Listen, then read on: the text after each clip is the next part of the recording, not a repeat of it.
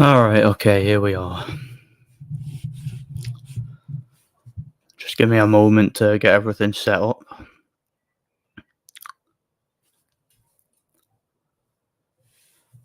Got quite a few people in already. Yeah, I scheduled this one way earlier than I normally do because I had stuff to do today, kind of busy, and I figured I would schedule this early, like this morning. And yeah, so people would know essentially. Alright. So before I get started, my microphone has been doing the what I like to call the orange ring of death. That's kind of a an Xbox 360 reference that some of you will get. But yeah, my microphone,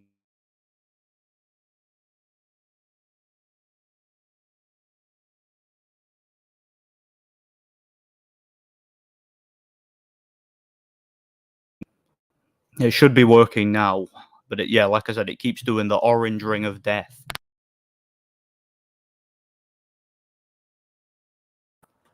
Just give me a second to adjust it.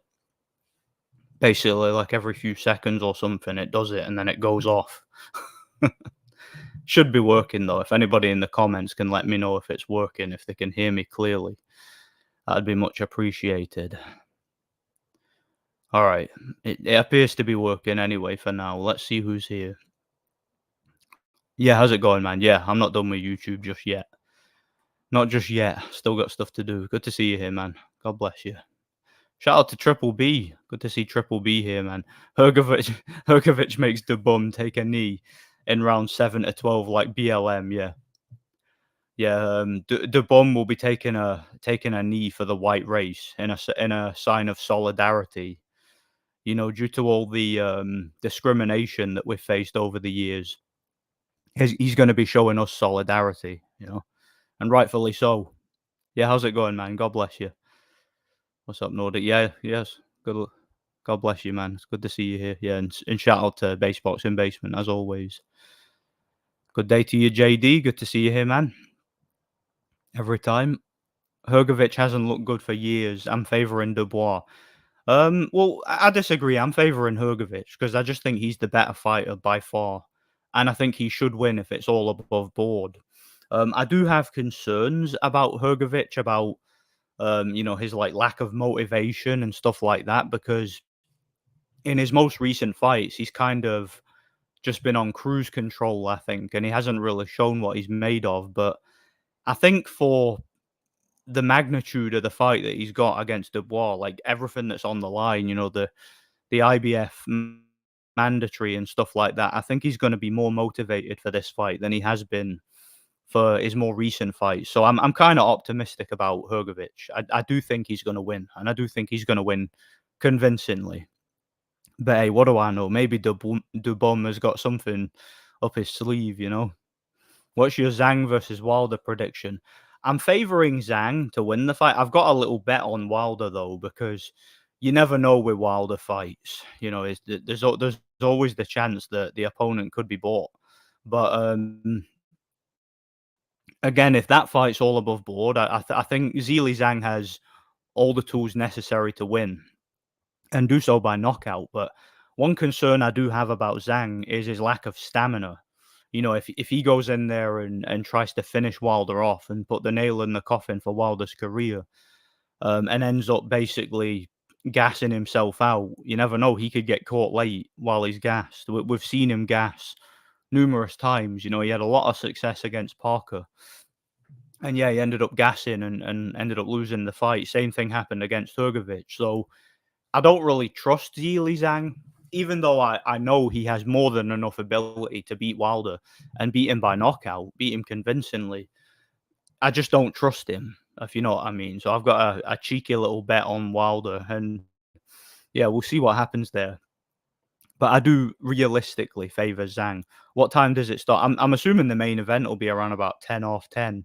I don't know when the card starts. Zhang gonna bang Wilder? Yeah, probably. The card alright, here we are. The card starts at 7 PM UK time. There you go. Thanks for that. Yeah, God bless you too, Kyle. God bless you, man. Shout out to Del Boy. Good to see you here, Del Boy. Every time, man. God bless you. How's it going? I have my first amateur fight today. Wish me oh, good for you, man. Good luck, man. Yeah, hope you win it, man. Hope you win it big. God bless you, man. All the best. That's good to hear. Yeah, yeah, it's good to see Del Boy here. Shionte getting battered, yeah. I do think realistically, Zhang should win the fight, but again, I just don't trust him due to his lack of stamina.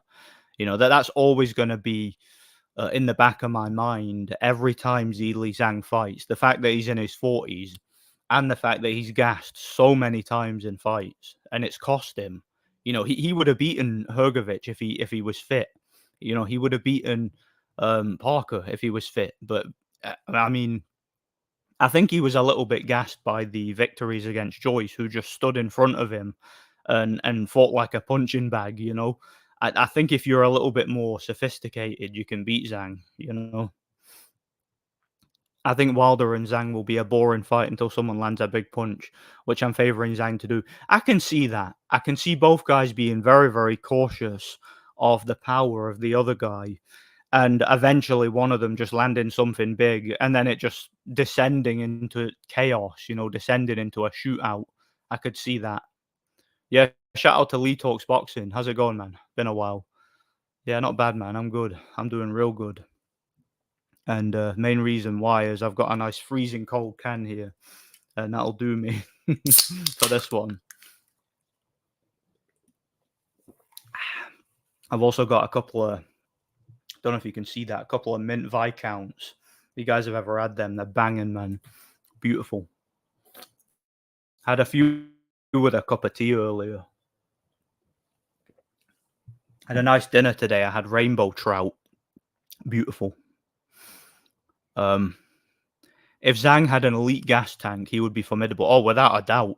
If Zhang had like great stamina to go 12 rounds, he'd be almost unbeatable in this current heavyweight climate because the guy is a massive puncher. He's got a great chin, very strong, very fast for a guy of his size, and very accurate. And he has a good amateur background, so you know he has good boxing skills.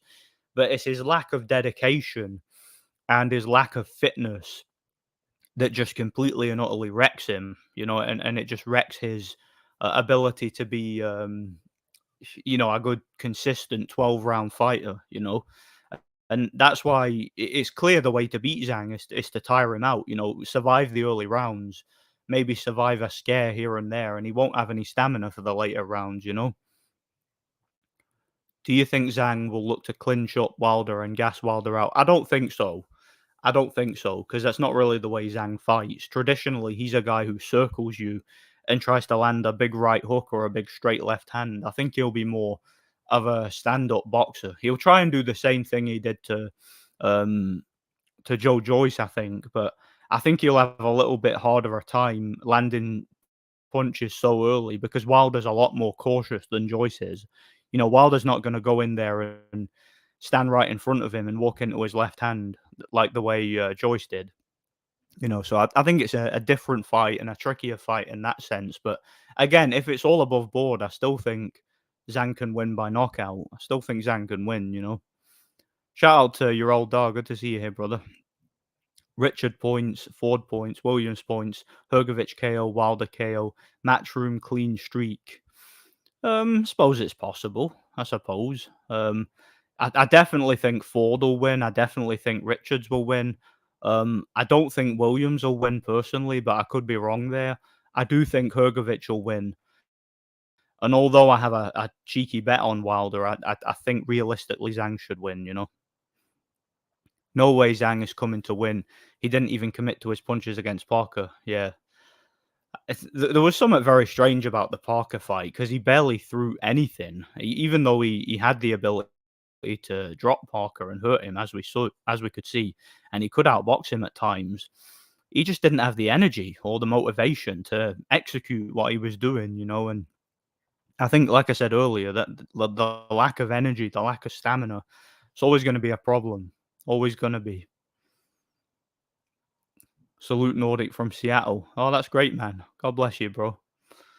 Yeah, shout out to Seattle. Yeah, God bless you too, man. Where was I? I've got a weird feeling Wilder will land a right hand on Zhang out of nowhere. Yeah, if that does happen, I suspect it'll be in the later rounds when Zhang tires, because you know Zhang will tire if it goes to the later rounds. He always does, you know. Just who he is. Yeah, I hope Zhang's coming to win. I don't see why he wouldn't. I mean, it's not like Wilder is like the next big thing anymore, is it? He's not going to be that protected. I wouldn't have thought. Are these prelims to this event? Yeah, yeah, pretty much. No, no, no. I'm just kidding. Good thing you're live. Sorry. Good thing you're live. I'll listen to this rather than the trash ass commentary. Yeah, yeah. You know that you're gonna get better banter here than you will from the commentary for the fight. You know that for certain. Do we know the exact order of the fights? I don't. I don't know the exact order of them. Who do you favor in the Usyk Fury rematch? Well, based on how the first fight went, you got to favor Usyk. Based on momentum, based on how he was able to make the necessary adjustments the first time to figure Fury out and win convincingly. But that's not to say that Fury can't make adjustments for the rematch. That's not to say that there aren't things he could do to give him a better chance of winning.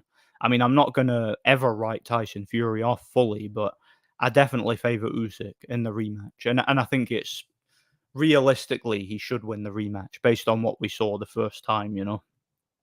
But you never know. We'll have to wait and see if it happens. Maybe it won't happen. You never know.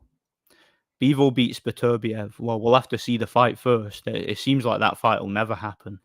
I don't know anything about the guy who Bivol is fighting, so yeah, I've not got any thoughts on that fight. But the fact I've never heard of the guy potentially indicates that that fight's a mismatch, and most of Bivol's fights have been mismatches. So I'm not really that interested in it.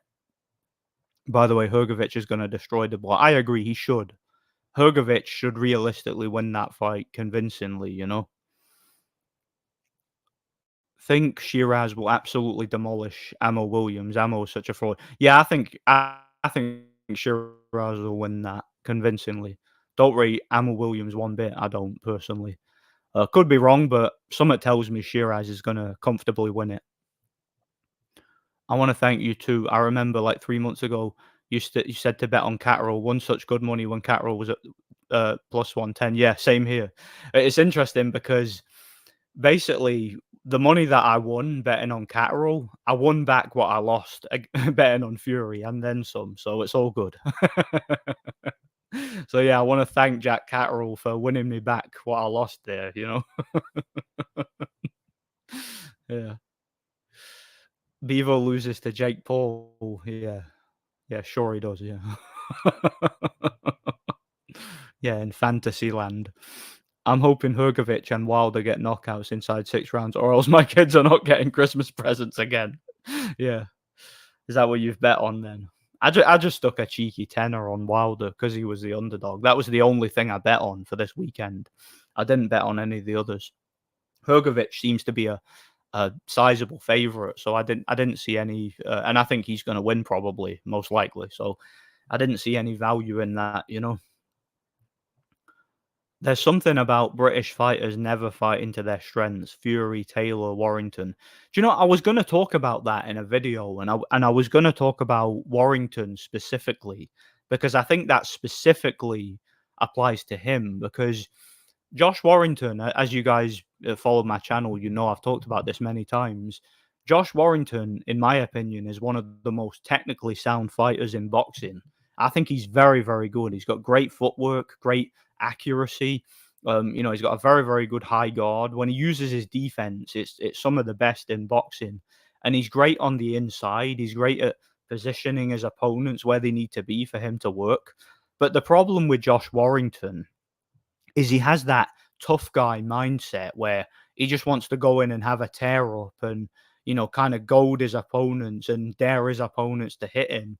And I think it completely and utterly takes away what he's good at, which is technical pressure fighting, you know, measured pressure fighting, you know, because he's not a big puncher and he's not the strongest fighter, but he's a guy who's so technically proficient that he's able to get inside and work and completely dominate and school guys who are stronger and bigger punchers than him.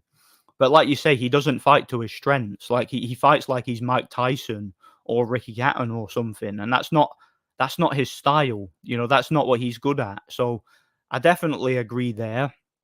And I think I agree with Fury as well because he needed to use his size and be the bigger man against Usyk. He needed to rough him up. He needed to use his strength, and he didn't really commit to that at any stage of the fight. And again, it's self-explanatory with Taylor. He doesn't use his best attributes either. Fighting on the inside, working the body, pivots. Bending at the waist. He doesn't do those things that he used to do. I think a lot of that is due to him, having a pretty big weight cut. But yeah, I see exactly what you're saying, and I agree 100%. I do, really do. Zhang has dropped 88.7 pounds in weight since the Parker fight. Good idea from the Chinaman, but he still carries plenty of excess weight. That'll never change. Yeah, he's just a big guy. He's a pudgy guy. I don't think you're ever going to change that. Sometimes you can lose a bit too much weight. If you're a heavyweight and you don't have to make weight, you don't necessarily have to train to make weight. Like you can have kind of the mindset where you're going to train, you're going to work on your skills, work on your fitness and whatnot. And if the weight comes off, great, it comes off. But if it doesn't come off, don't worry about it, because you don't necessarily have to make weight. That's kind of the advantage that heavyweights have, particularly big heavyweights like Zhang. So I don't think, losing 8 pounds or whatever is a bad thing. I think it will make him more mobile and maybe make him a bit fitter, but I don't think it's like the most consequential thing, I don't think it's that big a deal. But yeah, it might help him. You never know. Tragic news, guys. Tyson and Jake Paul has been postponed. Yeah. I heard that Tyson was deemed not fit to fight. I mean, he's 60 years old, isn't he? So what did you think would happen? It's a situation where I mean, is that even legal for a 60-year-old to fight in a professional boxing ring in America? I don't think any state in America would even allow that, would they? I mean, I don't know, man. It is what it is. It could have just been a publicity stunt, but what do I know? Is what it is. I rewatched the Crawford versus Porter fight again, and Porter was winning the fight. All of a sudden, in the 10th round, Porter goes down from a suspect combination by Crawford. Fixed fight right there. Yeah, I said so at the time. That fight was rigged. I mean, Kenny Porter, and again, Precise talked about this. Kenny Porter said, I made the decision to stop the fight during training camp. Now, what does that mean? What do you mean I made the decision to stop the fight during training camp? Is he saying that if his son takes any punishment at all, we're going to stop the fight and then preserve him for retirement? Or is he saying that the fight is predetermined and it's a predetermined result? Because that's what it sounds like to me. So, look, Terence Crawford is one of these guys where, to me, so much of his career, I'm sick of talking about this. I've talked about it at length in the past, but so much of his career is just flat out manufactured. He's got one of the best looking resumes on paper, and he's accomplished so much in the sport. But it's a situation where if he were to try and accomplish those things organically without any corruption and without any manufactured circumstances, and getting the opponents at the right time and getting them weight drained and whatever, would he have been able to achieve the same amount of things if it was all above board? If it was all legit? I don't think so, personally. I don't think he would have achieved half as much. So yeah, call me a cynic, call me a hater, call me whatever you want, but I just think the whole Terence Crawford thing is a bit of a scam. I really do. I think it's a classic example of a bit of a manufactured situation in boxing. Yeah, I don't think real boxing fans care about Jake Paul, Mike Tyson. People were saying Fury wasn't using his size against Usyk, but I think it was just more Usyk is so good and wasn't letting him use it. Yeah, there's definitely an element of that, because what Usyk did in the early rounds was he cut off the ring and worked the body, And, he made Tyson Fury move excessively to avoid those body punches. So Tyson Fury might not have had the stamina in the mid to late part of the fight to really apply pressure and to put it on Usyk and get control of the fight. He might not have been able to do it. Plus, I think Usyk was a lot stronger on the inside than what Fury was expecting. Fury was expecting to be able to push him back easily, but I think when he tried to push him back, Usyk was able to handle himself inside, and he was strong enough to and he was economical enough with his strength to be able to handle it.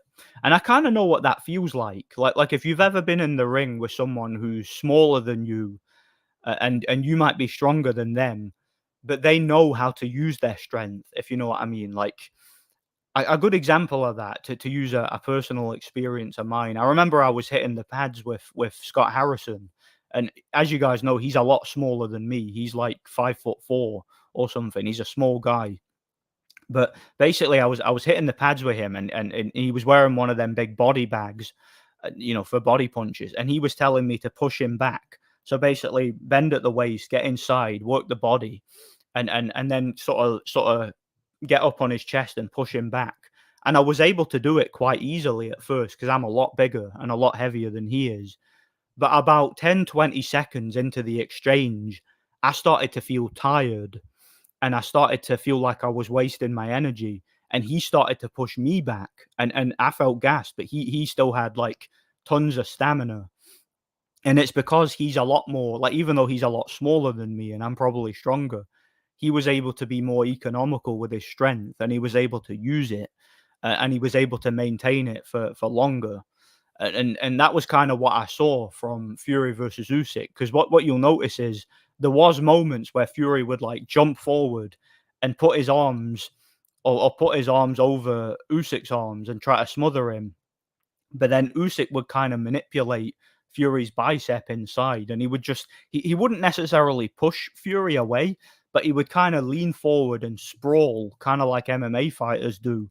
And he would allow Fury to try and push him back, to try and maul him inside. But he was able to sort of cement his feet and hold his ground. And then eventually Fury started to tire, and then he had to let go, because if he didn't let go, Usyk would start pushing him back. That was kind of what it reminded me of watching the fight. It was fascinating. So I do think that, like you're saying, and like a lot of people are saying, Fury should have used his size. But like you're saying, Usyk was a little bit too good for him to use his size. So I think in the rematch, Fury will have to be a bit more slick about how he uses his size. I'm not saying he shouldn't use his size, or I'm not saying he can't use his size, but what he should do, in my opinion, is he should use his size, but be a bit more economical with his strength. Don't just try and grab a hold of Usyk and push him back. Get on the inside with Usyk, throw a punch, and then maybe step to the side and like tie him up skillfully, and just try different things. It's something that he can work on in sparring, because obviously Usyk knows how to handle himself inside. He knows how to wrestle, and he knows how to push his opponents back. So I definitely think there's things Fury can work on, but he has to be tactful about it in the rematch. He can't just be bigger and stronger, is the point I'm trying to make. He has to be economical with his strength, and he has to be intelligent with his strength. So yeah, there's my little ramble about that. You think Fury wins the rematch? He can win the rematch. I wouldn't favor him. I would favor Usyk personally, but it is what it is. But it is interesting. It is very interesting. Jack Catterall still had to foul and spoil his way to a wafer-thin split decision. Yes, Taylor has passed it, but he was still winning rounds clearly. I still think Taylor is the greater fighter overall, yeah. Personally, I think Taylor won the fight. Like looking back at it in retrospect, I thought he won the fight. It's just the problem with Taylor, like this is the issue. Like you say, Taylor had way too many lapses of inactivity, or way too many stretches of inactivity, where he would allow Catterall to work and throw bursts of punches, which were able to nick the rounds for him in the eyes of the judges. What Taylor should have done, and I talked about this in my video, and I noticed this as I was watching the fight, and in my video I was talking about how when Catterall was on the ropes looking to get a breather and looking to spoil a bit, Taylor should have just ran right at him and stood in the pocket with him and pivot and work the body, kind of like he did when he fought Ryan Martin and when he fought O'Hara Davis. And it's interesting because if you look at when Catterall fought O'Hara Davis, you saw that those two were neck and neck. You know, Davis didn't give Catterall like what he was looking for. He didn't give him a chance to counter. He forced Catterall to take the lead in the fight and kept him behind a jab. And you saw that Catterall was uncomfortable being forced to lead, and he wasn't really able to dominate. Like, he was able to win the fight. He was able to outpoint O'Hara Davis, but he wasn't able to look good, and he wasn't able to win convincingly. And to me, if you look at the way that Josh Taylor fought when he fought O'Hara Davis, it was a complete opposite. Like, Josh Taylor got right to work. He was able to get inside, and he was able to get right up on O'Hara Davis's chest, slip under his punches, and throw with him. So when O'Hara would throw a big punch to try and get Josh off or try and force Josh to move, Josh would throw combinations in between O'Hara's combinations, and Josh had the kind of timing where he was able to make the punches just miss a little bit so that he could counter immediately with his own hooks and uppercuts inside. And I noticed in the Catterall fight, when Catterall was on the ropes and when he would throw his bursts of punches here and there, Taylor was able to block them with the high guard, and occasionally he was able to slip them. But he wasn't doing the things he was doing in the O'Hara Davis fight. He wasn't throwing punches with Catterall. You know, he was kind of waiting for Catterall to finish throwing before he could get back to work himself. And that was the wrong strategy. Taylor should have been throwing punches with him. When he was backing Catterall up to the ropes, he should have kept him on the ropes. He should have stood right in front of him, right? Kept him backing up. Don't let him escape. Don't let him recover. And then work the body inside. That's what he should have been doing. And I think if Taylor had been replenished, if he'd have been healthy, if he'd have been fit, and if he'd have had the motivation that he'd had in the past, he would have been able to stop Catterall. Like, I think he could, like, Taylor, realistically, at his absolute best, he could do the exact same thing to Catterall that he did to O'Hara Davis. I honestly think he could, because they're a similar level of fighter. And I honestly think Taylor could stop him in 8 rounds. Like, if they fight for a third time, and if the fight's at welterweight, and if Taylor's fully replenished and fully healthy, I think he stops Catterall. I think he could stop him in 8 rounds. I honestly do. So he's definitely the better fighter. Like, there's no doubt about that. Like, my opinion, he won both fights anyway. He just didn't get the decision in the rematch. So, yeah, I definitely think he's the better fighter. But it is what it is. Sometimes the better fighters don't win. You know, when politics are involved and, you know, when weight cuts are involved and stuff like that, it is what it is.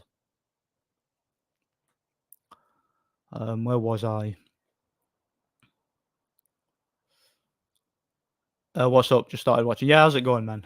We're talking about Zhilei Zhang and Wilder, and we were talking about Doobwa, Hrgovic. We talked about Fury, Josh Warrington, Josh Taylor. We talked a whole bunch of stuff, you know. I'm sure stuff will come up in conversation. Do you think Inoue wait, sorry. Don't you think you overrate Inoue and underrate Crawford? No, I don't think so. I mean, I didn't used to rate Inoue that highly earlier in his career. It wasn't until he beat Nonito Donaire that I started to really pay close attention to Inoue, and I really thought he was a lot better than I expected. And I think his performances speak for themselves. You know, Inoue is separating himself from the competition. He's absolutely dominated his divisions, and he's blowing his opponents away. Whereas Crawford, in my opinion, you know, he's basically, like I said earlier, he's been largely manufactured. You know, Crawford is the type of fighter, in my opinion, who, how can I describe it? Look, I spoke about it earlier. Everything's just set up for him. You know, he always has home advantage. He always has dehydration clauses. You know, he has issues with the gloves, and you know, with getting opponents at the right time. There just always seems to be something wrong with the opponent, or some sort of dodgy skullduggery involved in every single one of Crawford's fights. You know, So I don't think I underrate Crawford at all. I think I take a rational view of Crawford. I've never said he can't fight. I just said he's a manufactured hype job, and that's true. That doesn't mean he's a bad fighter, but it means what it means. He's a manufactured hype job, you know? Hi Nordic, do you think your stock is at an all-time low? Probably my channel's is, but I mean, who cares about that, you know? It is what it is. But yeah, probably. You're probably right. Yeah, how's it going, Larry? God bless you. Oh, Tyson's 58. Well, it's same thing really. 58, 60. Not much of a difference, isn't there? But yeah, thanks for that. Takam versus AJ was fixed. Well, the scorecards certainly were, because they flashed the scorecards on the screen before the fight actually started. Go check out Fight Scout's video he made about that. He exposed that. I think his video's still up. Do you think the Saudis will stop the Zone Pride Month? One can only hope. One can only hope, eh? Yeah, I do agree it shouldn't have been stopped, that fight. Maybe they stopped it to hide the rigged scorecards or something like that. I don't know. I lost a little bit of respect I had left for Crawford once he knocked out a guy with illegal gloves and got caught. People don't talk about it anymore for whatever reason. Yeah. Could you imagine? Like, could you imagine if it was Gennady Golovkin or Tyson Fury or someone like that and their gloves exploded in the ring? Guys, the boxing media would never let you forget about it. They would talk about it every minute of every day, and it would define every single aspect of those fighters' careers. Terence Crawford can do it, and nobody bats an eye. It just gets swept under the rug, and nobody wants to talk about it. Nobody in the media has even mentioned it since it happened. I don't think, you know, which is why it's up to guys like us, you know, independent content creators, to call it out, you know. Mike Tyson needs more effort to fight illnesses to knock out Jake. Yeah. All right. Yeah. Yeah. I don't see the point in that fight. It's just a publicity stunt as far as I'm concerned. AJ versus Takam was a terrible stoppage, but I wouldn't say it was fixed. AJ has always been far superior. No, we're not saying it was fixed for AJ to win. We're saying it was basically the scorecards for the fight were predetermined. You know, because they flashed the scorecards on the screen before the fight actually started on the Sky Sports broadcast. So like there's videos out there that recorded it. You'll see what I mean if you look it up. I want to know how many Usyk pickers changed their mind secretly after round 6. Oh, you know, most of them did. You know, most of them thought Fury was going to win and were like, wow, Nordic Warrior, he knows what he's talking about, man. That guy's a genius. And then a couple of rounds later, we're like, nah, he doesn't know shit about boxing. He's an idiot, you know. That's probably what happened, you know. Ball versus Ford. I'm going with Ford. I think Ford wins that convincingly, personally. Yep, it certainly is. It certainly is. It's every bit of that. Yeah, well, they better stay well away from me and my family. That's all I'm going to say there. Alexander Usyk cemented himself as one of the greatest boxers of this generation with his performance against Fury. I agree. Absolutely. Not even one of the greatest. He might even be the greatest, because nobody has achieved what Usyk's achieved in boxing. It's really phenomenal what that man has been able to achieve, you know. It is what it is. Personally, I don't think he's got nothing to lose in the rematch because he's already achieved undisputed anyway. Yeah, Usyk's achieved the pinnacle of the sport. He has, undisputed in 2 divisions, beating a heavyweight legend, to some people, in Tyson Fury, a guy who's so much bigger, a guy with a 39-pound weight advantage. I mean, come on, nobody is doing that in boxing. Nobody has done what Usyk's done. Let's be honest. Doing it all on the road as well. I mean, come on, man. Nobody's doing what Usyk's doing. Your take on Crawford makes no sense to me. He has been overlooked and ignored his entire career. Only got real attention after this. That's complete bullshit. That's not true at all, mate. They've been telling us. I'm not like going at you here. I'm just being honest, right?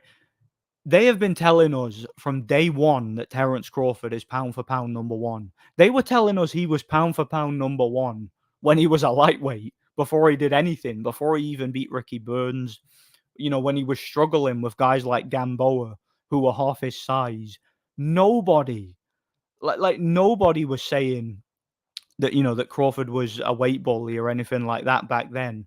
As far as I'm concerned, because again, I don't know if you were following boxing then. I don't know if you were following Crawford.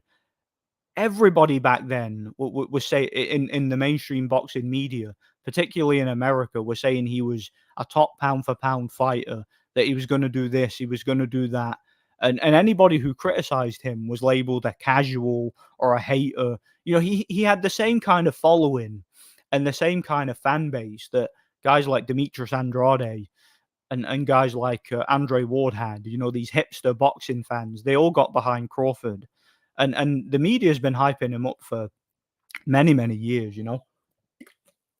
More so than most fighters. So I don't understand how you can say he only got attention after destroying Spence. Now, if you mean he only became popular after beating Spence, that would make sense because Crawford can't sell tickets. He can't sell pay-per-views. He's not a name because he's boring. But as far as the hype he gets, the guy's had an amazing amount of hype his whole career, and he's had an amazing amount of promotion and millions of dollars invested in him over the course of many years. I mean, Top Rank went above and beyond to promote him and try to make him into a star. It didn't work because the guy was boring, and his fights were boring. And like I said, they were all basically rigged, manufactured, set up fights against compromised opponents who were weight drained and whatnot. I don't know, man. I completely disagree with your take on Crawford. I just think the guy's the definition of a manufactured hype job, and he's a guy who has a padded record. His record looks great on paper, but it doesn't really have a lot of substance to it, if that makes sense. I find it funny how Joshua is pretty much ranked number one every sanctioning body except for the IBF, where Hrgovic is ranked number one. Yeah. Well, I suppose Joshua, Joshua was champion with several different bodies, wasn't he? He had the WBA, IBF, and WBO for a number of years, didn't he? So that would automatically make him a top contender, since it's not been long since he had those titles. So it kind of does make sense. Lawrence Okolie wants to fight Usyk. Yeah, please make that fight, please. I would love to see that. Please make it, and not at bridgerweight. Have it at heavyweight. Joyce used to weigh in the mid 260s, but weighed 286 against Cash Ali. He needs to drop weight. Yeah, 286 is too high for Joyce. I agree. That's way too high. Especially when Joyce, needs a bit of mobility, because he's a big lump and a little bit uncoordinated. He needs to be a bit more fluid on his feet, I would say. Fury has to stop Usyk because with his style, the judges will always steal rounds from him to give Usyk because Ukraine current thing, soy shit. I don't know about that. I don't know if I agree with that. I mean, Usyk won the fight clearly, and it was still a split decision. So I don't agree with that. I don't think there was any favoritism on the scorecards for Usyk. I think Usyk won clearly. Just my personal opinion. I don't get why people are hating on the Joyce Chisora fight. It's a decent fight. I favor Joyce to win. I think the reason why is because Derek Chisora is basically brain damaged at this point. I mean, that guy is one fight away from ending up in a wheelchair potentially. I mean, he's slurring his speech. He's got no punch resistance. I mean, look at the the third fight against Tyson Fury. Fury was carrying Chisora, right? Fury would hit Chisora with like a speculative left hook, and Chisora would hold onto the ropes like he was about to keel over. Like Chisora's got no punch resistance now. He is completely shot. So I think that's why people have a problem with it. Nordic, I'm thinking of investing into cheap properties when I'm older, and I eventually have the money to. Just thought you'd like to know. It's good to have goals in life, eh? Yeah, absolutely. Absolutely. It's good to plan ahead and have goals. You want to take care of your finances to the best of your ability, basically. Josh Taylor versus Rolly Romero. Uh, do you know what? Probably even now, Taylor by stoppage. Even at 140, I think Taylor still would stop him. Taylor didn't win the fight. No fight. Didn't. Oh, Taylor didn't win. No fight. Stop it. Catterall won. No, I disagree. I don't think Catterall did win. Count the punches. You know. Do you think Inoue is already an all-time great? Oh, absolutely. Inoue's been an all-time great for the past couple of years with what he's achieved. I think Canelo knocks out Crawford if they fight at 168. Yeah, if they fight at 168, probably, but you never know. Canelo seems to be on the slide big time now, you know? Exploding gloves, yeah, exactly. I mean, Crawford can have a pair of gloves literally explode in the ring. Nothing to see here. Nothing to see here. But Tyson Fury's glove flops a little bit. And it's, oh, he had an egg weight in his gloves. He should be tried with attempted murder. You know, yeah. Yeah, there's no double standard there, is there? Yeah, Crawford's best win is Postal. To this day, that's still his best win. Right? At least it's his best win at 140. You know, the guy that Josh Taylor beat in his 13th pro fight is Crawford's best win at 140. That tells you everything about his resume, doesn't it? Tells you everything about Crawford's legacy, you know? Carl Johansson is pound for pound because he did better against a better version of Burns than Crawford did. Do you know, I had this conversation in the comment section with somebody. Somebody said to me, I think it was on my Ricky Burns video.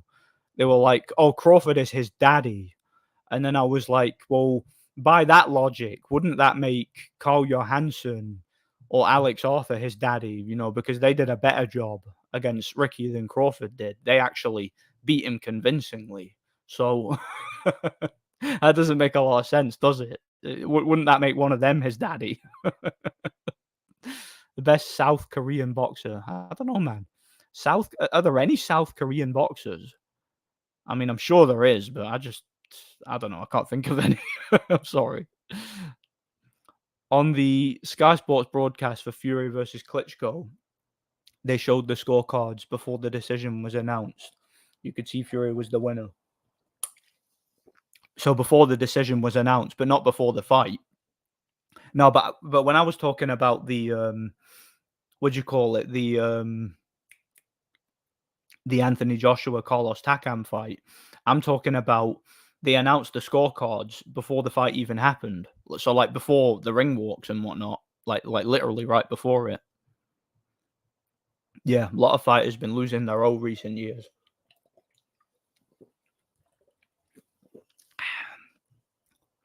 Crawford's best win is a damaged goods Spence. Yeah, yeah. Spence basically brain damaged, severely weight drained, and on his way out. I mean, tells you again. That's the thing. People talk about how great Terence Crawford is, and this irritates me. Right? They talk about how great he is, how great his resume is, how great his legacy is, but they never talk about the details, do they? Or the specifics about his fights. They never talk about how his fights went, what form his opponents were in, how they performed on the night. It's always just, oh, Crawford, undisputed, blah, blah, blah. But they never talk about the context, do they? And that's what kind of annoys me about Crawford, you know? And it's why I call him a manufactured hype job. I think it's logical to call him that, you know? Now, where was I? Honestly, I forgot it was Pride. Wait, is it Pride Month? I didn't even know that it was Pride Month. Not. I mean, obviously, that's not something I would be, you know, generally excited for or interested in. I mean, come on. Do you drink? I drink Iron Brew. No, I don't drink much alcohol. Hardly ever. Like the last time I drank alcohol was my mate's 30th, which was last year, and I've not drank since. So just soft drinks, mostly water I drink nowadays anyway, but I like this. I know it's a treat. I actually got a 2-liter bottle in the fridge I might open later.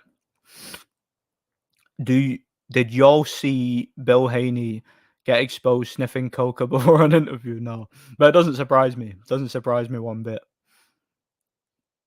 That guy's a weirdo. He is. I thought it was gonna be a draw when they read out the scorecards. Are you on about for the Taylor Catterall fight? Well, mate, see if it had been a draw, I'd have been pissed off because that would have cost me my winnings. So it's funny, like, because again, it was awkward watching it because I was rooting for Taylor. Obviously, I'm a I've been supporting him and I've been a supporter of him for years, and I was rooting for him. But at the same time, in my back of my mind, I was like, I want my money back. I want my money back that I wasted on Tyson Fury. So yeah, Catterall got me a big payout there that made up for it. So it was a nice consolation prize, if nothing else. But if it had been a draw, I'd have been livid. I'd have been pissed if it was a draw. There seems to be less of the PC type stuff on the Saudi cards. I'm all for it. No female fights and decent cards, top to bottom. I'm still skeptical to a point, but they have started well. Oh yeah, and listen, getting rid of female fights, that's a good start. That's a good start by far. Getting rid of that crap. Getting rid of the stupid gay boy flags. Getting rid of all that nonsense. Let's have some real old-fashioned, testosterone-fueled, conservative male entertainment. Let's have it, man. I'm all for it. Is what it is. And even though it's technically a Muslim country, Usyk and Fury were both flying their, Christian stuff. They had their Bible verses, their crosses, stuff like that, and it was a very godly event as far as I'm concerned. Fury and Usyk both, conducted themselves well on the event, and I don't know, something about it gave me positive vibes. Is what it is. I mean, mainstream appeal Nordic. How can be a hype job without, of course, as boxing fans know about him? Well, no. When I say he's a hype job, I'm talking about the boxing media. I'm not talking about his popularity with fans. I'm talking about how the media have hyped him up, and they've been telling us for years since he was a bloody lightweight that he's pound for pound number one. When he's never proven he's a pound for pound fighter because Crawford's never fought a bigger guy. He's never fought on the road, well, except for one time in his career. He's never fought on the road. He's always had his opponents compromised, and there's just so much skullduggery and so much corruption with Crawford's career that I just think it's shameful, if truth be told. And it's shameful that the media doesn't cover it.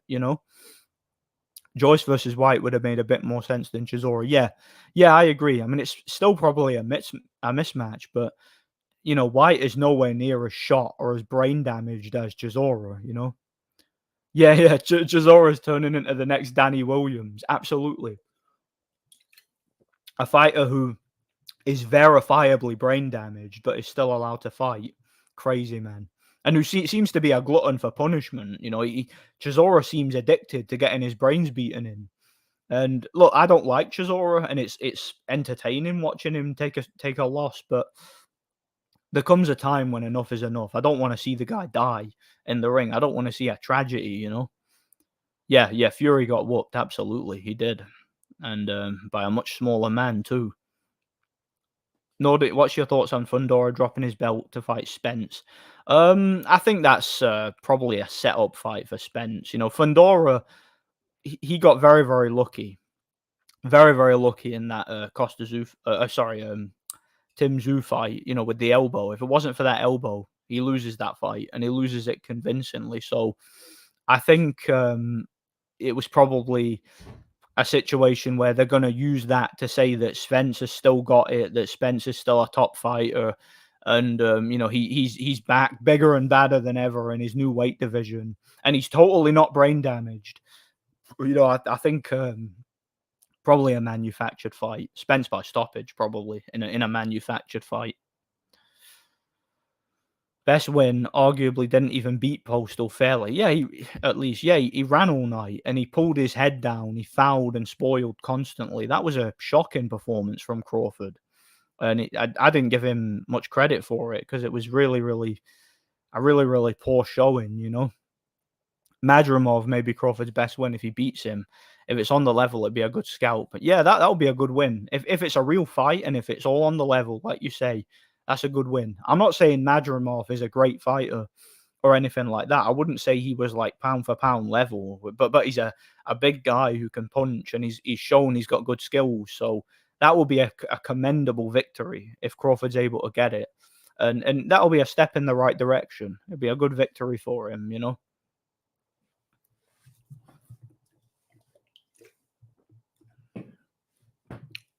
Unless you mean like through real life or something, and not just social media. Yeah, yeah. I see what you mean. Yeah. How you doing, Nordic? Yeah, I'm doing great, man. How you doing? God bless you, man. I'll try, man. Just real annoying how some people I've met praise it more than normal values. Yeah, yeah. I'm never gonna praise it.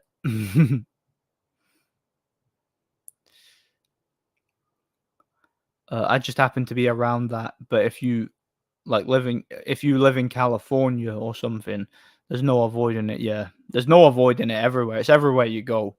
It's everywhere you go now. You know. Yes, Madrimov would definitely be Crawford's best win, assuming there's no funny business. Something's really telling me Madrimov's going to win that, though. Wouldn't surprise me. Wouldn't surprise me at all. Look, Terence Crawford's not unbeatable. He's not this monster that people make him out to be. He's beatable. He gets hit. He gets outboxed. He was dropped by Aegis Kavalauskas. He was outboxed here and there by Postal. Amir Khan outboxed him. Sean Porter outboxed him. Jose Benavidez outboxed him. Crawford's been outboxed before on several occasions. Do you think Joshua Klitschko stoppage was premature? Yeah, I think that stoppage was premature. I do. I absolutely do. Nordic, why do you think Nakatani is defending his title against a top 15 opponent? Granted, out of the top 8 fighters in that division, only 2 aren't Japanese. I don't know who's he fighting. I don't even know who. I don't even know who Nakatani's fighting. I've not been paying attention to it, so I wouldn't know how to answer that question. Sorry. Good evening. Yeah, how's it going, Iron Fist? God bless you, man. Good to see you. Crawford versus Madrimov is in Saudi. No, I thought that fight was in America. Was it not? I thought that fight was in America. Could be wrong about that. Yeah, I don't know, man. I don't know. I'll have to look that up. But I thought it was in America. Nobody in history from 135, 168 beats Bud Crawford. Nah, I disagree. I think a lot of people do. Shout out to Mad Chad. Good to see you here, man. God bless you, man.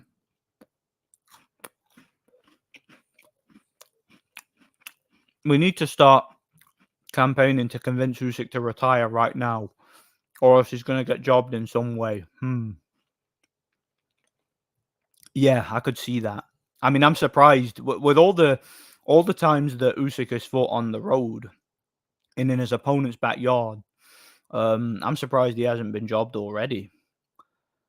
You believe Dubois can beat Hrgovic? I suppose he can beat him, but I think that if Hrgovic takes the fight seriously and is in shape, then I see him forcing Dubois to quit. Personally, I just think Hrgovic is the more talented fighter, the more technically skilled. I think he's got a better chin, better stamina, more heart, stronger. I think he just brings more to the table personally, but that's just my personal opinion, No, for Usyk against Fury.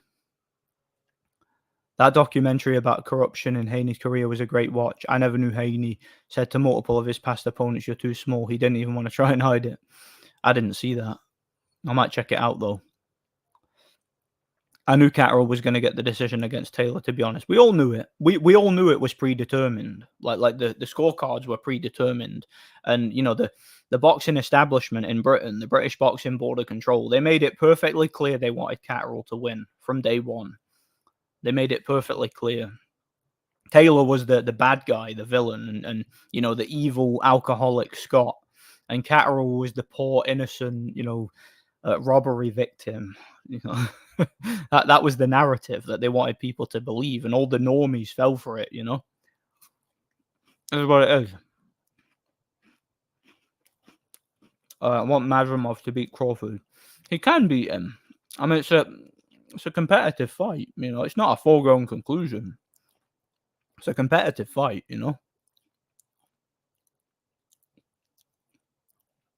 After Zoo versus Ortiz was cancelled, that Madrimov Crawford card isn't great. Yeah, that was the fight most people were interested in, was the Ortiz Zoo fight, because that would have been an interesting fight, you know. That would have been a really, really good one, I think. I was looking forward to it. Saudi boxing event rule. Sharia law for boxing now. Yeah. Well, it'll get rid of the women fights, so you know, silver linings and all.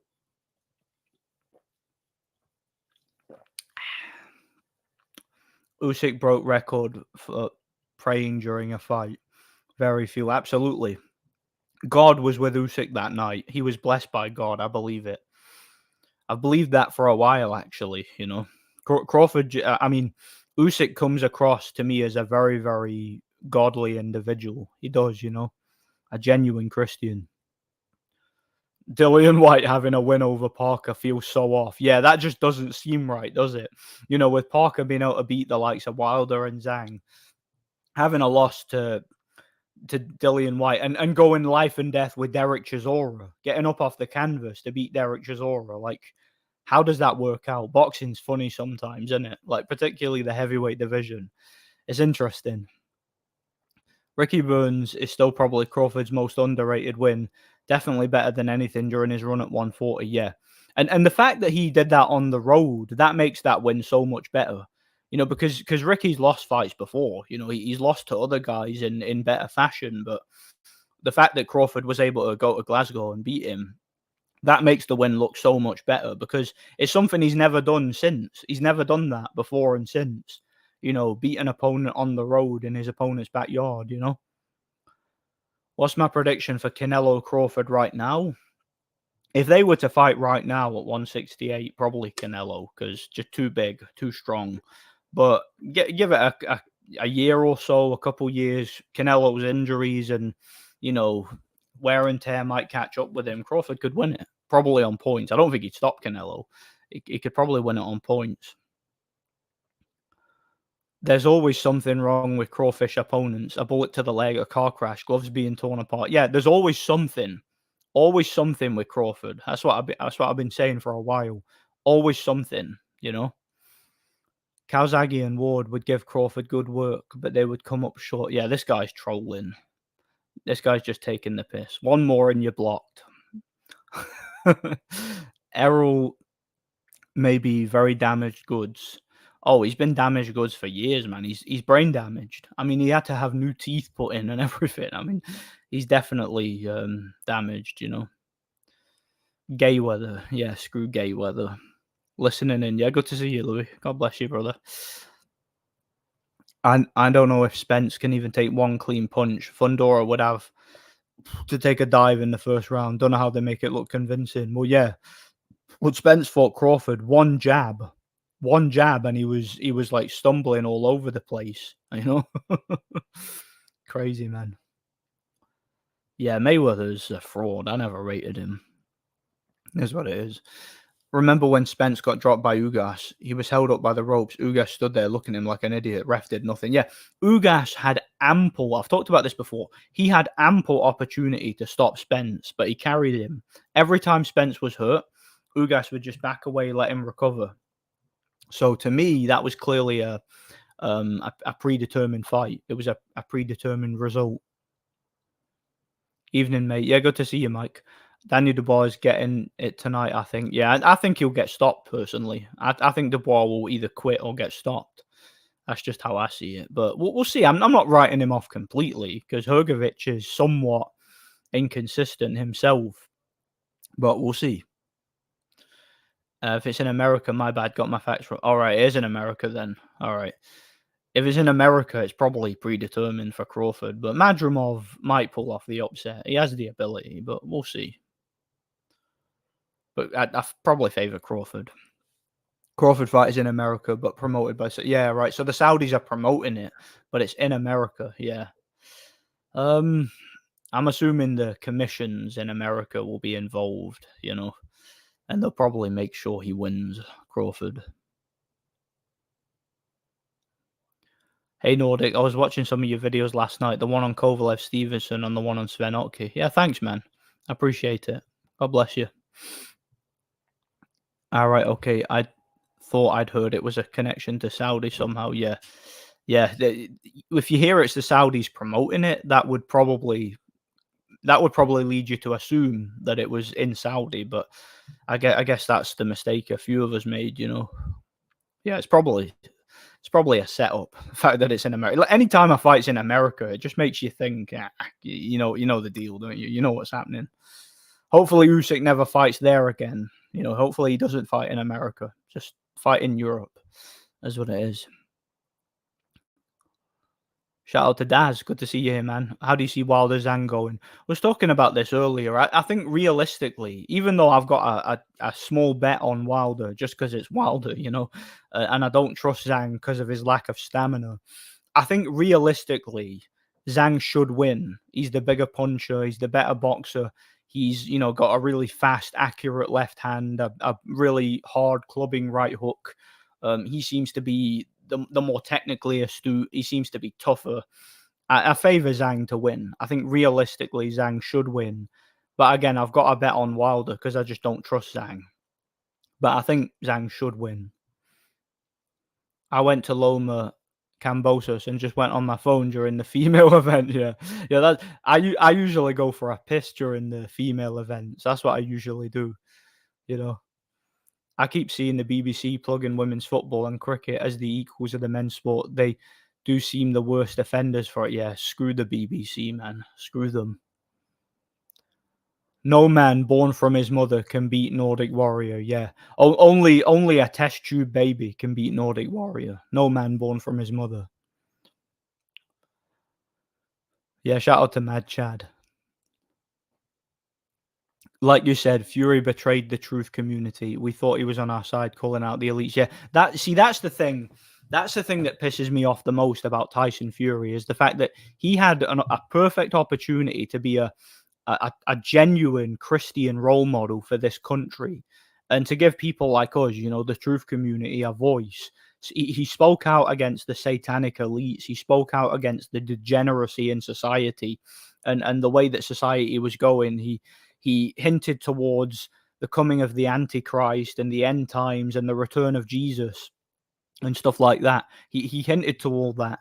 And it seemed to me when he became heavyweight champion, it was like an act of God. It was like God was giving us somebody who could get the message out there, somebody that young people and sports fans would listen to, who could really preach the gospel and turn many people to Christ. Because again, it's all well and good going out and preaching the gospel, but if nobody's going to listen to you, then you're not going to have much of an impact. But someone like Tyson Fury, who was well spoken, articulate, had a big following, had a title that was the most prestigious accomplishment in all of sport. He had that perfect opportunity, but he threw it all away. He betrayed us, and it was, I'm mentally ill.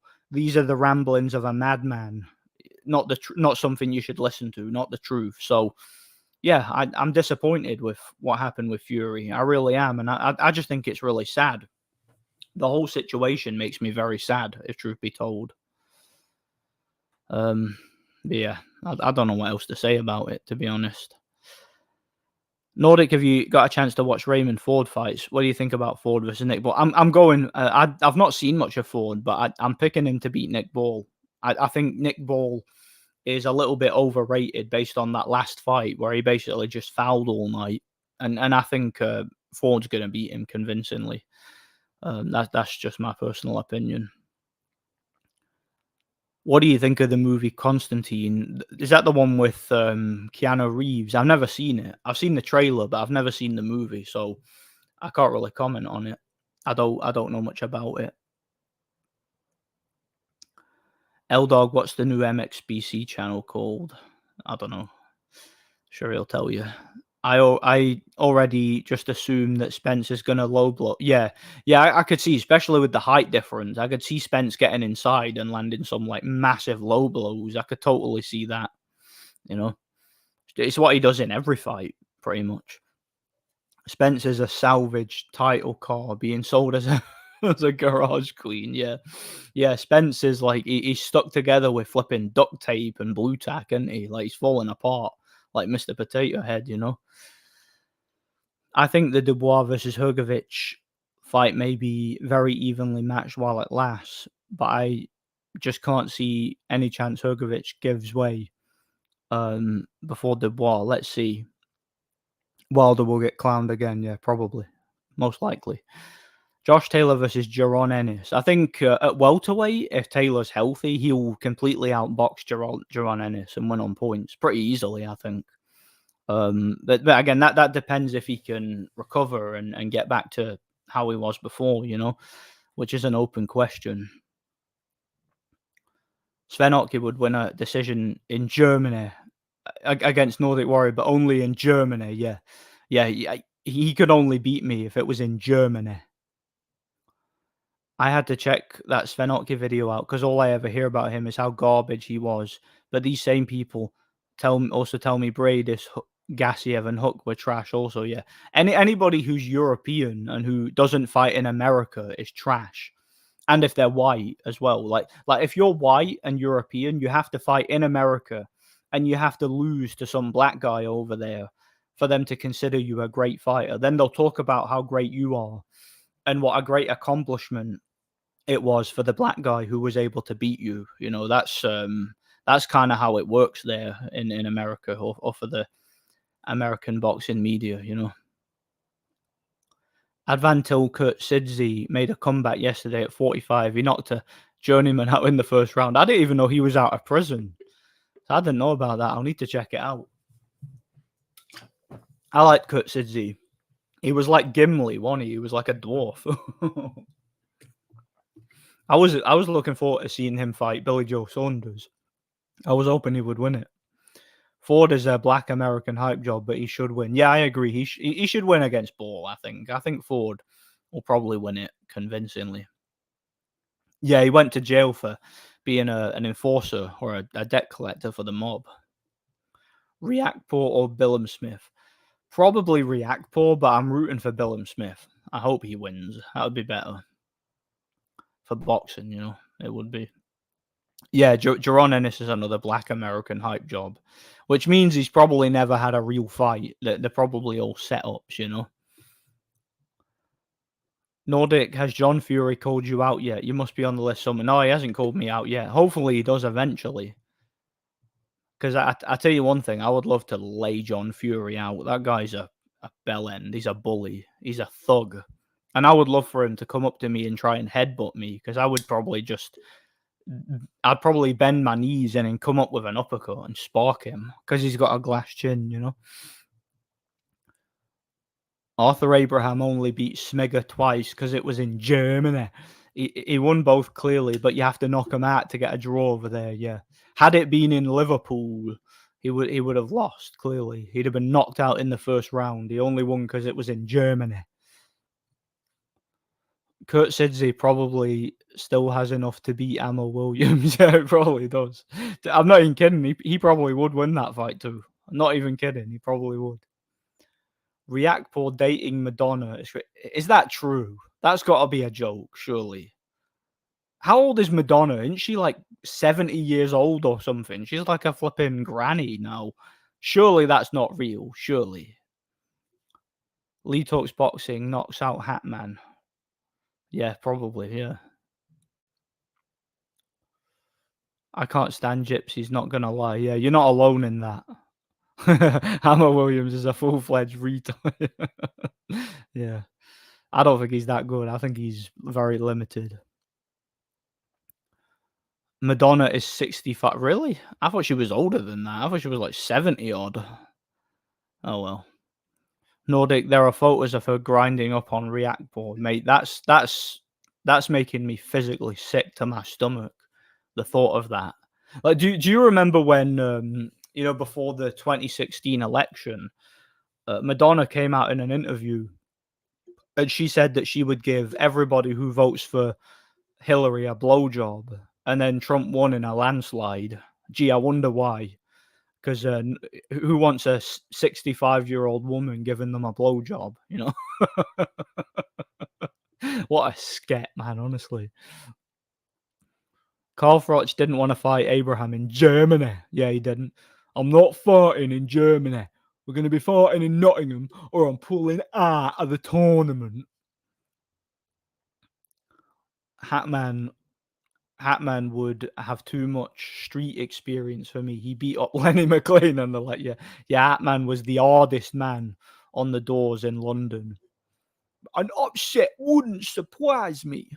He was like, "No, not tonight, lads." Like you just know some like gang of chavs who are like 5'8" or something, or like would like walk into one of his clubs and be like, "No, no, not tonight, lads. Just turn around and leave, or otherwise I'm gonna thump you up in it, blood." And then they probably just look at him and like, "Dude, you're morbidly obese. You couldn't even catch us." You know, he's like, "No, no, I'm the hardest man on the doors, innit? I'm gonna put you through that window, innit, fam. You get me? Nah, I mean, we be talking your women. We be taking your women." What my grandmother.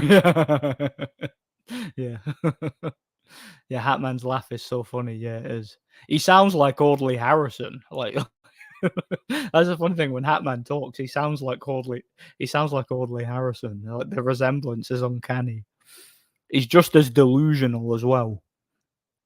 Did you see people cry about Willie Hutchinson saying "bomber clot" to Richards? I hope Richard Hutchinson wins so these clowns cry. Yeah, that'd be funny.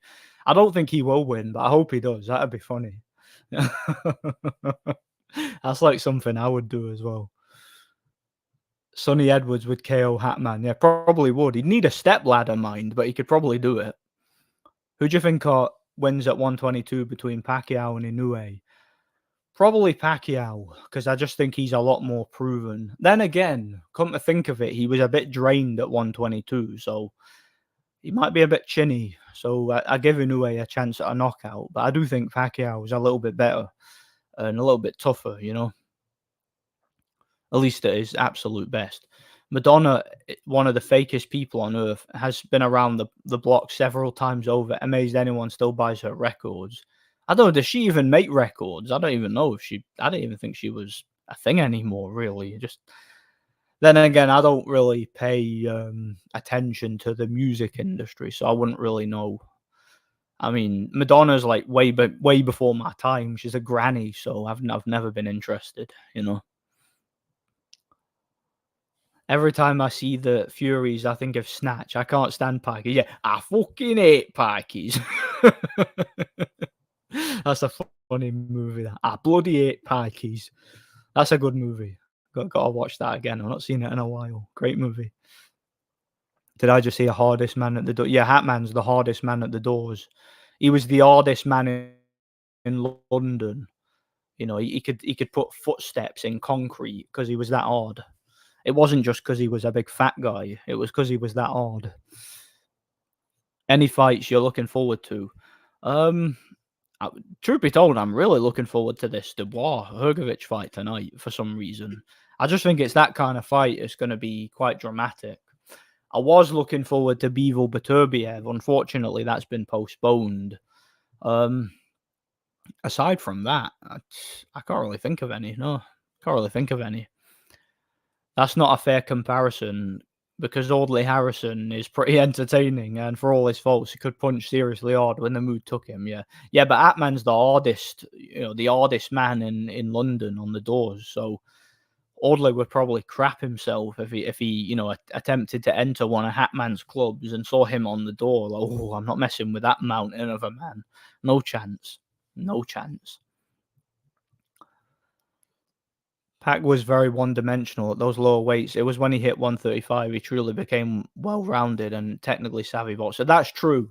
Pacquiao was more of a brawler and a puncher at the lower weights, but when he became, when he became a bit bigger and a bit older, he became more of a technician. He learned some lead hand control and learned how to set up his straight left hand. He had great footwork, great accuracy.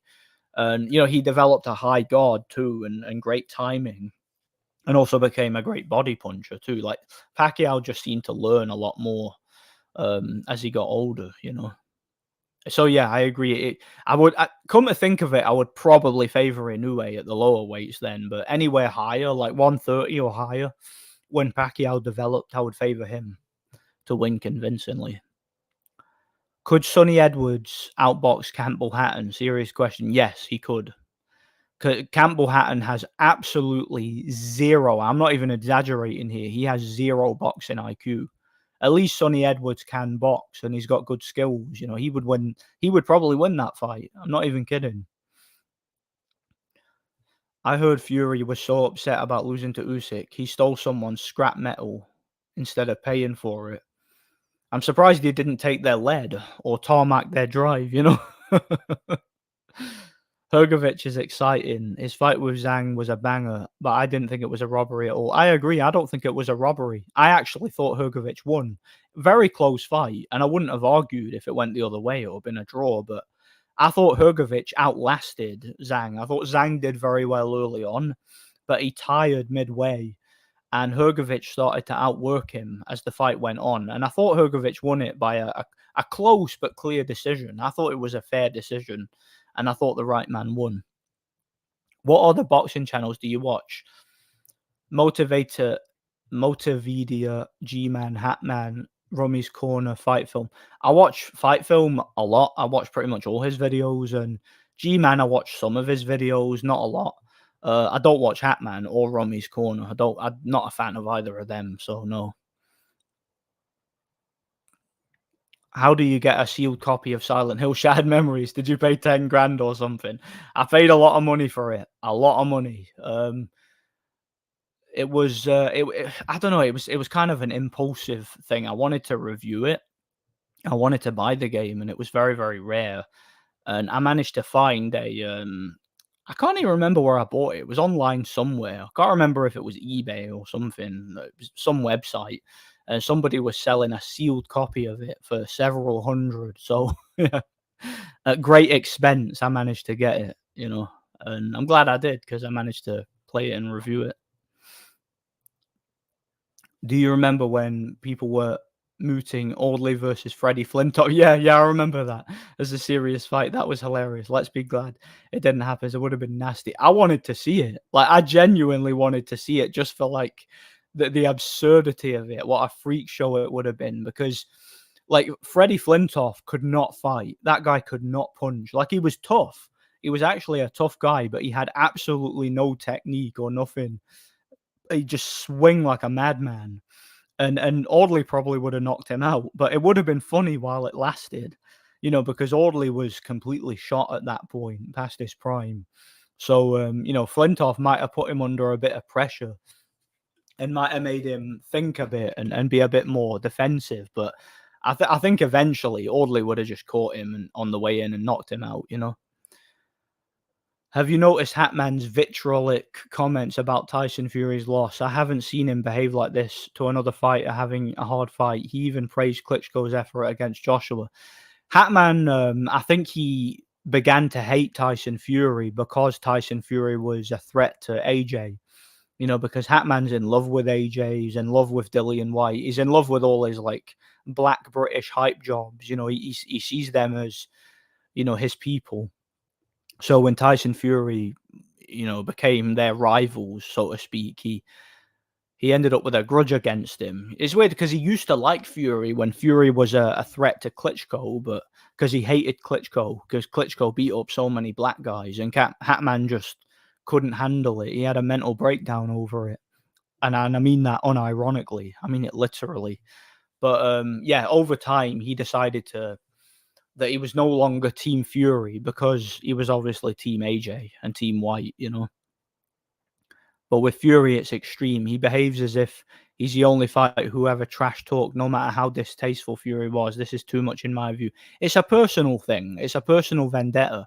You know, he had no problem with other fighters that trash talk. So, you know, that's never been something he's had a problem with. So, what, you know, I mean, Hatman was a big fan of O'Hara Davis, for example. He used to dick ride that guy, and he was fanboying for him pretty hard, and that guy used to trash talk everybody. So Clearly, if he's got a problem with a fighter, and if trash talking is the problem, then clearly it's a personal thing. He's got some sort of personal vendetta. He didn't scold Haney like this when he got schooled by Lomachenko, despite his idiotic comments. Yeah. Yeah, mate, screw Hatman. Hatman's a piece of shit. His subscribers are all a bunch of retards. I don't know why anybody even talks about him. Like, why? Why would you listen to that guy? Why would you waste your life listening to an idiot like that? I just don't understand it. Usyk versus Lennox. Good fight. I think Usyk on points. I think he would struggle here and there with the size and the power. But I think Usyk's shown he can handle that and he can make adjustments to win the fight. Pac was more of a one-armed fighter at the lower weights, relying far too much on the straight left and overhand left. Freddie Roach taught him how to use the right hook. Yeah, he became more two-handed as his career went on, and he learned a few more things. He became more of a complete fighter. Campbell Hatton might be the only clean boxer in the sport. He hasn't got the memo. Yeah, they need to get him on snack. Get him some meldonium, some Osterine, some what's that other thing that's big right now? Clomid or whatever Conor Ben was on. I'm trying to think of all the PED names, the popular ones right now.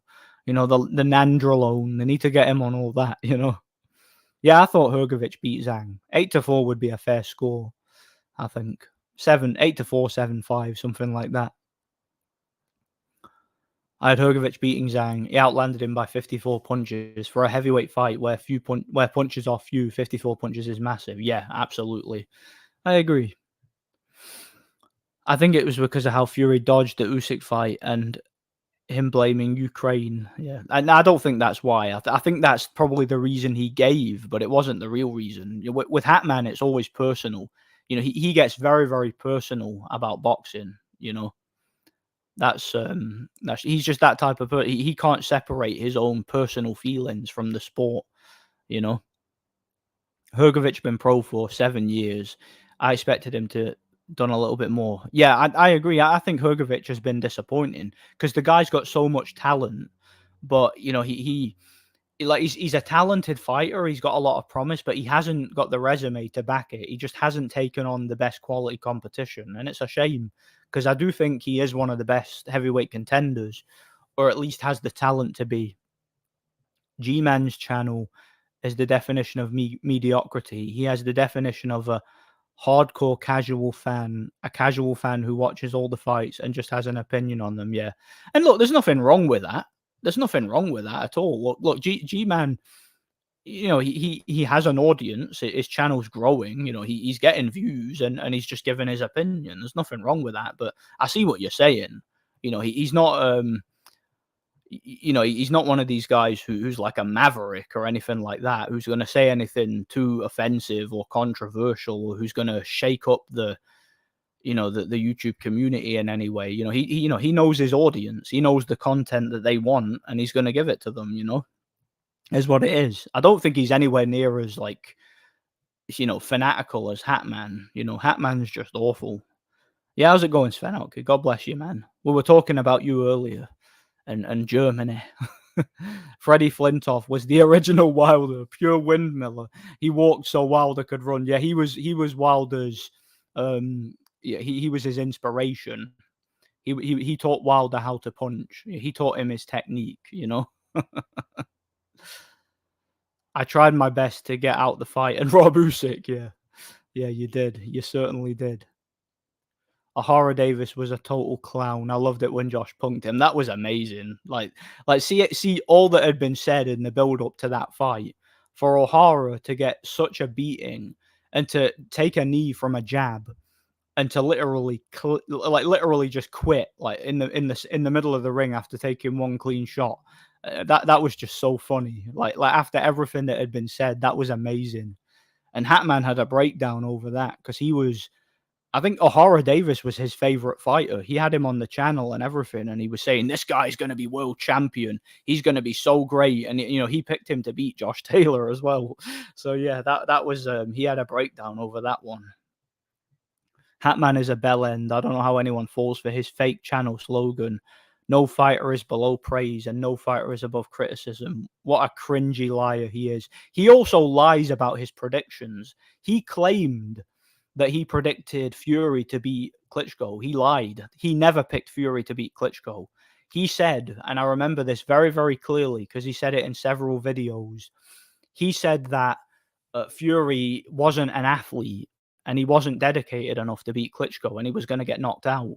Then after the fight, he claimed he predicted it. So, yeah, he lied about that. You know, he again, I've covered this many, many times in the past. He'll claim that he predicted fights when really all he did was assume every possible outcome and say that nothing would surprise him. And then after the fight, he's like, "See, I said this will happen because I said it wouldn't surprise me if he won. You know, an upset wouldn't surprise me. So I predicted this. So I'm a genius, in it, fam." And everybody, all his retard subscribers, just lap it up. You know. Right hook, roll under. Right hook, roll under. Same move every time. Same move every time. Strangely, I was unsubscribed from yourself and Base Boxing Basement channels. I'm going with. Oh, we are going with Doobwa to beat against Hrgovic. Are you saying you were automatically unsubscribed? That happens all the time. See, like every time I upload a video, I think YouTube unsubscribes somebody. I think they do it automatically, you know. Campbell Hatton joins Snack and becomes undisputed at minimum weight. Yeah. Yeah, he goes and fights Chocolatito and like destroys him. Imagine. I'll be back. I'm just going to the toilet, going for a piss.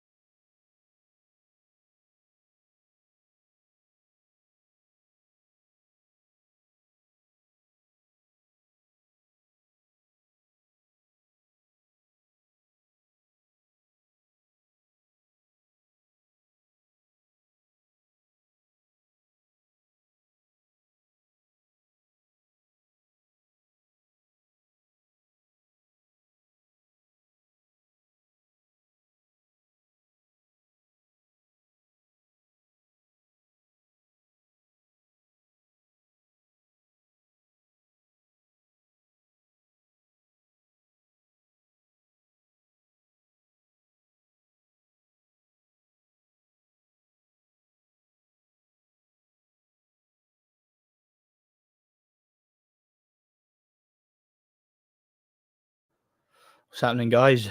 When I came back there, I ended up with the orange ring of death again. I hope that doesn't become a problem. Um, Ricky Hatton found out about Pacquiao's right hook the hard way. Right hook, roll under. Right hook, roll under. Same move every time. Yeah, he did. That was one of the funniest like memes ever in boxing. It has to be. It's incredible. Conor Ben needs to stay out of that family planning clinic unless he's actually hoping to give birth.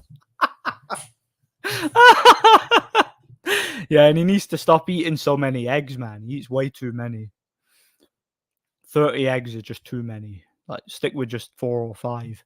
Hatman's hatred of Klitschko was psychotic. Oh, it was psycho. Like, every time Klitschko would win a fight, he would have a mental breakdown. He would. Maybe Ben's wife spiked his eggs for him beating her. Yeah. Yeah, that wouldn't surprise me one bit. Spiked his eggs with Clomid. Are you ever going to have an amateur fight, Nordic? I don't know. We'll see.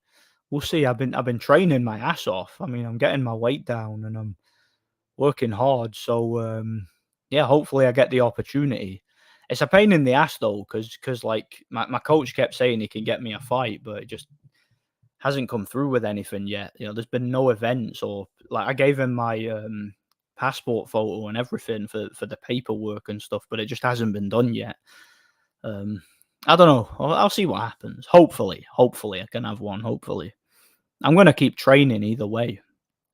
I don't mind G-Man. He seems like a decent guy, but I don't watch him very often. Yeah, that's the thing. Like I like G-Man. I think he's a good guy, and I think he's entertaining to watch and listen to.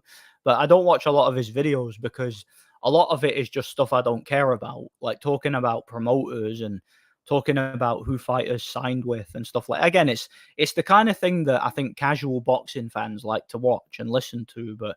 It's not telling me anything I don't already know, so I don't really see the point in watching it. But sometimes I will like click his videos and like them and stuff like that, just because I like the guy. And I do think he's fun. He's got a good voice for videos. He's entertaining to listen to.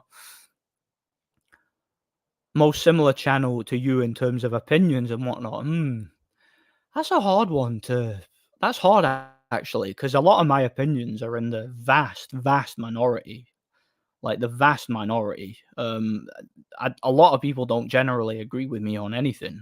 I think like me and Delboy agree on a lot of things, and me and Lee Talks Boxing and guys like that agree on a lot of things. But I don't think there's many people who share a lot of my opinions.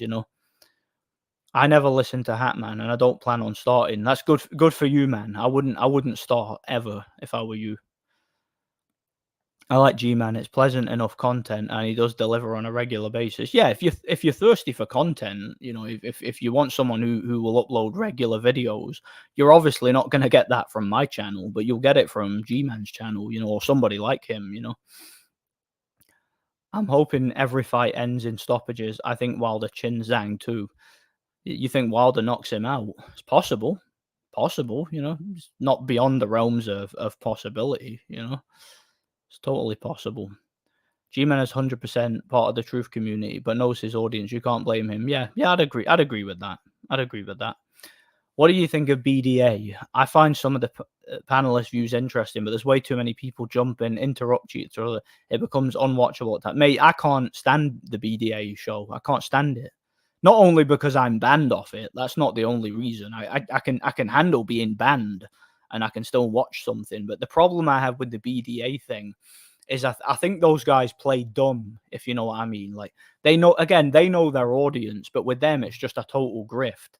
Like I said years ago, BDA was the official Canelo fan page because they knew that Canelo had like a sizable fan base on the internet who would, give you donations and give you views. So they were constantly fanboying for Canelo and trying to promote him all the time. And you'd be watching one of their streams, and it will be like, let's say that they had a stream, right, and it was nothing to do with Canelo. Somebody would jump on, whether it's Gonzalo or someone would jump on and be like, yeah, and it's like Canelo when he throws that jab and he throws that uppercut and he steps off the line. And you just be like, dude, why are you bringing up Canelo? This has nothing to do with it. Like, you'd be talking about Usyk or something, or like Tyson Fury or someone, and someone would jump on and start talking about Canelo, and all the comments would be about Canelo, and all the panelists would be talking about Canelo. And it's like, this is literally, I said it at the time, and I think I got banned for it.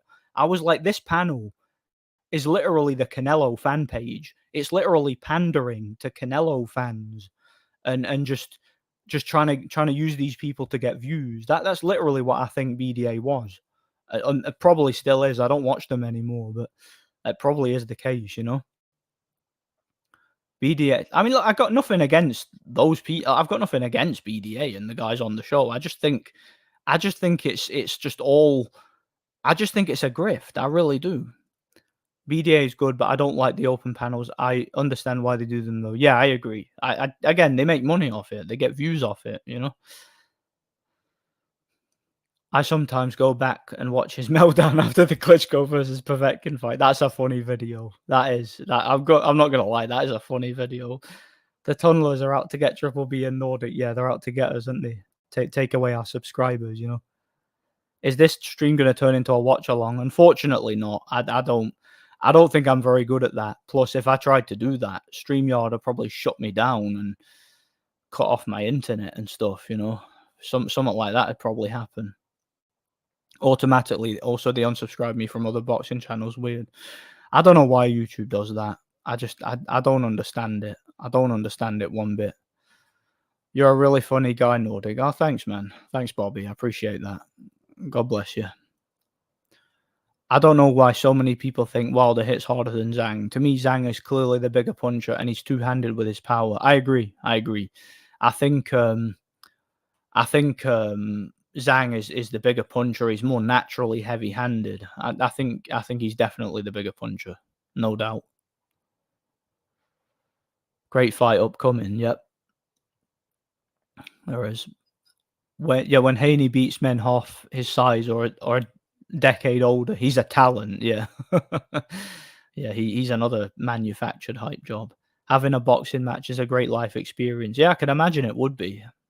And it's something I've wanted to do for a long time, and I'm hoping I can. I just need the opportunity. Like, it's hard in the UK to get a fight. It's hard to get a boxing match, like, especially if you're my age. I'm 30 years old now. It's difficult to get a license and to get an event that will accept you. I just need, again, I need my coach to.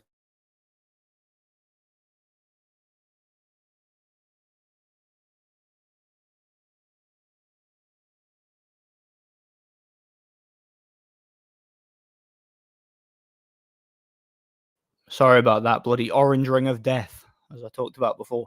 Yeah, I need I need like a boxing gym that's licensed to actually get me a license and get me on a show. It's difficult to do in the UK. If I was in America, I could turn pro and fight in trailer parks or whatever. Charlie Zelenoff, Andrew Hartley style. Zhang's takedowns of Joe Joyce was pretty scary. He obviously comes with TNT in both hands and he knows how to detonate. Yeah, he's a big puncher. No one will doubt Zhang is a big puncher.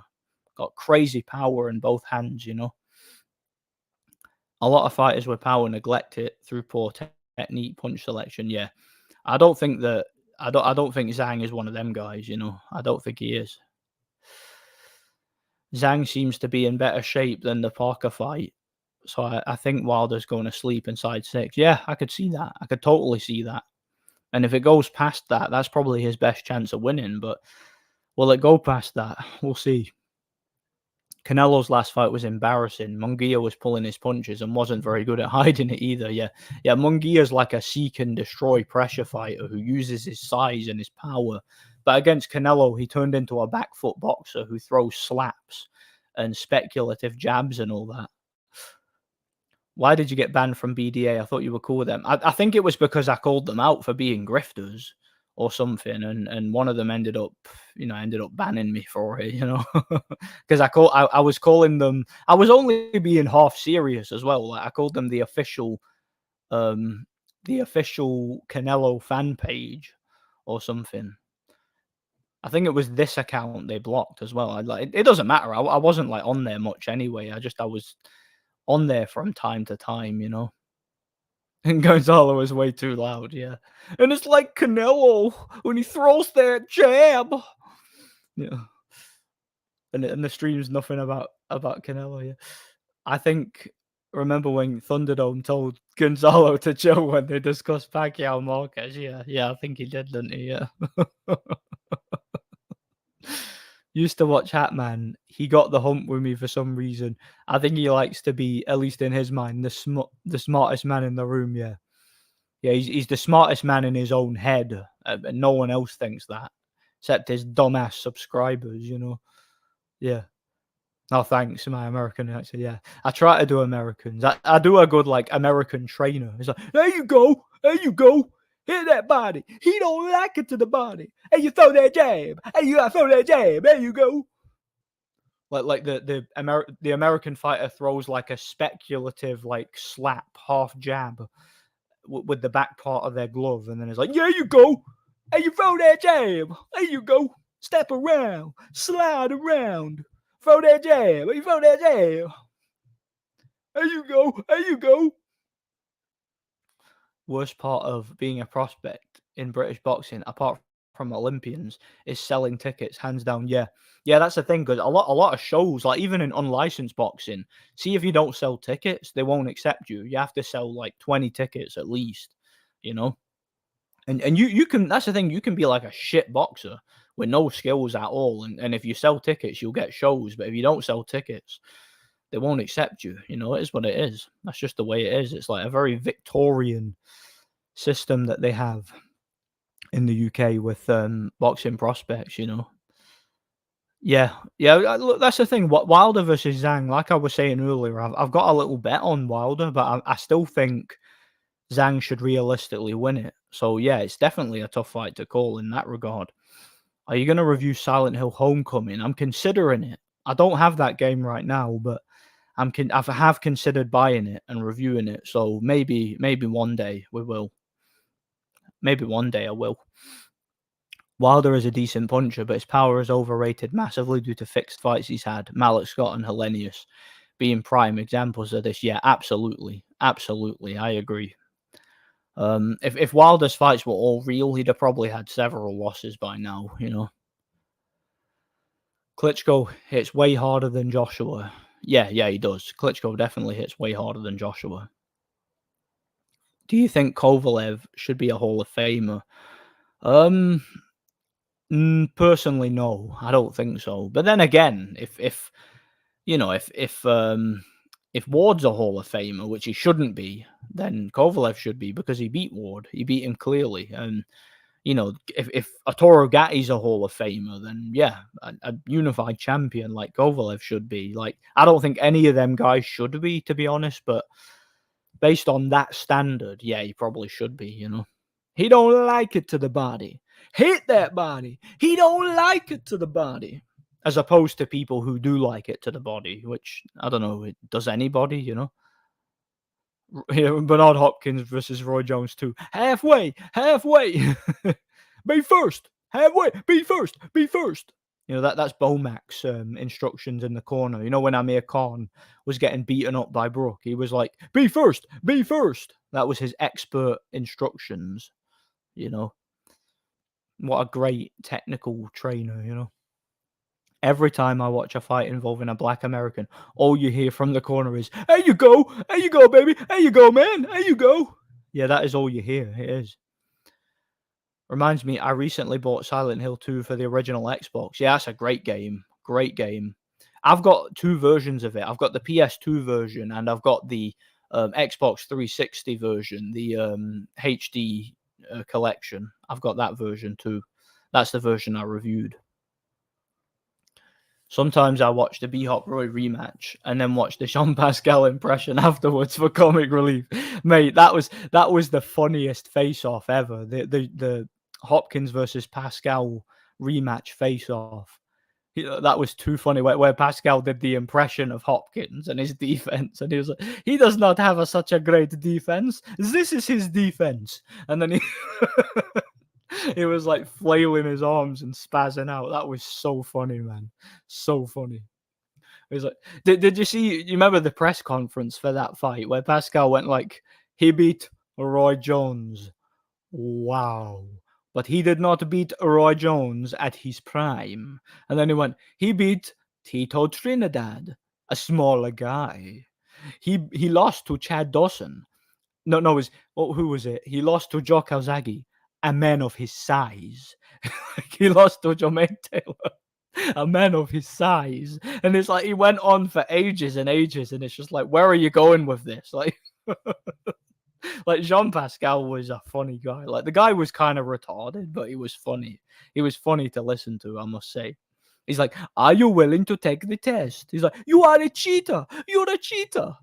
Oh, that was funny. Like the build up to that fight was really funny. Like that had one of the funniest build ups ever. The Hopkins Pascal rematch. It was such a funny build up. All of Wilder's opponents are a bunch of fat, short middleweights. Yeah, most of them were. Most of his career was that. Yeah, most of them. Yeah, if Tim Bradley's in the Hall of Fame because of a robbery against Pacquiao, then Kovalev should be in there, you know? Underrated great fights in boxing. I've said this before. My favorite fight ever is Thomas Adamek versus Steve Cunningham, the first fight. I think that fight was amazing. After that, it was probably Povetkin versus Hook. That was an amazing fight. Great fight. What does he don't like it to the body, even me. Exactly. I've never understood that. Who likes it to the body? Nobody. Nobody likes getting hit in the body. I don't care who you are. I don't care if you're a sadomasochist. You know, the type of person who gets women to drip candle wax on his arse. Like, you do not like getting hit to the body. I don't care who you are. It is what it is. So why do they say that? He don't like it to the body. Heat that body. He don't like it to the body. But again, that's top technical advice, I guess. I've only seen Willie Hutchinson twice. He's meant to be decent. I'd forget if I've ever watched Willie Hutchinson. I might have. I can't remember. You know, I don't know how good he is. Suppose we'll see soon enough, won't we? Yeah, Alex Arthur versus Steve Foster Jr. That's a great fight. That's probably one of the best fights I've seen in Britain. That was amazing, that fight. It really was. It was in Edinburgh. It was. Americans don't like it to the face. Yeah, hit that face. He don't like it to the face. Hit that chin. He don't like it to the chin. Because you got more skill, more athleticism. How can people believe that Canelo versus Kovalev was real? He was literally tapping Canelo's guard and missing his head on purpose. Mate, if that was a real fight, Kovalev would have drove his jab. He would have rammed it down Canelo's throat. He would have shoved it into his chest. Canelo would have been gassed halfway through the first round, and he probably would have gotten knocked out in the second round. That would have been like Kovalev versus Ishmael Salak or Blake Caparello. It would have been that level of mismatch if it was a real fight, as far as I'm concerned, you know. Are you going to get the new boxing game Undisputed? It depends. It depends. I'll see the reviews first and consider it. But yeah, there's no guarantee I'll get it. We'll see. What's going to happen to Haney now? I don't know. Probably fight a bum. Probably have a fixed fight and try and regain his winning streak, I guess, you know. I'm looking forward to fights tonight. I don't care for the points concept. Yeah, I don't care about that either. It's just the fights, isn't it? Particularly that Doobwa Hrgovic fight. That's the most interesting one to me. Max Kellerman face makes it even better. Yeah, it does. Haney Hopkins is a degenerate. Absolutely. I thought one of the most unintentionally funny post-fight match interviews. It was Fernando Vargas when he said, "I'll speak Spanish because God is a Mexican." What made me piss myself? Yeah, that's a funny comment. That sounds like bloody CTE or something. That's like Fury saying Happy New Year. It's like, what's going on here? Has he got CTE or something? Is he brain dead? Is he concussed? I don't know. Wilder versus Stavern 2 was an obvious dive. Absolutely. Obvious dive as far as I'm concerned.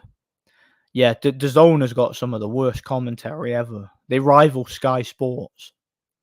Yeah, where he pulled him. He's like, we can all pull a bat. We can all pull a bat. I thought I did enough. Darren Barker is nauseatingly boring. Oh, lovely jab. Like every time a fighter throws a jab. Oh, lovely jab. Like he was saying that the whole fight with Taylor Catterall. Every time Catterall would like throw a speculative jab that would miss or hit the guard, he would go, "Oh, lovely jab. Oh, lovely jab." Hutchinson is wearing pink. Why is he wearing pink? Come on, man. That's embarrassing. What is he? Canelo? Come on, man. Oh, yeah. Sakio Bika versus Jadon Codrington. Great fight. I remember that fight. Both guys were knocked down, and Bika just like swung for the fences and eventually broke him down and stopped him. I think it was the 8th, if I remember rightly. That was a great fight. I forgot about that fight. Great fight. Surely Hutchinson can't miss Richard's massive forehead. Hopefully not. I'm rooting for, even though he's dressed in pink, I'm rooting for Hutchinson. But we'll see what happens. The best post-match interview ever was James Toney promoting Burger King. Yeah. Do you remember Joseph Parker used to promote Burger King after his fights? He'd be like, "Yeah, go get a Whopper. Go get yourself a whopper. Who do you think would win between Hagler and Triple G? Triple G inside 3 rounds. I think he wins by knockout. Just bigger puncher, better fighter, you know? Tougher, bigger, stronger, more skilled, faster. I think he wins easily. Yeah, Barker lucky to have been gifted a world title. Yeah, because he could have easily lost that Gil fight. I think he just got Gil at the right time and managed to scrape a controversial decision due to connections. You know, if it was in Australia, like, 'cause I know the fight was in America. If it was in Australia, he probably wouldn't have got it. Gil probably would have got it. You know, he was the aggressor and he scored a knockdown. Undisputed doesn't seem as smooth as Fight Night Champion. Yeah, it seems like it's still in development and it's not finished yet, you know.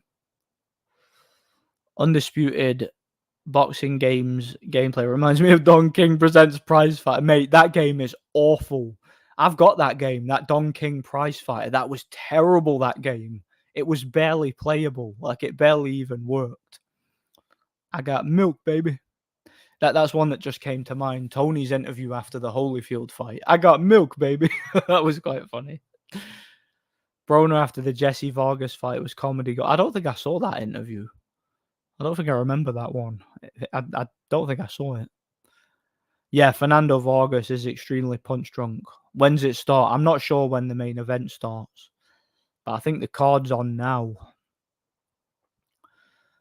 The Mayorga De La Hoya build-up was pretty funny as well. Yeah, it was. Yeah, that was crazy. I don't play with dolls like Oscar, you know. Ben Davison is really camp. Is getting really camp. He's chatting nonsense. Who's Ben Davison training? Which fighter? I forget who he's training. Yeah, I'm not sure. Yeah, James Toney wasted his talent by not training. Like, could you imagine if James Toney was dedicated to the sport? What a great fighter he could have been. Yeah, Paulie Malignaggi after the Broner fight was where he was like, "Don't brag about taking my side piece. Don't brag about taking my side piece." And he was talking about the judge. He's like, "That judge is in Al Heyman's pocket. You know, I can't get a decision as a defending champion fighting at home. Come on, man. Come on, man." And then Jim Gray was like, "Are you really gonna bite the hand that feeds you? Are you saying that this fight was fixed?" And then he kind of walked back on what he was saying. You know, kind of backtracked on it. I was watching Mike McCallum versus Steve Collins the other day. He was the only guy to clearly beat Collins. Yeah, because Colombe's win over Collins was controversial. But Mike McCallum was a great fighter. He won convincingly, you know. He was underrated, I think, Mike McCallum. I actually think Collins was underrated too. Like, I think he was very good, personally, I do. Don't brag about taking my side piece. You don't get laid. Tony is one of the few fighters, legit good American fighters. Yeah, he was a great fighter. He was. Yeah, side. It's starting in about 20 minutes. They're just talking crap about the points concept. Yeah, who even cares about that? Who even cares? They just want to see the fight. That's all it is. That's all anybody wants, you know? I always thought Don King Prize Fighter was unbelievably difficult. I remember losing 10 times in a row in amateur. Yeah. Yeah, that's because the controls were pure broken. The physics were pure broken. It was such a broken, like, just flawed, low budget game. I remember Arthur Abraham's on that game, and it doesn't look anything like him. I'm like, that looks nothing like Arthur Abraham, you know? Ben Davison has turned into a Mayweather fanboy. Oh, has he now? Well, that's no good. That's no good. Philip or Danny? I got Philip. Hrgovic. I think he wins by stoppage. I think he makes Dubois quit, most likely. So, yeah, I think Hrgovic wins it. McCallum, Kalambe, and Collins were all better than Eubank and Ben. Yeah, absolutely. I agree. Especially McCallum. He was way better than all of them. But yeah, Collins convincingly beat Eubank and Ben. And I don't think it would have been much different if they were in their prime. They were a little bit past their prime, but I still think Collins would have won at their prime. I still do. Still think he would have won. Where was I? Best Welsh, Irish, and Scottish prospects. I got to be honest, mate. I don't know. I've not been paying attention to prospects in boxing recently.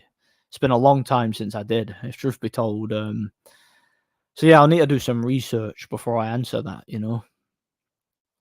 Yeah, but apparently they're talking about the points concept. Apparently, predictions for me: Hutch UD, Ball UD, Shiraz TKO9, Ball UD, Hrgovic UD, Zhang KO4. Yeah, I could see that. I could see that. Seems plausible. Have you ever seen the boxing versus UFC debate between Lou DiBella and Joe Rogan? Lou DiBella and Joe Rogan? No, I've not seen that. No, might check it out. I'm not a big fan of either of those guys, though. To be fair, I think they both talk a lot of rubbish, So it'd be difficult to get through, but that's what it is. Oh yeah, the zone commentary is trash. Double chinned, chubby guy. Mannix can't stand him. Scorecards are stupid. Yeah, the zone is a joke, man. Like I can't bear to listen to them. I really can't. They're just annoying. I trained with McCallum in the All Stars Gym, London. He was defending light heavyweight title. He was 37. Interesting. Did you actually get to talk to him in that? 'Cause that would have been quite interesting. Oh yeah, Sugar Boy Malengo was good in his prime. And yeah, it's interesting that he ended up losing to Richie Waddle. I know he was like right at the end of his career there. He was past his prime, but it's interesting that. But he was a good fighter in his prime. Was a good fighter. Richards walking into silly grime rap music. Cause I'm black, y'all, and I'm black and I'm black and I'm black, y'all. Cause I'm black, y'all. Cause I'm black, y'all. That should be his entrance music. McCallum was good. Oh, he was. McCallum was a great fighter. He was one of the most skilled fighters I've ever seen. Certainly was. Don Charles was still crying the other day about the Usyk Doobwa low blow. God bless David Hay for breaking that moron's jaw. Yeah. Do you know what, mate? I promise you this, right? See if I ever see Don Charles in person, I'm gonna get my phone out. I'm gonna turn on the camera, and I'm gonna say to him, I'm gonna say, "Hey Don, Daniel Dubois quit against Usyk." I'm gonna say that to him because do you remember what he said? He said in an interview, if anybody says that to me or says that in my presence, whatever it is, I'm going to punch them in the face. That was what Don Charles said. He said, anyone who says that to me, I'm going to punch them in the face. So I'm going to do that if I ever see him in person. Like if I see him at a fight or whatever, I'm going to take my phone out. I'm going to record it and I'm going to say, hey, Don, Daniel Dubois quit. And I'm going to see if he punches me in the face or tries to. And then we'll see what happens. Like, I would love to do that. It's like, you get those those little white boy rappers in the UK who say we're gonna punch Nazis. I would love to go up to one of them and say, hey, listen, I'm a Nazi. You're gonna punch me, and then just see what happens. But get my phone out and film it. Like, it's just one of them things when people make threats like that. I would love to see if they're all talk, basically. I really would. I would like to do it. It would be funny. That would be so funny. Like, could you imagine that if I got that as a video for the channel? Like, it would be so funny. Where was I? I watched a few Scottish cards in person recently. I don't think there's many good prospects. Nathaniel Collins isn't really a prospect, but could challenge for titles. Yeah,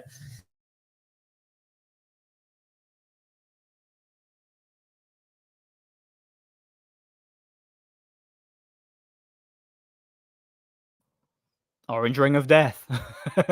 I used to train with a guy who knows Nathaniel Collins, one of his friends. Yeah, apparently he's very good. I have heard he's a very, very skilled fighter. I have.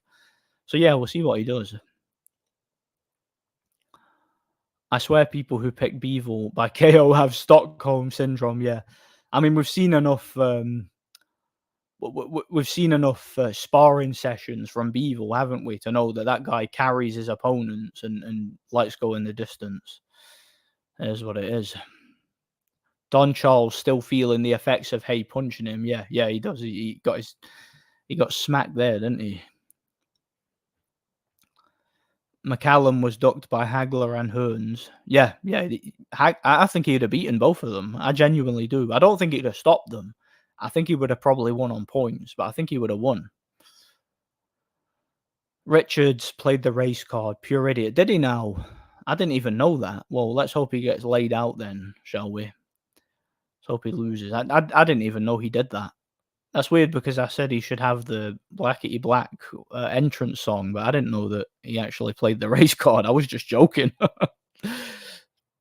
The Zone commentator Todd Grisham used to announce in WWE. Well, that makes perfect sense because a lot of the Zone shows are like WWE, aren't they? You know, predetermined joke outcomes, you know. Boxing Beats and Rhymes was crying about the Craig Richards thing, so I left a comment saying he should change his name to Boxing Beats and Mate, that guy's a fucking idiot. Boxing Beats and Rhymes. He's a bella. He's one of the biggest. Mate, he's one of the most immature, insecure little pussies in this entire community. Someone should bitch slap that guy. I'm not even Boxing Beats and Rhymes. And I'm not even kidding. That guy should leave the country. He shouldn't even be here because he hates white people. He hates Britain. You know, he hates our culture, hates everything about us. Yet he's happy to be here and reap the rewards and the benefits of being in this country. He should piss off, I think. I think he should be deported. Oh, you talked to him when you were a teenager. Yeah, that's good, man. Yeah, McCallum was a great fighter. He really was. The Zone was like, let's find the most boring and bland people on earth and let's have them be a commentary team. Yeah. Do you know what they should do? They should get us to commentate. They should get people like me, Delboy, G-Man, you know, guys like that, Fight Film. They should get people like us to commentate on fights because that'll be more entertaining for the fans. And we'll be honest. We'll tell the fans what's actually happening, and we won't try and paint a narrative. You know, I'll be like Larry Merchant. Just call it as it is. Yeah, I miss Larry Merchant.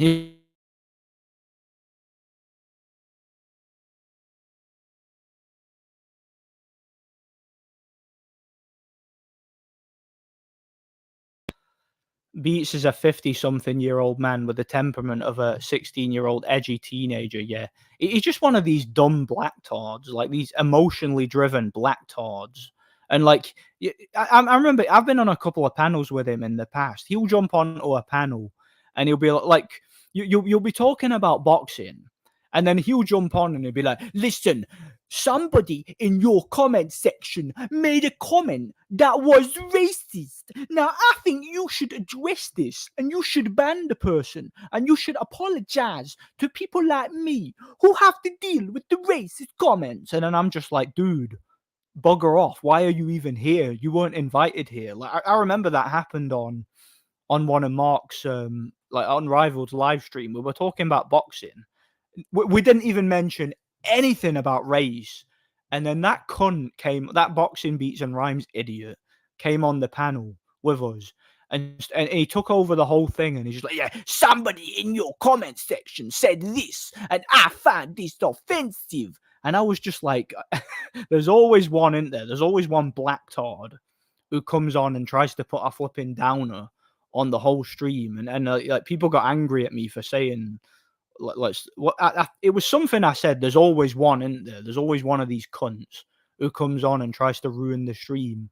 And a bunch of people got angry at me for that and started calling me racist. And I'm like, we were literally just having a conversation about boxing, nothing about race. Nobody said anything, even edgy or nothing. And that cunt came on crying and literally ruined the entire stream and tried to have it shut down just because he got offended by something in the comments.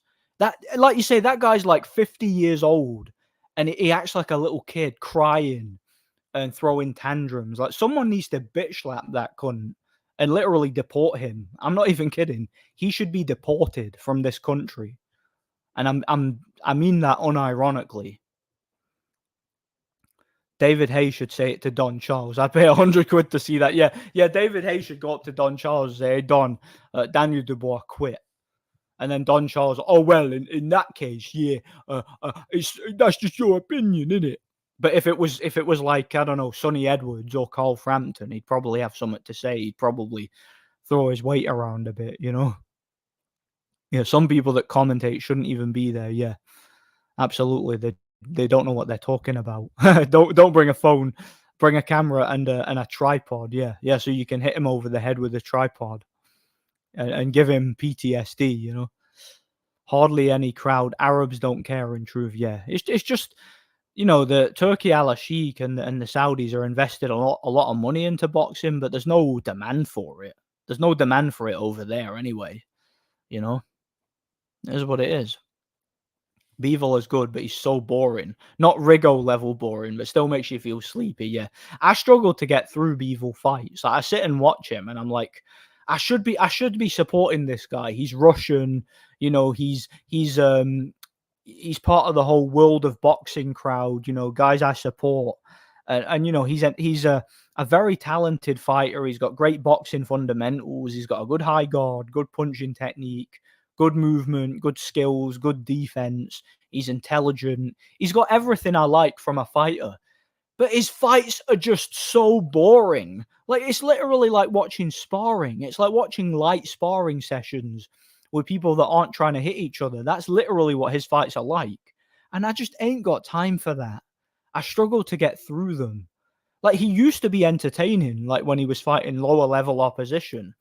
But when he started fighting like at championship level, he just became so boring. Most famous boxer you know? The most famous boxer I know personally, probably Scott Harrison, probably. Because again, I know a lot of famous boxers. Like, I've come across a bunch of them, but the only one I know, like, on a personal level, is Scott Harrison. So probably him, yeah. Like, he's the only, like, famous one I know. Like, I've come across, like, Lee Wood and like Jav Kalik and guys like that, but he's the one I know, like, on a personal level.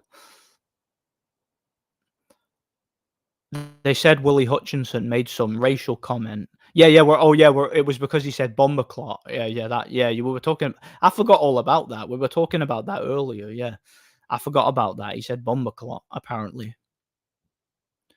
Yeah, hardly racist. Bomber clot, bomber clot. I just said it a bunch of times. Bomber clot, bomber clot. Yeah, it's just patter. He's just joking. That's all it is. Like, I mean, come on, man. It's not even a big deal. But Black Tard's gonna Black Tard, ain't they? They're gonna bitch and moan. Let's send Craig Richards to this stream, and I'll call him a Black Tard. You know. And again, I've got black subscribers who don't even find that offensive because they know what I'm talking about. They know I'm talking about LDBC types. These Black Power Ranger thug types. They know I'm not talking about all black people. Likewise, you say Bumberclat. It's just a joke about, like, Jamaicans and how they talk. It's not racist. It's funny. It's just a joke. It's all just humor. What's the problem? The Dubois Usyk fight. Dubois hit Usyk low multiple times, and the ref did nothing. Yeah. Dubois landed like 20 odd low blows in that fight, and Usyk finally went down from one of them, and then the referee made the right call, which was to give him time to recover. Should have taken a point, but it wasn't necessary because Usyk was fully in control of the fight. I embrace being a racist. Yeah, nothing wrong with that, Fight Scout. Absolutely. Plus, the thing is, though, you get away with it because you're Asian. People just assume that you're racist. It's part of your culture. But it's harder for someone like me because I'm a white boy. So we're the ones who everybody's allowed to be racist except us. I'm only joking. It's all good. Hutchinson is going to win. Looks good. Oh, is he going to win? Well, that's good. Excellent. Do you know what he should do? He should win the fight, and then he should do the thing that Caleb Plant did, where he did the burying motion. He should do that, and then he should say "Bombaclat, Raskla, Bombaclat." In my experience, people who bang on about racism every 30 seconds are probably racist themselves. Classic case of projection. Yeah, like Boxing Beats and Rhymes, an obvious racist who projects his own racism onto everybody else. That's exactly what it is. Yep, exactly. Look at the LDBC morons. They'll support Deontay Wilder. They'll support Devin Haney saying, "I'll never let a white boy beat me." Somehow that's not racist, but saying Bomberclaw is racist, apparently. I don't know, man. A lot of nonsense. I got no time for it these days. I ain't got no time for it. And I'm not scared of these people. I'm not scared of what they think of me. They can think whatever they want. They can think I'm the Grand Wizard of the KKK. For all I care, doesn't bother me one bit. I don't know these people. I'm not very sociable. And that's what it is. People conflate cultural bias favoring the familiar with racial hatred. It's okay when people of color favor their own. Yeah, yeah. It's all right for them to say make comments like "black excellence" and say, it's a great year for black boxers, this, that, and the other. But if you say it about white boxers, if I was to make a video saying this has been a great year for white boxers. Or like, let's say I say Usyk and Fury made history. Two white guys fighting for undisputed at heavyweight. And on such a big stage, and it was great for the history of the accomplishments of the white race. Well, that would be considered an incitement of hatred, and my video would probably get banned or something, and I'd probably my reputation would probably be we're that I'm a white supremacist alt right Nazi or something like that who wants to exterminate all outsiders. That would probably be the narrative that would be spread. Like let's say if I was a public figure or something like that, that's what the media would label me. They'd say alt right, white supremacist, Nordic warrior. Based on me saying exactly what they say, but in reverse. But nobody says that about Devin Haney. When Devin Haney, shows up in the media, they don't say black supremacist, bigot, racist Devin Haney had this to say. But they would say it if it was Alan Minter or someone like that, wouldn't they? They would, they wouldn't hold them to the same standard, basically.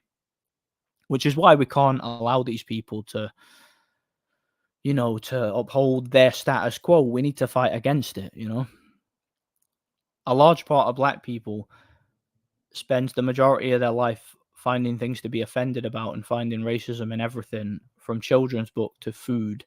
Most privileged people by far. Oh, yeah, they are, objectively speaking, the most privileged people by far, especially in the West, Nordic, precise Nordic and Del Boy with Larry Merchant and the Black Skeleton on commentary. Could you imagine that? That would be badass. Oh, we'd be the best commentators of all time for boxing. Nobody would be as entertaining or as informative as us. I mean, could you imagine like the trivia that we would offer and the statistics and just the jokes and the one-liners we would come up with? That would be so based. That would be awesome. That's usually yes, and that's fine. But some Muppets take it too far just because they hate others. Yep, and that doesn't apply to us, I treat everybody the same. I genuinely do. Even though I make comments that are racially insensitive, I treat everybody the same, and I hold everybody to the same standard, regardless of who they are or where they come from. First round Willie. So Willie's won the first round. Awesome. R.I.P. Unrivaled Boxing. Yeah, I miss Unrivaled. I enjoyed his channel, and he was always consistent with his live streams. But I'm assuming he's taking a break or up to other things. God bless him. Again, not all black people, but a large part of them are programmed to feel exactly the same on every issue surrounding race. Yep. They're programmed to play the victim, and a lot of them are fine with it. So Richards looks scared. Yeah, I'll watch it if Richards loses. If Richards comes back and wins, I won't watch it. But if Willie Hutchinson wins, I'll watch it. A large percentage of black people don't want there to be no racism because then they can't play the victim. Yeah, because they blame it for all their problems instead of taking responsibility for their own actions and their own problems. They won't do it. Crack the like button and subscribe if you haven't. Yeah, always appreciate the content. Thanks for it. Yeah, thanks, man. I appreciate it. Yeah, everybody pound that like button. Pound that like button like Willie Hutchinson is currently pounding the bomber clot. What does bomber clot even mean? I don't even know. I've no idea what bomber clot means. I don't even want to know. It just sounds funny, doesn't it? It sounds funny. Doobwa has been watching a lot of Andre Ward and Andrew Gallotta. Learned a lot from both. Yeah, he learned how to hit his opponents below the navel. But he also snitches on himself in interviews because before the fight he said he was going to be dirty, and he certainly did. So yeah, he snitched on himself. Richards moves like a black version of RoboCop.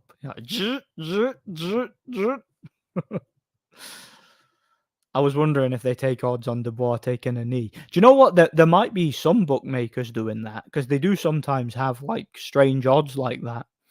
Because I mean he's taken a knee in several fights, so it could be worth a punt. I've met some few black people, and we are very cool with each other. Nothing like guys bitching on YouTube. Yeah, mate, I've met a lot of black people in my personal life away from the internet who are just normal people. They don't sit and bitch and moan about race all the time and play the victim. They just act like normal people. They assimilate, right? I've met plenty of them. I grew up in Nottingham, one of the most multicultural cities in the world, right? I know a lot of black people. I've worked with black people.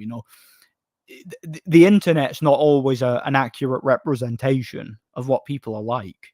You'll meet normal people in the world, and they're just normal people. But when you get like cults and massive contingents that think collectively, that's when you get this ridiculous victim behavior from them. But it's not an accurate representation of all of them. I've never said that. Have you ever played Amnesia? No, I never played it. Never played it.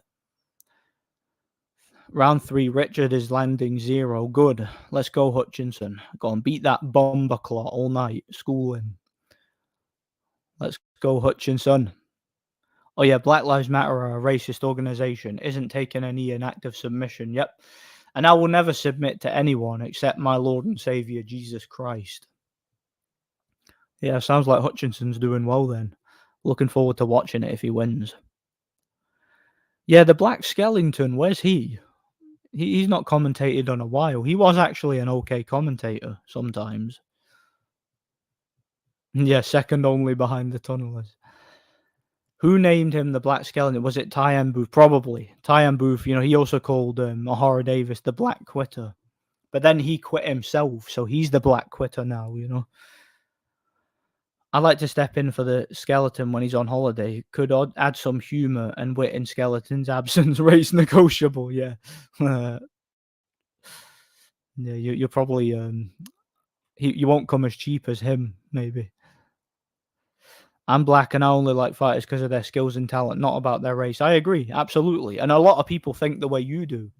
It's just there's a lot of people out there who think, with a tribalistic mindset, and they can't really separate their own personal issues from the sport. Hutchinson got a really unorthodox style. Nice right hand, good movement, and decent power. Let's see where this goes. Yeah. If he can beat Craig Richards, if he can beat him convincingly, then that's that's a good win for that stage of his career. I mean, Beevil struggled with Richards. He won clearly, but he struggled. At least Galata was actually disqualified, but Ward got the win. Yeah. If Galata had the kind of political protection that Ward had, then Galata would have won by knockout. He would have been the first Polish world heavyweight champion of all time.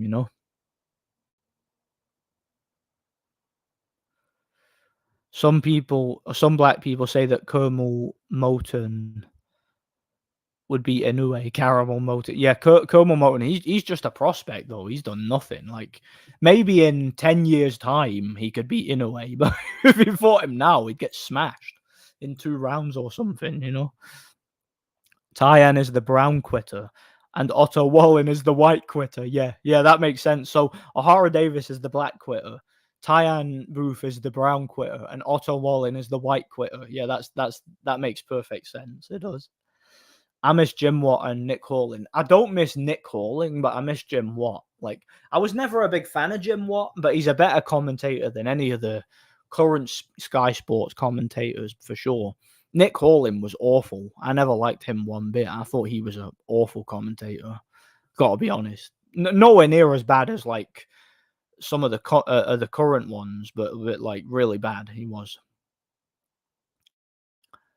Beevil fight's going to be boring. Probably. I mean, all his fights are boring, aren't they?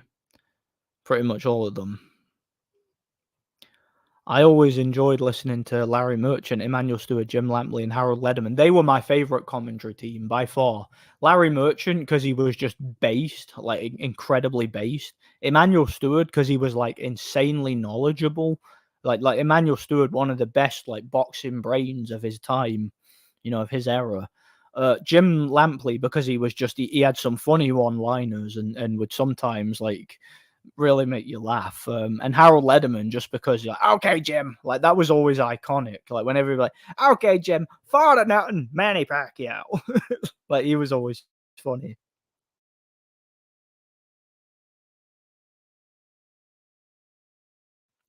It's weird because I would often like disagree with Harold Lederman's scores, but I still liked hearing him because he seemed like a funny guy.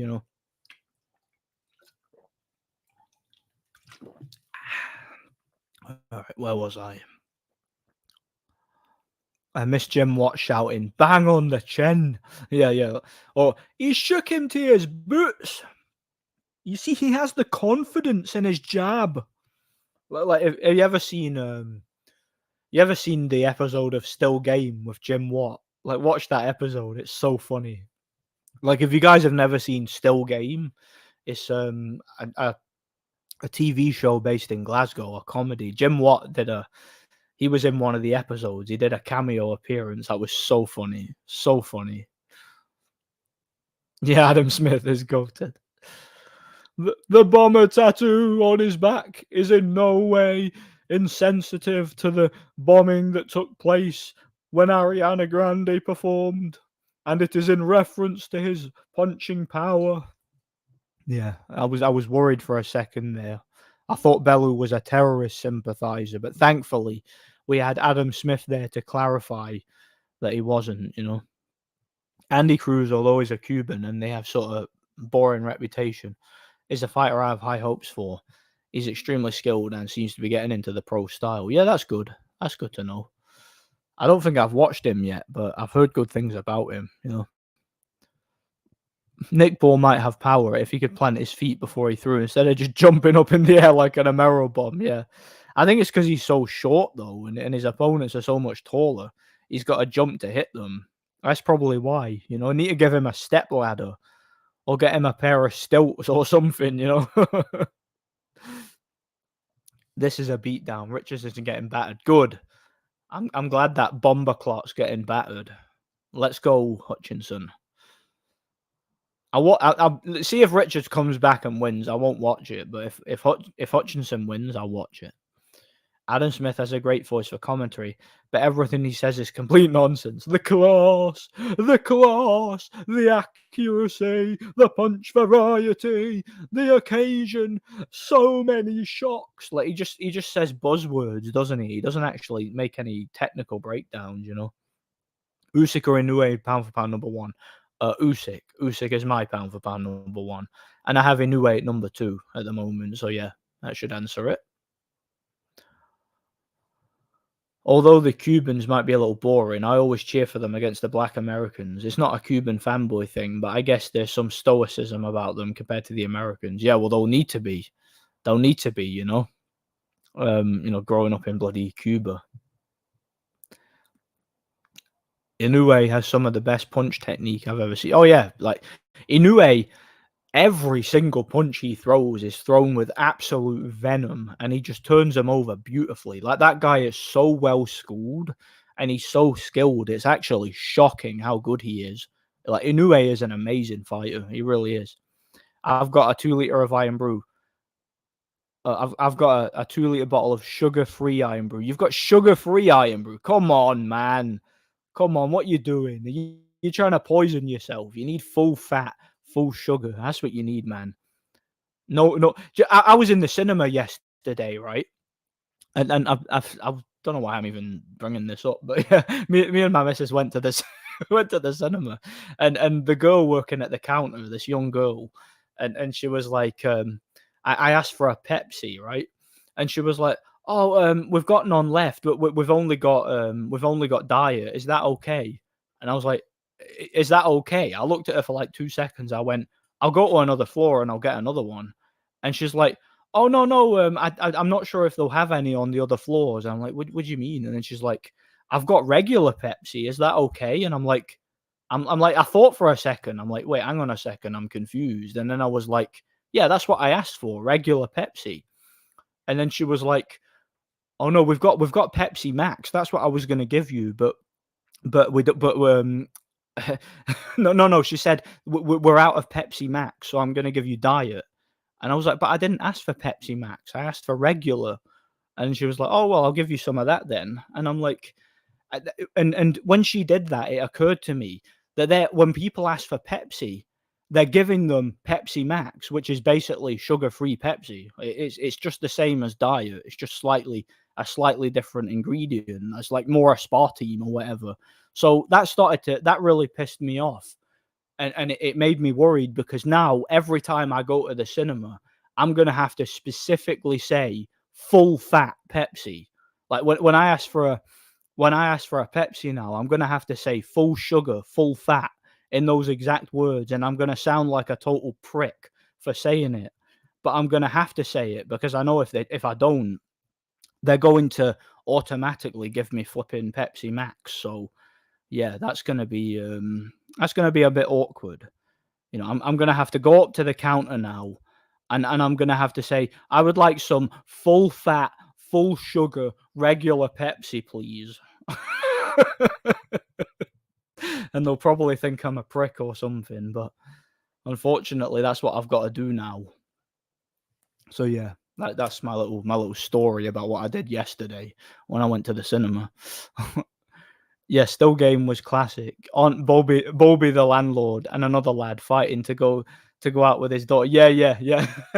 No, what it is, but Bobby goes into a pizza shop, and do you know what's funny? That pizza shop that they go to in that episode, I go to that pizza shop. It's actually it's a Papa John's now. I go there sometimes to that actual pizza shop. Like right after they filmed that episode, they made it into a Papa John's. But basically, he goes into the pizza shop, and the girl working behind the counter, he wants to ask her out. She's this like hot blonde chick, but the other guy, the bookie, he's into her as well, and they decide to have a boxing match, like to fight over for the affections of this woman.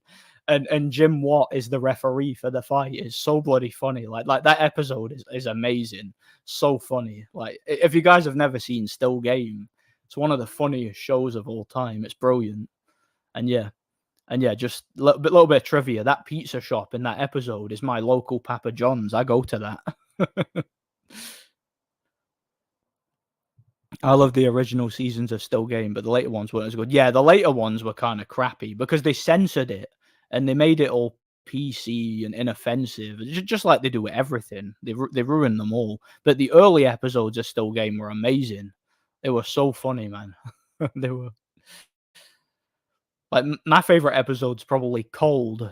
The one where there's like the one where Winston has his meter rigged and stuff like, because that was a thing that was popular in Glasgow back in the day because of the cold and because people couldn't afford to heat their homes and feed themselves. People were rigging their meters, and the government were going crazy over it. And that episode was really funny. It was. Also, it's interesting because two of the streets that I've lived on in my life were in episodes of that show. Because a lot of it was filmed in the West End of Glasgow. It was filmed in places like Mary Hill and Drumchapel and Clydebank and areas that I've lived in, and so I watched that show. It's so nostalgic for me because it just reminds me of my childhood. It reminds me of growing up in Glasgow, but before I moved away when I was young. So there's a lot of nostalgia with that show for me. I love it, particularly the early episodes. Yeah, boxing commentary has definitely declined recently. Yeah, it definitely has. It's worse than ever, I think, Rolf. It really is. Shout out to Thomas. Good to see you here, man. God bless you. Tears of joy in the lion's den. Yeah. Yeah. That Tony Bellend thing was hilarious. Makes you wonder what Harold Bomber Graham got up to in his spare time. Yeah, Harold Bomber Graham was like sending packages to politicians straight to their addresses with, brown paper packages. And they had to call in the bomb squad. He was the Unabomber. No.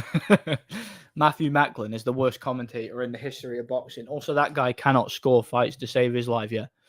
Oh, it's a good body shot. When Jack Catterall hits Taylor in the balls, like it's a clear low blow. He's like, "Oh, the body shots, excellent body shots by Catterall. It's good body shot. Lift off for AJ." No idea why, but bet on Dubois for tonight. Yeah, it's have a feeling it's good value. He's an underdog. I bet on Wilder, even though I think Zhang will probably win. I bet on Wilder because the value was very good. Very good. Do British lefties still get a semi for Cuba? Did anyone see their human rights record? I don't know. Did they ever have a semi for Cuba? I didn't think that was. I didn't think that was the case. It might have been. If you wanted to fight an active pro boxer now, who would it be?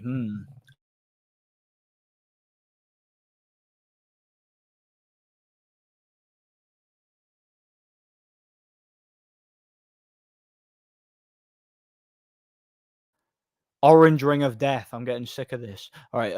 What was the question? If you wanted to.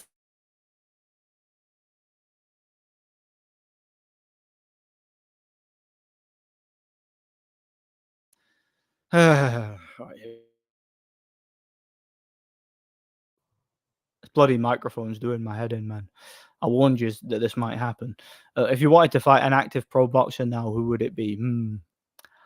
I wouldn't mind fighting Anthony Joshua. I don't know why, just because he's a big roided up bodybuilder. Like if I got lucky and landed a big knockout punch and won, that would look so incredible. That would be just such a great highlight reel. Can you imagine me being like 5'8" and a bit of a midget and a bit chubby and knocking out Anthony Joshua? That would be a great look, if I got lucky. I wouldn't mind fighting Jack Catterall because I would love to just jump on his back and put him in a headlock and just choke him out and ragdoll him. That'd be quite fun. Um, I wouldn't, and I'd love to fight Floyd Mayweather because he can't. I know he's not active, but he does exhibitions, doesn't he? And he can't punch. I'd love to fight Jake Paul because I could expose him. A lot of guys I'd like to fight. But they'll never happen, sadly. My favorite Usyk fight is still the Anthony. You'll never see me again after this Cougs Bellew fight. Yeah, I watched it the other day. That's one I like to rewatch because Tony Bellew just getting banged out. What's not to like? And saying you'll never see him again, but then he comes back.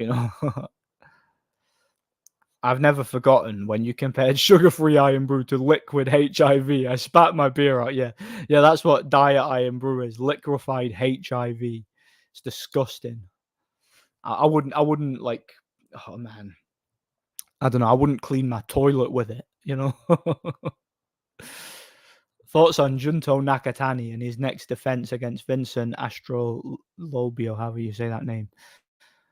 I don't know, man. I don't know much about the opponent, but I know Nakatani is very underrated. Very, very good fighter. He should probably win. I only bought sugar free because it was 30p cheaper. I'm a tight git, yeah. Yeah, even at that though, I would gladly pay the extra 30p for the real stuff. I would. But that's just me. I have high standards where Iron Brew is concerned. Hutchinson 6 rounds to 0. Future world champ when Russia boys are gone. Yeah, when Bivol and Beterbiev are gone. Hutchinson gonna take over, man. He won't all the smoke, man. He won't all the smoke. Yeah, he does. He certainly does. Remember when Amir Khan and the Mystery Man after the Peterson fight? Yeah, yeah, the guy with the hat and the coat. It was like Inspector Gadget or something. It was like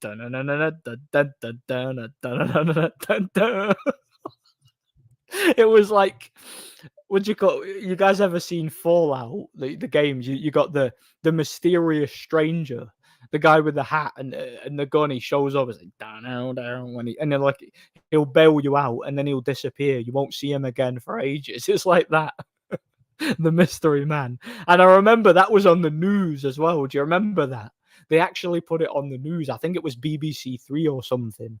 The news were showing it, and the news were like, there was a mysterious man at the Amir Khan fight, and they zoomed in on it and everything, and they were like, and here he can be seen talking to one of the judges.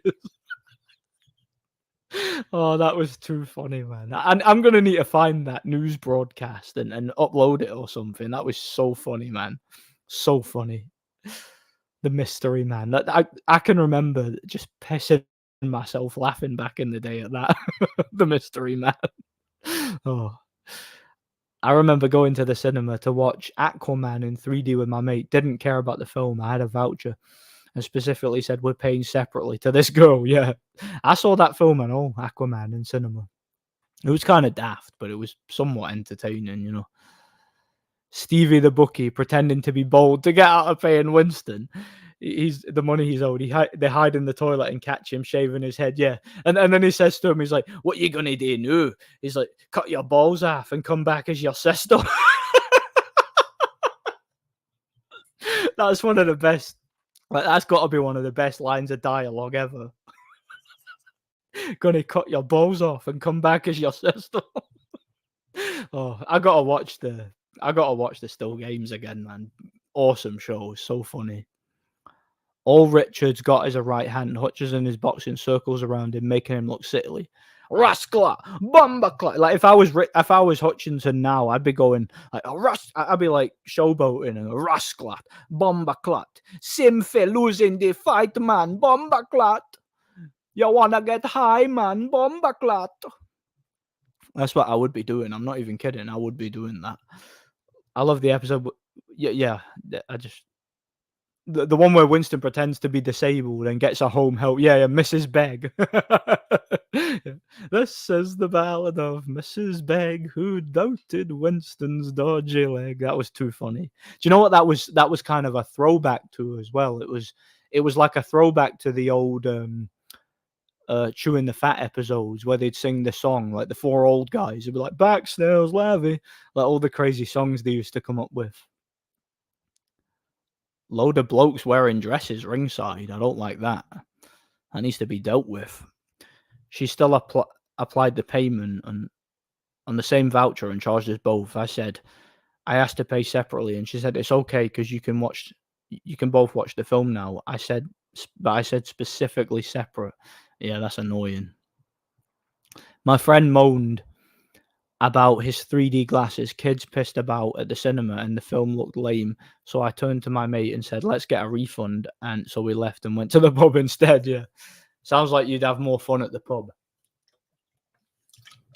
Especially if there's stupid kids ruining the experience and, you know, crappy 3D effects that don't work, you know.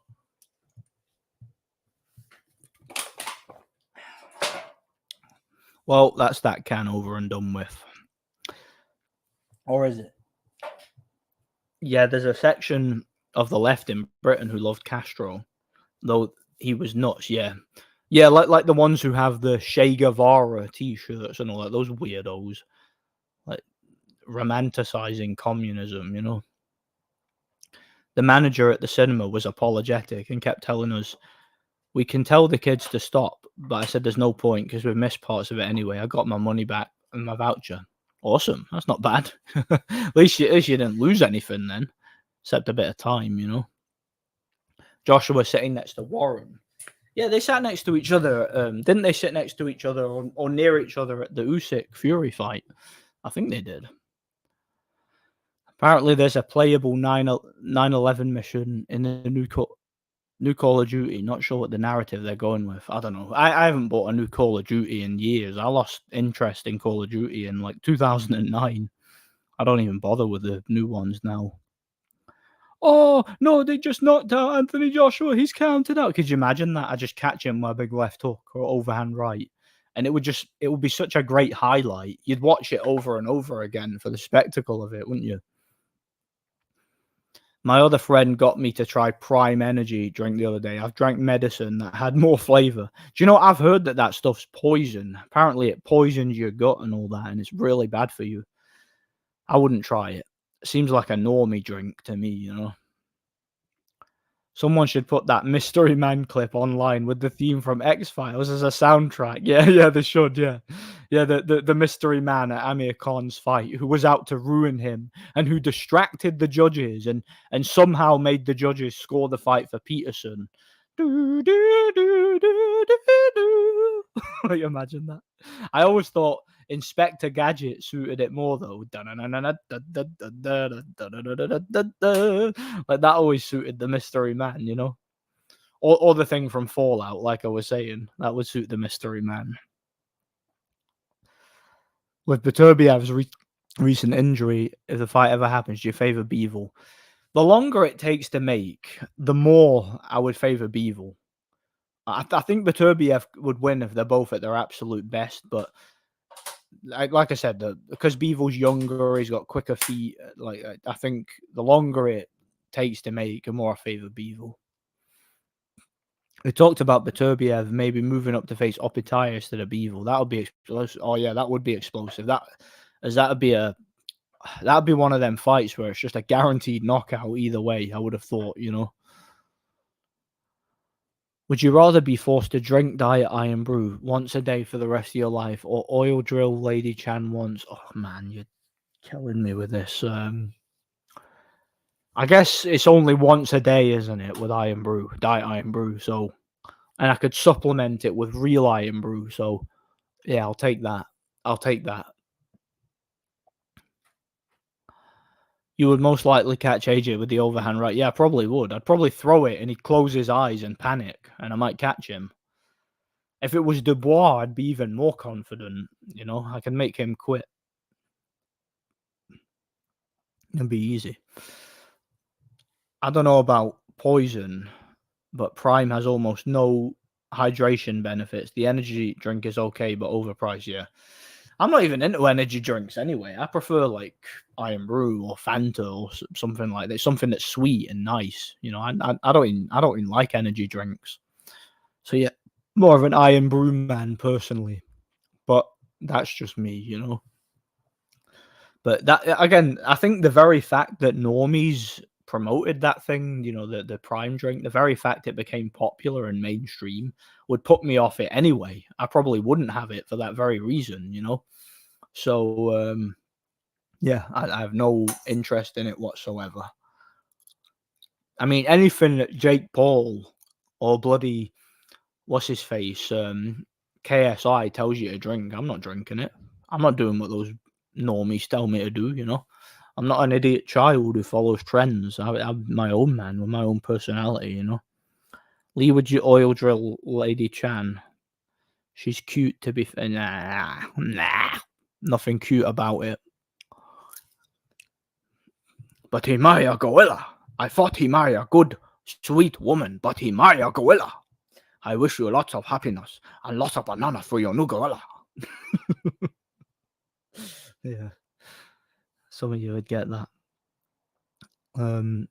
Would you rather drink a gallon of Prime or share Carl Froch's wife with the Smiths? Come on, a gallon of Prime, because I don't even know what Prime tastes like. Maybe it tastes nice, or maybe it doesn't have much of a taste anyway. So I'll go with that. Share Carl Froch's wife with the Smiths. That means I would have to be around the Smiths. I mean, come on, man. When both Jake Paul, Logan, and KSI are screaming in my face to drink Prime on every ad and commercial, Bud Crawford is promoting it. It's definitely some kind of poison, possibly with estrogen in it. Yeah, it'll make your balls shrink or something. Something along those lines. It wouldn't surprise me one bit, you know. The Smiths were a great band. Not sure Morrissey likes women though. Yeah, yeah. They're better than the boxing Smiths. Could tell you that. They'd be more fun. Oh, the Smiths. The Smiths, eh? Hey, yeah, does Haney promote it? Well, we know it's no good then, don't we? Spending a night with Rachel Froch is a terrible thought. Who knows what Froch has done with that note, mate? You're making me physically sick now. But not even just that. She'd kill your eardrums with the "Come on, Carl! Come on, Carl!" Do you remember at ringside at the what'd you call it at the Darrell fight? She went, "He's fighting like a faggot." Someone needs to upload that, just that clip of her saying that. It was funny. Lee Amir Khan has been in there first. Imagine what his hand speed did. Oh man, Yeah, Khan probably used her tits as a speed bag or something, imagine. Round 11, Hutchinson is knackered. Oh, man. He better not get stopped. Come on, after all this. I want him to win the fight and do the Caleb Plant, like, burying motion and then say, "Bomba clat. Yes, C5, win the fight, man. Bomba clat." I want him to do that, man. Come on, Hutchinson. Stay awake. Stay up. Don't let that bomber clot come back and win. You got to win. Make sure you win. Irony is the wrong Smiths got back together. R.I.P. Andy Rourke, by the way. Great bass player and a sad loss. Yeah, God bless him, man. Yeah, Andre. Yeah, do you remember that Froch Andre Durrell fight? Yeah, Nottingham. I was pissed at that because I picked Andre Durrell to win, and then he got robbed on the cards, and I was pissed. Made me look bad. KFC or McDonald's? KFC any day. I love KFC. Well, no, actually, come to think of it, the last couple of times I had KFC, I didn't like it. It made me feel a bit sick, so I went off it completely. Like, I used to love KFC. I used to go quite regularly, but I think they've ruined it. Like it doesn't taste nice now. The chicken always tastes out of date.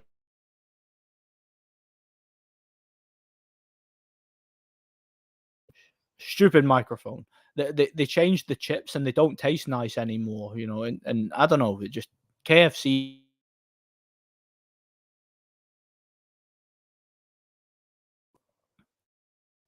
But at its prime, it was way better than McDonald's.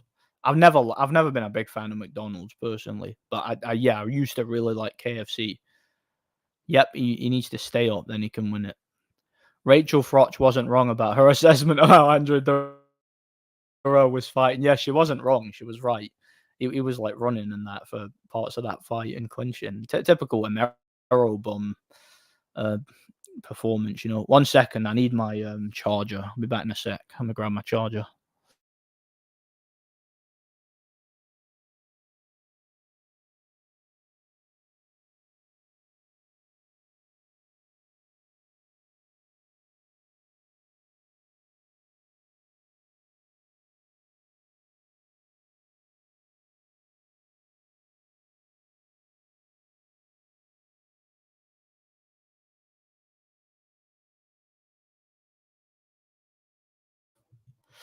All right, 1 sec. Where was I? Just had to plug my charger in. The Bredis Prescott knockout on Amir Khan was very, very funny at the time. Yeah, it was. That'll never not be funny. That's a iconic, memorable moment in boxing. And then Prescott ended up with the nickname the Conqueror, which is one of the most creative nicknames ever, I think. Froch got rid of his normal fiance from the Grown World fight for that whole. Yeah, he did. He became a world champion, and then he told his fiance, he's like, "Yeah, bugger off now. I've got a new one. I'm a world champion now, so I'm better than you, and I want an upgrade." Oh, that I'm not gonna lie. I appreciate like what's the word I'm looking for? I appreciate the audacity of that. Was Froch's old bird pretty? Nah. Probably prettier than anyone I could get, but not pretty. Not like professional boxers girl pretty. KFC is garbage now. Yeah, it is garbage now. They ruined the chips. They ruined the chicken always tastes off. I don't know. It's just not very nice anymore. Original KFC owner got screwed. Did he now? I didn't know that. What do you mean the Colonel? Popeyes is way better. I had Popeyes. Shut up, smoke alarm. I hate that bloody thing. It goes off all sorry. Yeah, Popeyes. I had it while I was in Aberdeen last weekend, actually, for the first time. It was okay. I didn't mind it. I mean, I wouldn't say it was anything special, but it was nice. I enjoyed it. It's fried chicken, isn't it? You can't really go wrong with it. It was better than KFC is now. I agree there. Burger King. Oh, Burger King. Yeah, I love Burger King. I've not had one in a while because I've been on a diet, but oh man, I love Burger King. It's like, do you know what I used to get in Burger King? I always used to get the XL bacon double cheeseburger. That thing was banging. Beautiful. I swear if that bloody smoke alarm, I'm gonna smash it. If that thing goes off again, I'm gonna smash it. I'm gonna.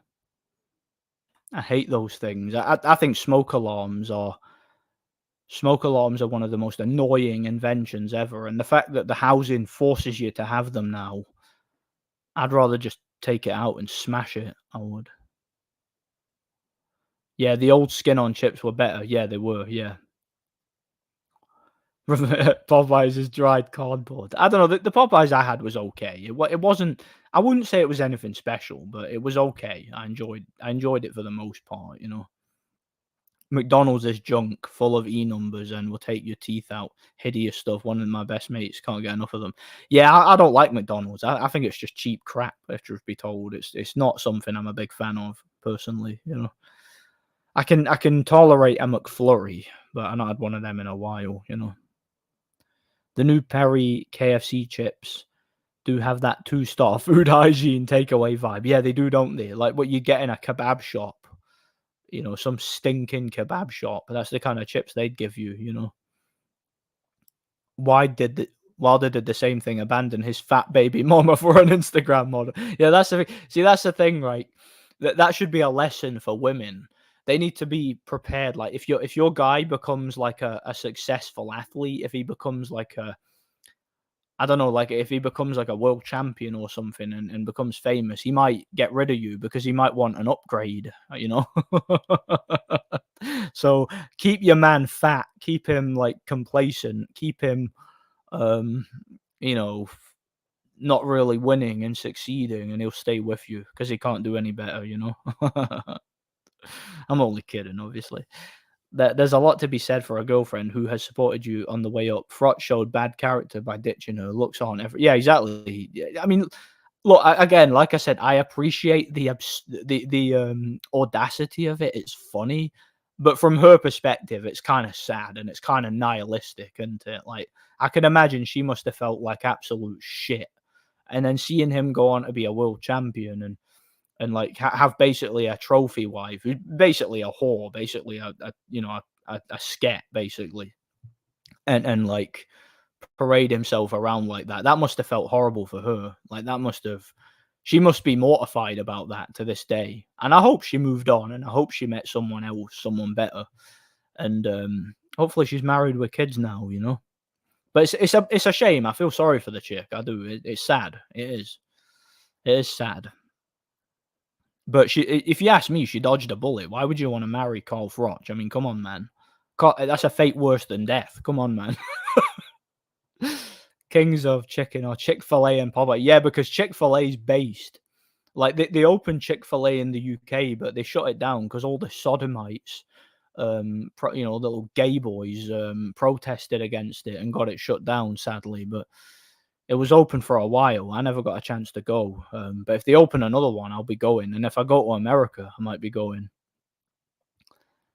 For KFC, I just get the hot wings. The regular chickens are weird now. Yeah, they used to be so much nicer. Like I used to get the mighty bucket for one from KFC. I don't anymore though. Like I just don't like it anymore. They ruined it, you know. All I remember from Froch Darrell is Froch fouling all night and Darrell having a point deduction. Yeah, Froch was hitting behind the head all night. Like Darrell was clinching, to be fair, but Froch was like hitting on the break, hitting him in the back, hitting him behind the head, throwing him to the canvas, and then Darrell had a point deducted. It was crazy. That was, you know, it was ridiculous. Yeah, at least the battery isn't low. I wish, mate, if the battery was low and it makes that other noise, I probably would smash it, you know. Yeah, I love Burger King. Man, I really want a Burger King now. Like I'm not hungry now because I've already had dinner, but I'm getting that craving for one, you know, for an XL bacon double cheeseburger and maybe some of them loaded fries, you know, them bacon cheese fries. Oh man. Man, I want a Burger King. I do. I want a XL bacon double cheeseburger. Be beautiful. Last 10, Hutchinson got his win back. Points for Hutchinson, definitely. Let's hope. Let's hope he gets it. Let's hope so. He's earned it, so he should get it. Would you rather have a 1-year course on how to be an alpha male who knows how to handle the streets by Hatman, or forced to drink Prime while listening to Bomac say, "There you go." I'll take the Hatman one because that'll be quite amusing. That'd be quite funny, I think. Listening to go, see, listen, to be an alpha male on the streets, you gotta be strong and you gotta be intimidating and you gotta be psychological and you gotta be all these other long words that I think of. You gotta be onomatopoeia and all this other stuff. Yeah. I haven't had a Burger King for years, mate. I love Burger King. I don't think I've had one this year, come to think of it, or I might have had one earlier in the year. I can't remember. There's one right down the road from me, but I'd never go to it, or I hardly ever do anyway. I would like to at some point, like maybe soon, because it's very nice, you know. Sucks that I'm on a diet, man, but I would like to go to it, you know. Smash it from pillar to post, yeah. That's what Tony Bellew used to say. I'm gonna smash him from pillar to post. I'm from the streets. I heard Burger King onion rings are good. I never had them. They're okay, yeah. They're okay. I don't usually get them though. Oh, Hutchinson won. Excellent. Unanimous decision. Well, Bombaclat. Bombaclat. Rascala. Bombaclat. Excellent. Yes. Hutchinson boxed the pants off him. Rascala. Bombaclat. Yes, if I win the fight, man. You win the fight, man. You lose to the white boy, man. A one white boy, a two brother. Come on, man. That's what when Hutchinson goes home to his family, they'll be like, SFA lose it to white boy, man. Come on, man. We sacrifice you to the demon. The demon, man. What you do losing to the white boy? Rascal, bomba clap. I have a very rude story set in a McDonald's I couldn't possibly tell on here, Nordic. If we ever meet in person, I'll tell you. Well, I look forward to that. I look forward to maybe hearing that story one day. I always wonder why people get beat up and shot for terrible chicken. Yeah, yeah. Yeah, I can't get my head around that. And yeah, it'll be interesting to see Hutchinson fight Beevil. I mean, he's done a better job by the sounds of it against Richards than Beevil has, you know. McDonald's makes me nauseous. It's something wannabe eat when you're feeling like a degenerate. Yeah. Yeah, maybe when you're like pissed or something, you're like severely drunk, or it's the middle of the night and you've been like at an event or something and you just want to stop off and nothing else is open, but McDonald's are always bloody open. So yeah, you'll jump in and get some fries and a burger or something, or maybe a box of chicken nuggets. Or just a McFlurry or a drink or whatever, you know. It's convenient. Like I can eat McDonald's. Like when I went to that Lee Wood Josh Warrington fight last year, I think we went to McDonald's after it because there was nothing else open. But I would have preferred a Burger King. I tell you that. The only thing I like from McDonald's is a sweet chili wrap. That's nice. I've never had it. Never had it. I used to get occasionally like the chicken nuggets or a bacon cheeseburger, but again, I prefer Burger King. Burger King's so much nicer. I'm amazed Frotch didn't get more bust noses in his career. Big enough target to hit. That nose has its own postcode. Well, it would often get reddened up and bruised. I think, if I'm not mistaken, he may have had his nose cauterized, because you wouldn't see him with a bloody nose a lot, but you would see him with a swollen nose. And that indicates to me that he might have had his nose cauterized. That's something that some boxers do so they don't get a nosebleed. It's kind of pointless because getting a nosebleed isn't that big a deal in boxing, but you know, it's something that some fighters do to avoid it, you know. It is what it is. I don't think it would have made much of a difference, but like you say, that nose is a big target, isn't it? Chick-fil-A is one of the only businesses that respect the Lord's Day of rest and take Sunday off. You don't see that too often with businesses anymore. Yeah, they should do that. They should respect the Lord's Day. That's good. But yeah, Chick-fil-A's based. God bless them. God bless them. Daz Pierce, go to any fast food Atlanta. You'll have a story to tell. Yeah, you go any day in Atlanta in a fast food place, you'll have a crazy story. There's probably even more like adult themed, you know. People who eat Burger King are based, despite them having a synthetic Goislop option. Yeah, yeah, exactly. Yeah. So just something about Burger King. It must be that time that they posted that tweet saying women belong in the kitchen.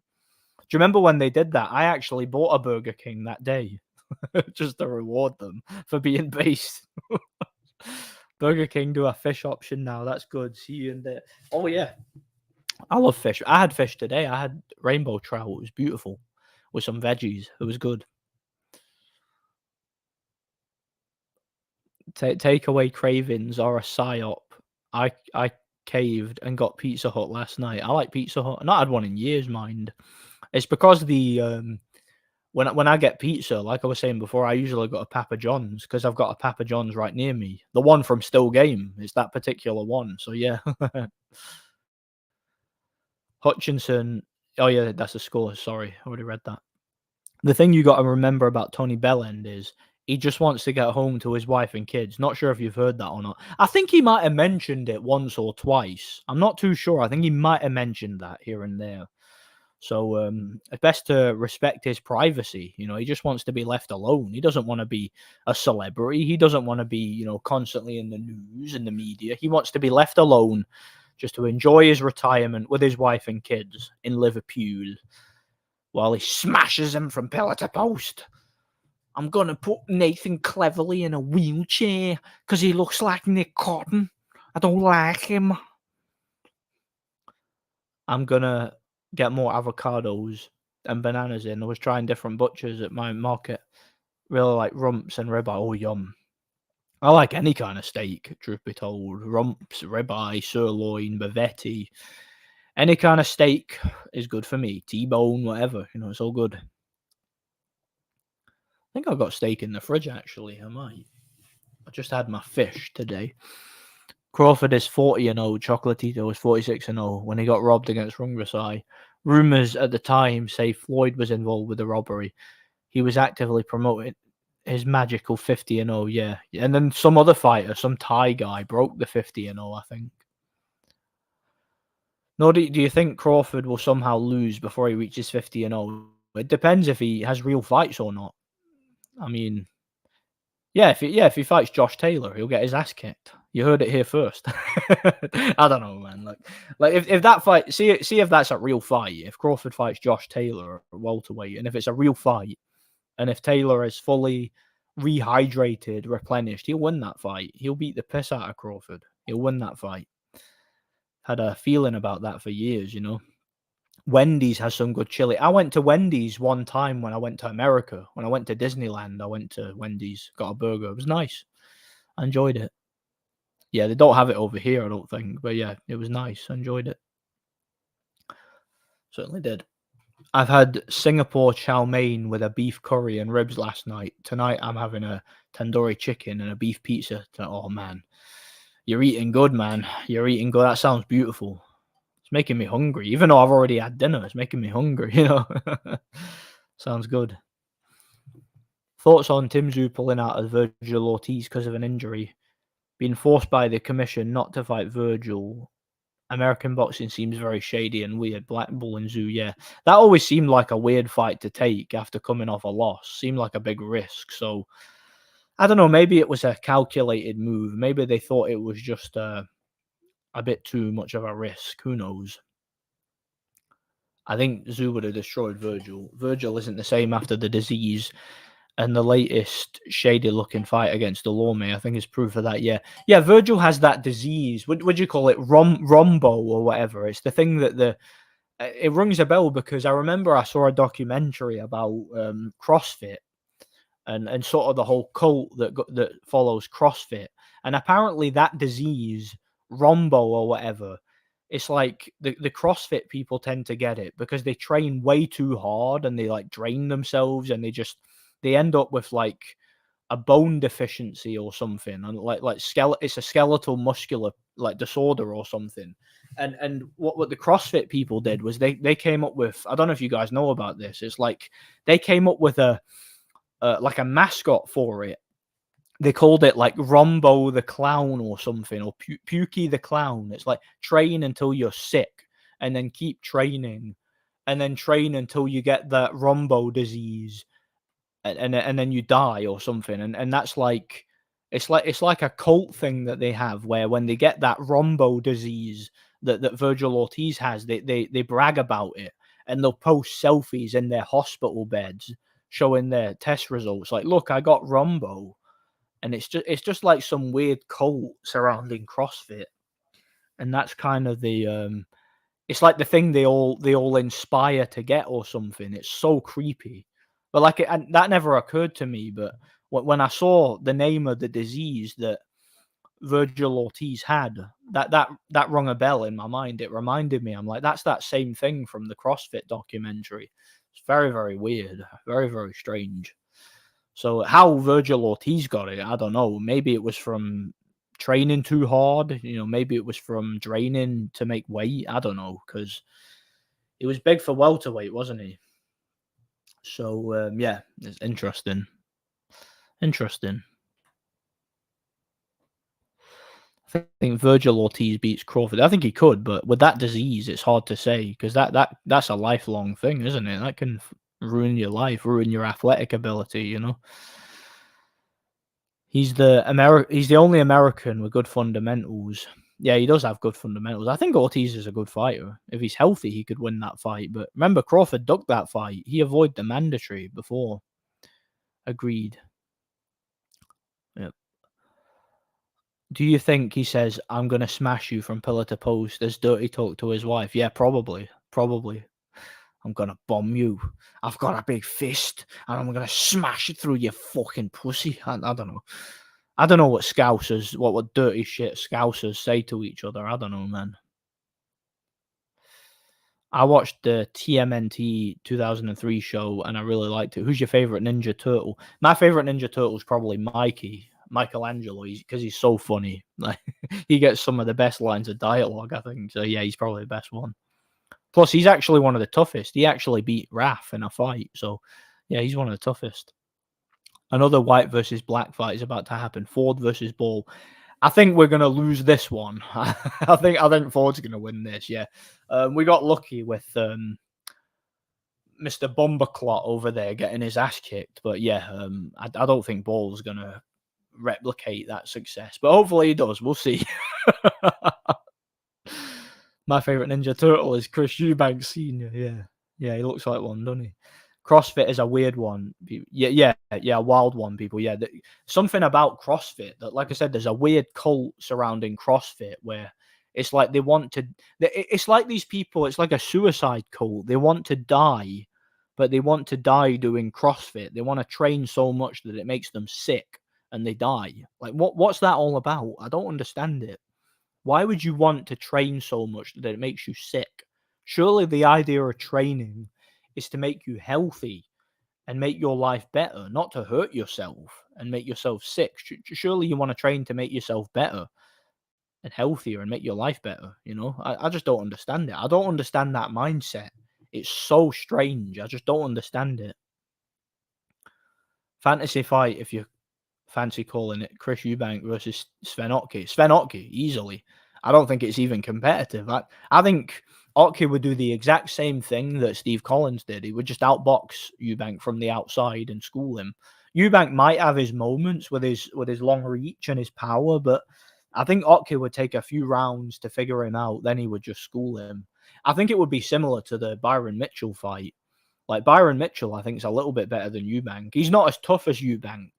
Eubank had a great chin. He was a much tougher guy, and maybe a bit more like awkward. But Byron Mitchell was a bit more skilled, much bigger puncher, better jab, better movement, better right hand, stronger. I think Otke would do the exact same thing to Byron Mitchell or to Eubank that he did to Byron Mitchell, except I think it'd be a little bit more one-sided. I do. Shout out to Max Cookerman. Good to see you here, man. God bless you. The YTBC is a disease. Yeah, I know what you mean. It can be quite negative. I also think Chris Eubanks Sr. would be a brilliant John Fury opponent, worth it for the press conference. Yeah, he'd probably knock out John Fury. Not even kidding. He probably would. John Fury's chin is that crap. It's that crap. It probably would. CrossFit is not smart training. Yeah, I've seen a lot of injuries that have occurred from CrossFit. I mean, you can get injured doing any type of training, but CrossFit just seems to be very, very injury prone because it's like they call it functional training, but my idea of functional training is something that, is emulating what you're gonna be doing in real life, Like sparring, that's functional training, or like, running upstairs, that's functional training. You might need to run in a situation like that, but CrossFit where they do all these weird like balancing exercises with weights and they try to make them basically disproportionate and unbalanced while trying to balance. So something about that is so strange, I don't know. I don't think CrossFit is very smart. Like you say, I think it does more harm than good. And I'm not saying you can't get fit doing it. You can, but I think the way a lot of people do it, like the more cultish practitioners of it, the way they do it is just not smart. And like I said, it does more harm than good. It is what it is. David Hay Usyk, I go with Usyk. Either a wide decision or a late stoppage. Hay has a puncher's chance, but not much else more. Not much else more. Yep, Svenotke would school you, Bank. I agree. Glad that Richards lost after playing the race card. Yep, he's a bomberclat. And now he can go back to the hood and have some ganja man. Ganja man, bomberclat.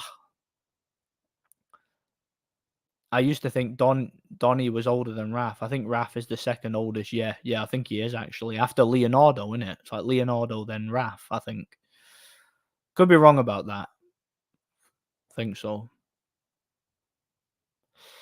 Eubank, funny looking, but tough as nails. However, he got exposed against Steve Collins, who was even tougher. Always thought Steve Collins was broken. Yeah, Steve Collins was a great fighter. Very underrated fighter. He was very tough, but he was very skilled, very intelligent, And he completely schooled Eubank. He won both fights very clearly. Collins came up in American boxing back when it was way better. Won the US title and defended it. Really good fighter. Yeah, he did. Then came over to the UK and schooled Eubank and Ben. Schooled both of them. I never understand how Collins isn't mentioned while Ben and Eubank is praised to the skies. Collins beat both twice. Yeah, I mean, it makes you wonder, doesn't it? Why is that? Could it be because he's Irish, maybe? Like, I can't think of another reason. Is it because he's Irish? I don't know, man. But for whatever reason, he doesn't get anywhere near the recognition that those guys get. And I have never understood that one bit. Is what it is. Been watching some of Del Boy's channels, and that guy has 2 or more YouTube channels and live streams, and I'm pretty sure he has a day job. I don't know how he does it.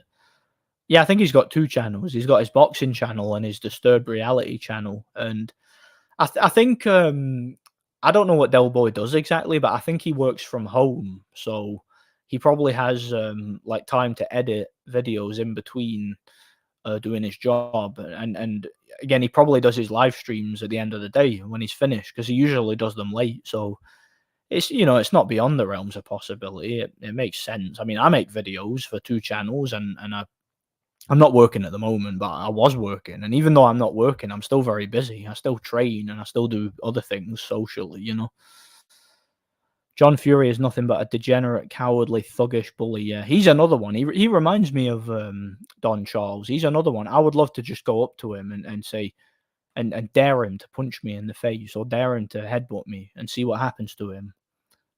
Because I'd lay him out. I would. And he'd bring it on himself, I got Rabdo. Like, that's it. Rabdo. That's the thing I was thinking. I was calling it, what was I calling it? Rombo or something. Rabdo, it's called. Last year. Yeah, that's horrible, that stuff, from what I hear. And apparently it's what these CrossFit people tend to get. How did you get it, if you don't mind me asking? Like, what was it from training? Like, as if it was from training. You must have been doing a lot of training, Well, Ben was finished, to be fair. Malinga proved that by boxing his ears off. The Eubank wins were decent, but Chris had already gone life and death 4 or 5 times, yeah. But even at that, I don't think they would have ever beaten Steve Collins. I don't think they'd have beaten him any time in their careers. I think he was just too technically skilled for both of them, Malinga was a decent fighter. Yeah, he was. Yeah. Malinga was Definitely one tough bloke, good fundamentals, had some pop in his shots, exposed the shot bend. Yeah, he did. He did. Collins' losses to Reggie Johnson and Sambo Colombe could have gone either way. Yeah, I thought he clearly beat Colombe. It was a close fight, but in my opinion, it was a close but clear fight. If you know what I mean, clear win. I think Collins just landed the cleaner, more effective shots, and he was the more effective aggressor. So I thought he won. I haven't seen the Reggie Johnson fight, so I don't know about that, but I know I did see the Colombe fight, and I thought Steve Collins won it clearly. I really do. It shouldn't be forgotten that after somehow losing at SD to Nardiello, Malinga came back at 40 and beat Robin Reed. He was a top 10, 168 of all time for me. Yeah, he destroyed Robin Reed. He beat him clearly. That was an impressive performance, it was. And Robin Reed was good. Good fighter, you know. Yeah, Collins' only real loss was to Mike McCallum. That was his only, like, convincing loss, was to Mike McCallum. No doubt about it.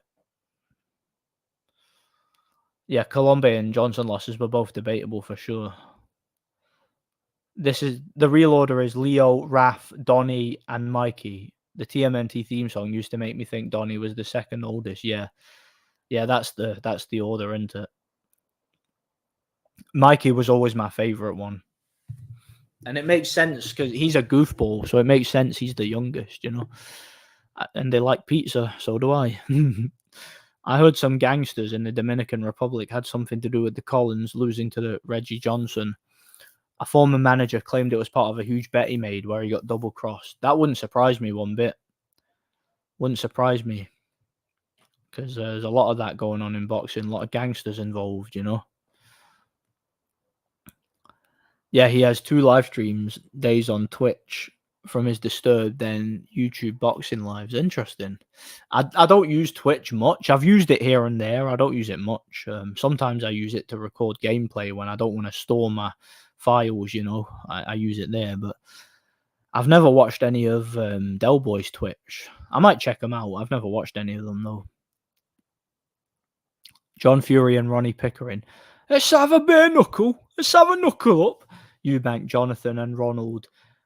Jonathan and Ronald need to both settle down. This behaviour isn't dignified. John headbunts Eubank, chin, gets KO'd. Ronnie Pickering! You what? Ronnie Pickering! Who's that? Ronnie Pickering! Me! That was so funny, that video, wasn't it? Ronnie Pickering! Ronnie Pickering! Like, I like the way that the guy didn't know who he was, but he thought if he screamed as loud as he could, then he would know who he was. That would convince it. Oh, Ronnie Pickering. That's right, yeah.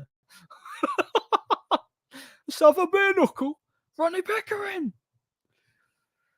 Salute Nordic. Salute Hawker Mustang. Good to see you, brother. Every time, man. God bless you.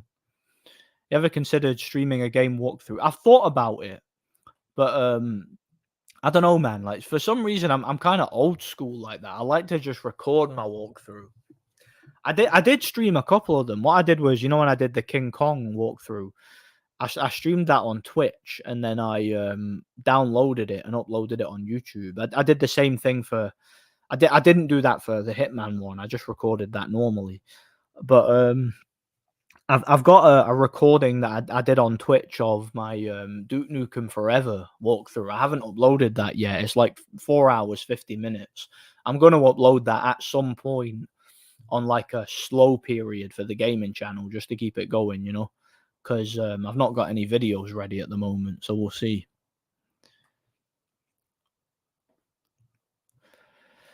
Manager's name was Charles Farrell. If people want to check it out, he got an interview on YouTube about it. I might check that out. That'll be interesting. It'll shed some light on the situation, you know. Do you think Michael Nunn was a great fighter, or was he just a weight bully? He was a great back foot boxer, had a great jab. He was good from the outside, but he was beatable.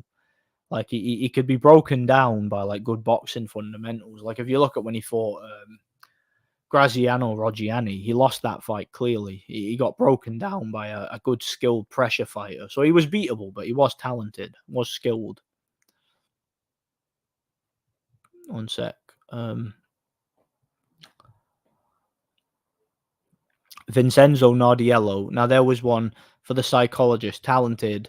Something wasn't quite right between the ears, prone to collapsing. Yeah, not Vincenzo Nardiello, Sven Otke knocked out his brother. Go and watch that fight. That was a crazy knockout. Like Otke hit him with a 1-2 to the temple, and the guy just collapsed. And then after the fight, he got taken out on a stretcher. I'm talking about Nardiello's brother. And apparently he got hospitalized for days, and he apparently nearly died. He was hospitalized for days after the fight, apparently. And it was touch and go for a bit. So, yeah, to say Sven Otke can't punch, well, Nardiello's brother would disagree. He can punch, you know. Your Chris Eubank impression was surprisingly good. Thanks, man. Thanks, I appreciate it very much. He's got no class. You see, Steve Collins and Don Fury, they're good fighters, but they've got no class. They've got no class. How did you score the first Eubank Watson fight? I haven't seen that fight. I've not seen the first Eubank Watson. I've seen both the Collins fights, but I've not seen that. Ronnie Pickering needs to have a TV show. It would be the highest rated show on British TV with the most views by far. Yeah, Ronnie Pickering's Hardest Men. Like, get rid of Danny Dyer, because that guy's a clown. Right, get rid of him and have Ronnie Pickering's Hardest Men. That'd be funny. That'd be amazing. Could you imagine it? And like have John Fury as one of the guests on it. That'd be funny. John Fury and Ronnie Pickering. Those two would clash, and it would be funny. David Attenborough can narrate Ronnie Pickering's life. Could you imagine that? That would be so funny. That would be so funny. It would be. Yeah, Giovanni Nardiello was badly hurt by that. Glad he made it back. Yeah, same. Glad he recovered. God bless him. It's interesting because you see that was what was so strange about Sven Otke. The guy didn't have many knockouts, but see the guys he did knock out, he knocked them out like big time. I'm talking about knocked them out cold, and a couple of them ended up in hospital. Like Giovanni Nardiello ended up in hospital, and Joe Gatti, Arturo Gatti's brother, weirdly enough, Joe Gatti, he ended up in hospital and he ended up with a brain bleed, and he was forced to retire after that fight because he had a brain bleed after fighting Sven Otke. So, yeah, knockout percentages can be deceiving on occasion because Sven Otke, he definitely could punch. He definitely could, you know. He was a big puncher when he wanted to be, you know. Eddie Hearn's Eubank impression was great. Oh, yeah, Eddie Hearn did a great Eubank impression where he's like, it's Barry McGuigan commenting on the fight, because when I fought Nigel Benn, Barry McGuigan was commentating on the fight, and we have to abide by the Eubank Warriors Code. It was something like that, wasn't it? That was funny. Remember that Still Game episode, Britain's Hardest Boozers? I sense a crossover. Yeah, remember that? It's like Berkeley's Hardest Boozers. And then at the end, the big biker gang shows up. He's like, let's see how hard these guys really are. That was so funny. Still Game is amazing. It's so funny. Do you like the Wallace and Gromit movie? You mean Curse of the Were-Rabbit? I love that movie. Yeah, I've got it on DVD. I've got all the Wallace and Gromit, like all the main ones anyway, like the old ones, like The Wrong Trousers and what do you call it? A Close Shave, and what's the first one called again? A Grand Day Out. I've got them, and I've got Curse of the Were-Rabbit. Those are great movies. Victor Quartermain. There's no mercy with Victor Quartermain. That's such a quotable movie, that one. Who had the more manufactured career, Tony Bellew or Deontay Wilder? I'd say Wilder, because Bellew did have real fights early in his career, but Wilder was just a flat-out fraud. So many rigged, manufactured fights, you know. So, yeah, I would say Wilder. I think that makes sense. Yeah, remembering the Anthony Mundine KO, scary as Mundine was actually winning that fight. Yeah, I think he was ahead. A lot of people... It was a close fight, but a lot of people had him ahead. And he was actually...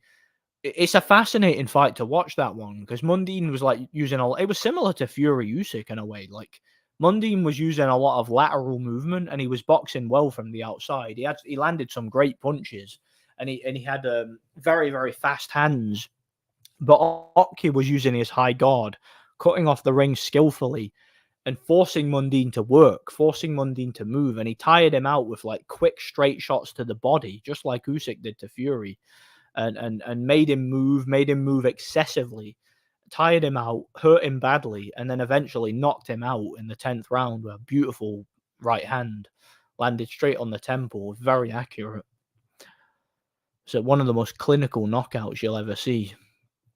Bellew was terrified of fighting Briedis when he was mandatory, so he fought BJ Flores instead, and then vacated the title. Yeah, and then they had Briedis fight on the undercard, and he destroyed Simon Vallily on the undercard. And Bellew's like, "Yeah, I'm not fighting him. I'm moving up. I want to fight David Haye. I want to fight what's left of David Haye, a shot opponent, shot fighter." David Attenborough, legend says that the mighty Ronnie challenged the menacing Roy Shaw and the feared Daniel Dyer outside of the doors that the towering bouncer Hatman worked. But unfortunately, with Hatman there, nobody was going to start any trouble, so it's all good, Top 5 heavyweights of all time. I'd probably have Vladimir Klitschko, number 1. And his resume and accomplishments speak for themselves. I'd have Usyk as number 2 because he's literally just his accomplishments trump anything that any other heavyweight has done. So I'd have Usyk as number 2. I'd probably have Lennox Lewis as number 3. I'd have Larry Holmes probably as number 4 because Larry Holmes, one of the most skilled, one of the most like technically proficient heavyweights of all time. So I'd put him there. And I'd say I'd have maybe Tyson Fury, number 5, just based on his skills and ability. So yeah, that's what I'd have it. I'd have Vladimir Klitschko. Like I would have Vitali there, but he doesn't have the resume. I think Vitali's a better fighter than some of those guys, but like I said, he doesn't have the resume to be put up there. I suppose Tyson Fury doesn't either, but with that win over Klitschko, and Klitschko was on top of the hill at that point. I'd put him there. I'd say just at the back end of the list, I'd put him there. But yeah, I definitely think the first 4 definitely deserve to be on there.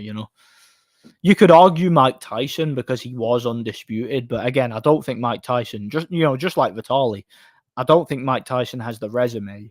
I don't think he fought in a very strong or impressive era. So I can't really have him there because I do think Mike Tyson was a great fighter, but a bit of a hype job. Like he was nowhere near as great as he was advertised to be, but he was a great fighter. So yeah, that's my list.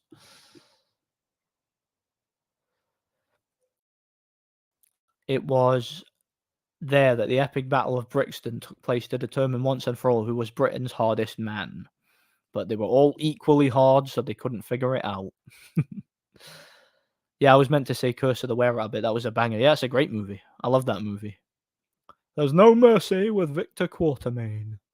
He's like, I want to pay. He's like, oh, thank you. He's like, no, I want my hair. It's like, oh, these are rabbits. The hare is a much bigger creature.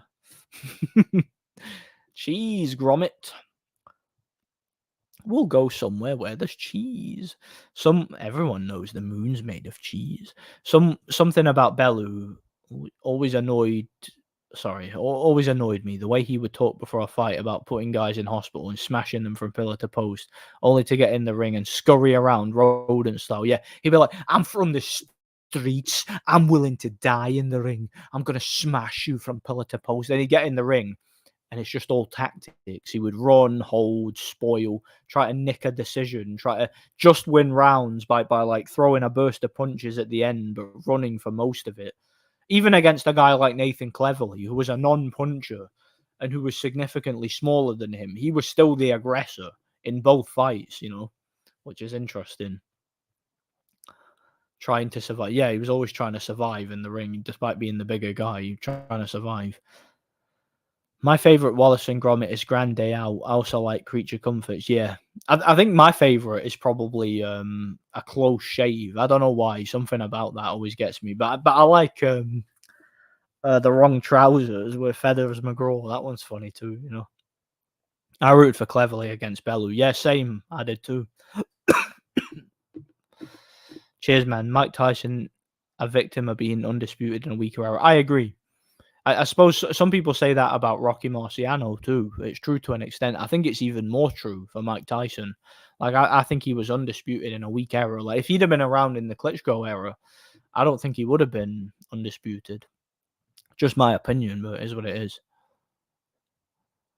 On my way for the weigh-ins for that. Good luck to you, man. God bless you. I hope you win. Let me know what happens. God bless you. What did you think about Wallace and Gromit, Matter of Loaf and Death? That one was okay. I saw that one on TV back in the day. That one was okay. It wasn't as funny as some of the older ones, but it was quite funny. I did enjoy it. I also like Chicken Run, which is similar to Wallace and Gromit. It's the same makers with Mel Gibson. You ever seen that? All the Wallace and Gromits are great. Yeah, I like them all. I enjoy them all. They're all fun. I might watch them all again at some point soon. I've never bought into this idea that Belen suddenly developed KO power relatively late in his career. Yeah, I thought he was on steroids or had no-dig gloves or something. Yeah, I wouldn't doubt he was on steroids because remember in the Usyk fight he was complaining about being drug tested, said it was getting in the way of his training camp. And then what ended up happening was you saw the fight. He gassed out quickly, had no power. What happened, eh? You tell me. You tell me what happened. I said so at the time that he might have been on steroids. Thought he was, you know. Cleverly fought Kovalev head on. The guy had guts. Oh, Cleverly was a warrior. Like he wasn't a great fighter, but he was a warrior. He was a great warrior. Fought everybody, never ducked. Came to win. You know, put it on the line. Stood toe to toe. Gave it his all. Trained extremely hard and fought as hard as he possibly could. Became world champion. Achieved everything he could possibly achieve in boxing. I respect Cleverly. He's a warrior. God bless him. Pretty sure Nick Parker's from Preston, my neck of the woods. Is he now? Interesting. Interesting. I've been to Preston a few times. I remember my cousin used to live in Preston. It's an interesting place.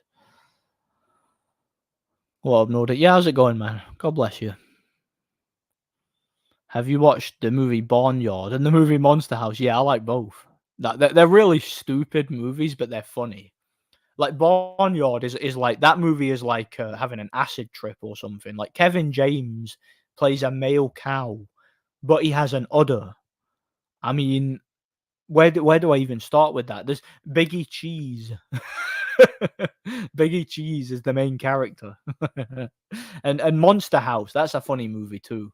You know the one where the house gets possessed by the big fat woman and it eats all the toys and eats people and all that. That's a funny movie too. So it's a funny one. Might watch that again too. Same as Barnyard. Been a while since I've seen either of them. Gonna stand my ground and I won't back down.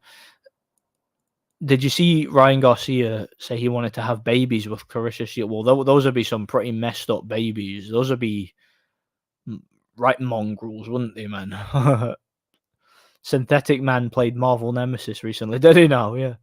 That's one of the worst games I've ever played. Mate, do you know when I made my Red Dead Redemption 2 review, I expected to get a bit of backlash for that review. I did not expect to get backlash for Marvel Nemesis. That is not a game I ever expected to get backlash for, but somehow I did. I mean, how insane is that? Seriously, that game got such a negative, or that review got such a negative response, negative reaction from fans. Like the response was shocking. I thought, for how crap that game is. It's actually got a fan base. It was sad how shot Cleverly was against Badu Jack. Yeah, he could have won that fight in his prime, but yeah, he was completely shot. The Kovalev fight took a lot out of him, I think, and he was shot. Is what it is. Tell you what, I watched the other night: Carl Froch versus our favorite.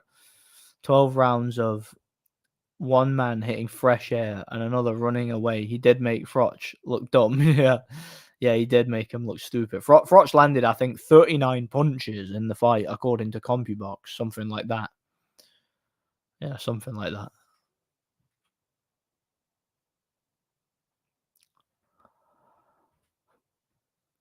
Who would you say Kovalev's best win is? Kovalev's best win. Probably Hopkins, because at that point in time, Hopkins was the number one light heavyweight, was he not? Um, yeah, I'd say probably Hopkins. Even though he was past his prime, he was still, I think, ranked very, very highly. Although it's hard to say. It's hard to say because he did kind of unify the division. He took on Pascal, who was a lot closer to his prime than Hopkins was, and yeah, I'd say Hopkins based on resume and where he was at that stage of his career. I hope Doobwa smokes Hrgovic tonight. He's quick, so I'm kind of concerned. Yeah, I've got Hrgovic winning. I think Hrgovic is the better fighter of the two, but you never know. It's an interesting fight. You never know. But I think Hrgovic, if it's all above board, Hrgovic should win. Remember when Derry Matthews was the hero against O'Hara Davis just because he was a Scouser? Yeah, remember that. Yeah, there was a lot of trash talk before that fight. I will never forget Derry versus Choi. My brother doesn't even like boxing, and he saw Choi in his warrior gear. Told me this guy will win by knockout. And sometimes you get a hunch, don't you? I got both movies on DVD. They're stupid movies, but very entertaining to watch. Yeah, I agree. Like they're really dumb movies, but they're like watching them is like having an acid trip. It's just they're crazy, insane movies, and they're fun to watch. Nick Ball is beating Ford's ass. Oh, good. That's good to hear. Let's hope he does. Let's hope he wins it. Synthetic Man's 90-minute rant on Spider-Man 2 game was hilarious. Yeah, it was. I enjoyed that video. Yeah, and he got a lot of backlash for that, but he was right. Everything he said was right. The game was just a disgusting propaganda piece. That's all it was. Nick Ball doing better than expected so far. I'm rooting for him. I hope Nick Ball wins. People I speak to get horrified when I say Spider-Man No Way Home is overrated. And they also disagree with me when I say the Incredible Hulk film with Ed Norton is criminally underrated. I never watched No Way Home because I don't want my childhood being ruined. But I liked the Hulk film with Edward Norton. That was an entertaining film. I enjoyed it with Abomination as the bad guy. Yeah, I like that film. Incredible Hulk with Edward Norton. It's better than the 2003 one. I thought the Edward Norton one was better. Is what it is. Derry versus Choi was actually funny till it turned unpleasant, and Derry was on the floor. Choi was a hard bastard. To be fair, he deserved a Euro title run or something. Yeah. Derry Matthews took a few beatings, man. Like, do you remember when he beat Anthony Crawler? That was a big surprise at the time. Like, didn't he beat him by stoppage and then draw with him or something? I remember when he beat him by stoppage. That was a big surprise at the time. Who do you think would win in a match between Hopkins and Golovkin? Golovkin, but by decision. I think Golovkin backs him up all night, outworks him, outboxes him. Just a better fighter by far. Much tougher and more skilled. I think he wins it on points. I remember before the second Kovalev-Pascal fight, Pascal did an interview saying that Froch hit harder than Kovalev. Yeah, right. Yeah, sure he does. Yeah, that's why Froch went the distance with him and never hurt him once. And why Kovalev knocked him out twice. Yeah, that's why. Load of nonsense. Ford is getting whiteballed by Nick. Yep, let's go Nick. Let's go Nick. Hope he wins it. Yeah, I just answered that, didn't I? I prefer the Hulk 2008 one, the Edward Norton one. Can watch both, but I prefer the Edward Norton one a lot more. I love how done with life Synthetic Man looked when they made him play as a deaf black girl, spray painting walls in a Spider-Man game. Mate, I would have rage quit there and then. But I guess he needed to review it for the views. I wouldn't have bothered. I'll never play that game. Not interested in it. The MCU ruined Hulk. He's Shrek on steroids now. Yeah, Shrek on steroids. 2003 Hulk was bad. Yeah, it was kind of a bad movie. Like, I can watch it, but it was a bad movie. It was also directed by that pedo weirdo Ang Lee. The guy that directed flipping Brokeback Mountain and that creepy movie Ice Storm, that pedo movie. Like, that guy's a weirdo. And I don't know why they had him direct a Hulk movie. Made it into some pretentious art film. but it had decent action scenes. It was quite entertaining. But yeah, 2003 Hulk was more accurate to the comics. As far as his power is concerned, he actually got stronger as he got angrier. Yeah, he did. Like as Hulk gets angrier, he gets stronger. That's kind of how it works. Have you watched the Over the Hedge? Another yeah, I've got that on DVD. Over the Hedge, another stupid movie, but entertaining to watch. Yeah, I like that movie. Was it Bruce Willis is in that movie, isn't he? He's the main character. Yeah, where the animals start eating human food. That's quite funny. That's a funny movie. I like that one. Raymond Ford is in a Meribum. Yep, sounds like he's getting exposed, which is good. You ever seen Leon the Professional? No, never seen it. Never seen it. Open Season. I like that movie. That's a good movie. Yeah, I enjoy that one. With the bear and the deer. Yeah, that's a good movie. I like a lot of those animated movies. They're quite funny. DC better. Yeah, I'm not a fan of either of them right now, to be honest. You seen the new Romeo and Juliet? But yeah, that flipping Tom Holland and that big fat black woman that looks like a man. It's Tom Holland and Clarissa Shields. That's the new Romeo and Juliet. He married a gorilla. I thought he married a good woman, but he married a gorilla. That's a banana for you, no gorilla. R.I.P. Harambe. That's all I can say to that. Nick Ball is just boxing right in front of Raymond Ford, and Ford just can't do anything against the midget. Yeah. Sounds like another Meribum's about to be exposed away from home. That's good. Let's go, Ball. Another win for our column. You know, it's good. Was Chris Arreola ever good? Yeah, Chris Arreola was a tough guy, a big puncher. Wasn't that skilled. He was a bit stupid, but, you know, he could punch. His technique was very good. And his pressure fighting ability was okay at a decent level, you know. Tom Holland and KSI. Yeah, it looks like KSI, doesn't it? Was the last good movie I saw. If you mean like good new movie, I'd say probably the George Foreman film or Nefarious, whatever one of them I watched first. I think it was Nefarious. That's probably the last good movie I saw. I want to see a World War Hulk movie. Yeah, that'll be interesting. Yeah, Tom Holland is a creep. He's like Otto Wallin. He's like a oil driller on steroids, man. But like he's clearly been abused in the whole Hollywood acting world, you know. It's a shame, you know, because he could have had if he'd stayed away from Hollywood, he could have met a nice, beautiful white woman, and he could have had a nice family. But instead, he's hanging around with trannies and big fat gorillas, you know. Poor kid. I feel sorry for him, you know. yeah. No, but it's a funny movie. It is. Have you watched a cartoon, Batman Brave and the Bold? I've seen bits of it. That's quite funny, that show. Yeah. I do prefer the other 90 Batman show, but that one's good too, you know. I also like the one on Cartoon Network, the one called The Batman. That one was quite good. Yeah, I just looked up Romeo and Juliet. Yeah, it's disgusting, isn't it, man? Yeah, Civil War. I enjoyed that movie. What are you? Oh wait, you're on. Oh no, wait. You're on about the new Civil. No, I thought you meant the Marvel Civil War. No, I've not seen that new Civil War movie. I've not really got much interest in it. But I enjoyed the Marvel Civil War movie, the Captain America one. It's more like Beauty and the Beast reimagined. Yeah, Tom Hardy with the Beast in it. Oh, Tom Holland, sorry. Tom Hardy admitted to having gay sex. Yeah, he did, yeah. Disgusting. What a creep. I am Brain, and I have gay sex, and I am intimidating, and blah, blah, blah. Now they're having gay sex. Cowboy.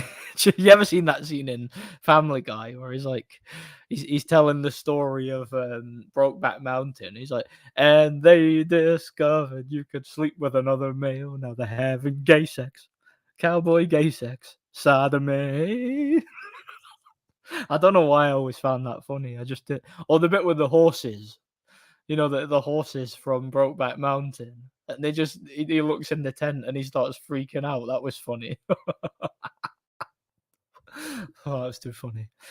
Have you ever seen Batman Beyond? I've never watched that. I've never watched Batman Beyond. No, that's the one where he has he has no cape, doesn't he? You know. Stanley Kubrick is a very interesting guy that makes very interesting movies. Do you know, I don't think I've ever seen a full one of his movies all the way through. I've seen like bits and pieces of them. I don't think I've seen one all the way through. Unless I did see it. I didn't know it was one of his movies. I don't know. Wait, is a Predator 2025 remake? Bugger off. I'm not watching that. Another Predator. They could star Clarissa Shields and then have Arnold go, one ugly motherfucker. Like when he sees Clarissa Shields. That'd be quite funny and quite accurate. Starring Tom Holland, yeah. Yeah, he can be the new Arnold, I guess. Tom Holland. Yeah, he totally matches up to Arnold, doesn't he, in terms of machismo and class and charisma and skills at acting, you know. The movie Ant Bully. I remember that. I saw that once. I don't remember whether I liked it or not. I saw that when I was very young. I saw it once, and I can remember watching it, but I only kind of half paid attention to it. I might watch it again and see if I like it. He said, "Of course I have. I'm an actor." Yeah, he did say that. Tom Hardy did, didn't he? What a creep! But that just goes to show you want to make it in Hollywood, you got to do certain things. You got to embrace batty business. Sadly, it's horrible, but it is what it is. Sodomy. The horse when he's like, run. It's a good show, but it takes place in some same universe as the original animated series of Batman, but it's in the future where Bruce is old and a mentor to the new Batman. Better technology on the suit. That sounds quite interesting. Maybe I'll check it out one day. Do you think Brawley could beat the Hulk? Yes, probably. Probably, I think so. Be an interesting fight, though. It would. Oh, tired, man. Yeah, I can't be bothered going and getting my iron brew out the fridge. It's getting to that time. It's only 9:15. It's not even that late. Probably because I started streaming a bit earlier than usual today.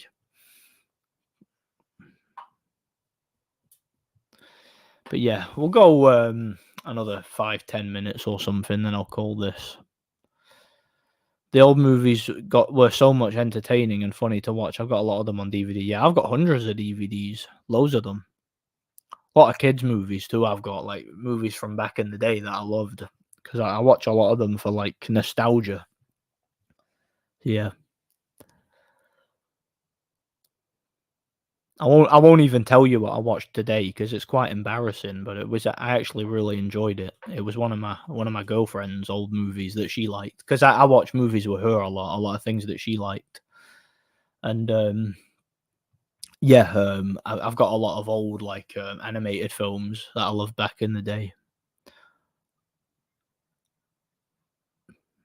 And yeah, it's weird. See, watching old movies, it's like being in a different time, if you know what I mean. It's like the movies were so different. The people in them, there was a certain sincerity about old movies where they weren't playing it safe and trying to be corporate products. They were actually trying to be movies and trying to be entertaining.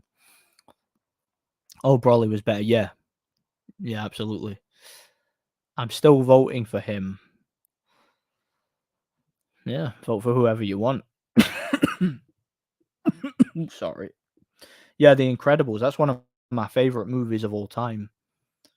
I love The Incredibles. That's such a base movie, you know. I watched Dirty Harry 1 and 2. Very fun movie. Yeah, great movies, man. Great movies. Clint Eastwood. You feeling lucky? Well, do ya, punk? That's a great movie. Memorial Day last weekend was degenerate. Cops everywhere. Yeah. Everything's degenerate now, isn't it? Everywhere you go. Especially on some sort of event. It's just always full of retards, isn't it? Full of degenerates. Everywhere you go, it's all the same, you know? It's a shame. Now, what was it you did on Memorial Day? Did you do anything interesting? Did you go anywhere interesting? Yeah, it's not something that we celebrate over here, but I know it's big in America, you know. What do you think about the movie Happy Feet and Ice Age? I don't like Happy Feet. I think that's garbage. I hate that movie. I don't like it one bit. But I like Ice Age, the first one, The first two are okay. The second one's okay. The first one's a funny movie. I enjoy it. That's a good one. I don't like the sequels after that. They're kind of crappy after that. In fact, I didn't watch any of them beyond the third because I lost interest. But I like the first one. The first one's good. Who I got in the Wilder fight? Well, I bet on Wilder. I bet a tenner on Wilder because he was an underdog. I thought it was good value. But I'm picking Zhang. I think realistically, Zhang should knock Wilder out or just land the better punches and win on points. But yeah, Zhang's the better boxer, a bigger puncher, bigger guy, stronger, better chin, more skilled, more intelligent. I think he should win it. Like I've got money on Wilder just in case, but I think Zhang should win it. Wally, I like that movie. Wally, yeah, with all the big fat asses on their big hover chairs, and they drink cupcake in a cup, and Wally has to bring them back to Earth. That was good. I like that movie. That's a great movie. And then the plant they plant at the end becomes the tree from Bug's Life. So yeah, they're in the same universe, which is interesting. Revenge of the Sith alone is better than all of the Disney films. I still think it's a great movie. I love Revenge of the Sith. That's my second favorite Star Wars film after Phantom Menace. That one's actually my favorite. But yeah, I like Revenge of the Sith. That's a badass movie. Great movie. Loved it at the time. I love it now. Yep. Yeah, all the Disney Star Wars films suck. They're for gay boy liberals, but the other Star Wars films are kind of based, the older ones, I hung out with my siblings, but there was a lot of no moral people wandering the streets just because it was a holiday, yeah. And they don't even care about Memorial Day. They're just using it as an excuse to be belligerent idiots, That's what it is. Zhang will only lose if he takes a dive, yeah, or if he just runs out of gas, which is possible, because I was talking about that earlier. Zhang's got very poor stamina, so wouldn't surprise me if he ran out of gas, It wouldn't surprise me one bit. Sergio Mora versus Paul Malignaggi. Mora would be too big. Break him down, stop him late. Way too big. Bit of a mismatch. Jungle Book 1967. I've not seen that movie in many years. I liked it as a kid, but I barely remember it. I've not seen it in many years. I might watch it again and then get back to you, But yeah, I liked it as a kid. I thought it was quite funny. Darth Vader is the best villain in all of fiction. I agree. I made a video about that on my on my gaming channel. I think Darth Vader's awesome as a villain. So well written, Count Dooku is the most base Star Wars character. Yep, absolutely. I like Count Dooku. He's got an ideology. Makes sense. He is a based character. Devin Haney versus Ricky Hatton. Ricky Hatton on points or a late stoppage. Hatton was so much stronger, hit so much harder, was so much more aggressive, had so much better stamina, was much more effective inside. Devin Haney would either run all night and lose on points, or he'd get stopped late. Absolute mismatch, as far as I'm concerned. That's what it is. But yeah, Count Dooku's based. I like Count Dooku. Oh. It's weird how I've just been sitting here doing nothing for nearly 4 hours, but I'm tired. I don't know why sitting on my laptop and talking on a live stream makes me so tired, but it does for some reason. It makes me knackered. And I'm struggling to think about what to do tonight. I don't know whether I should bother checking out those fights or just play a game or something and then watch them afterwards. That's what I tend to do nowadays. I tend to watch them after they've happened, unless it's a fight I'm really, really into, Brian Minto versus Mormek. Probably Mormek on points in a close fight. Haney would win if Joe Cortez or Kenny Bayless was the ref. Yeah, they'd protect him all night and jump in the way and not let Hatton work the body. Take points away for no reason, Would you mind a 5th Shrek movie? Nope, I don't want another Shrek movie. I don't want another. Shrek Forever After was supposed to be the last one. And truth be told, I only acknowledged the first 2 Shrek films because after that they were garbage. So I don't want another one. The novelty wore off after the second one. They're great movies, and that's all that was needed, It's what it is. Did you like the original Mad Max films with Mel Gibson? I like the first two. I've seen the first one. The second and third, I've only seen bits of. I've never seen the whole thing. It's weird. I bought the trilogy, but I still haven't watched the. I've got them on DVD. I haven't watched the trilogy yet, but I saw the first one on TV years ago. But the second and third, I've never seen all the way through. So I like the first one though. It's an entertaining movie. So I might watch the other ones and give my opinion at some point. But we'll see. I'm only interested in Wilder versus Zhang and Hrgovic versus Doobwa. I'm not watching the other fights. Yeah, the other fights are not really that interesting to me, but those two are seemingly the most consequential fights. You know, the biggest ones. You know. Yeah, I only like Shrek 1 and 2. They're the best ones. Oh yeah. Shrek 4 was better than Shrek 3. Shrek 3 was absolute garbage. I hated Shrek 3. Shrek 4 had a few funny scenes, like you know the bit where he's like, donkey, freshly baked waffles in the middle of the forest. You don't find that the least bit suspicious. Like that's the funniest scene in that whole movie. Like Shrek 3 was just terrible though. You need to work on your aim. Like what? It's like in Shrek 3 where Charming clearly stabs Shrek, clearly stabs him, and then Shrek just goes, "But you need to work on your aim," and he's just got the sword in his hand. I'm like, what? That he's a big target. You can't miss. Come on now. That is what it is. Shrek 3 is the great. Shrek is the greatest piece of media ever created. Yeah, I love the first two Shrek. The first two are amazing. Again, that's another movie. It's so quotable. Donkey, I'm warning you. She's like, I'm ugly. He's like, well, yeah. Was it something you ate? Because I told Shrek those rats was a bad idea. He's like, I talked to her last night. He's like, I know. You're great pals, aren't you? What are you doing in my swamp? That is my personal tale. You go tear it off. What are you doing? Donkey, I'm warning you. Can't wait for YouTube owners to go to jail for taking hush money and converting for Biden. Yeah, hopefully they do. That'd be good. Hopefully all these liberal gay boys go to jail. They all deserve it. Shrek 3 is hot ass. Yeah, Shrek 3 is garbage, but I love the first two. Road Warrior is awesome. Beyond Thunderdome wasn't good, yeah. I've not seen all of either of them. I've only seen bits and pieces of them, you know. Have you played Chrono Trigger? No, I've never played it. I want to play that though. That's a classic game from back in the day though. A great RPG from what I've heard. I've seen reviews of it. I would like to play it at some point.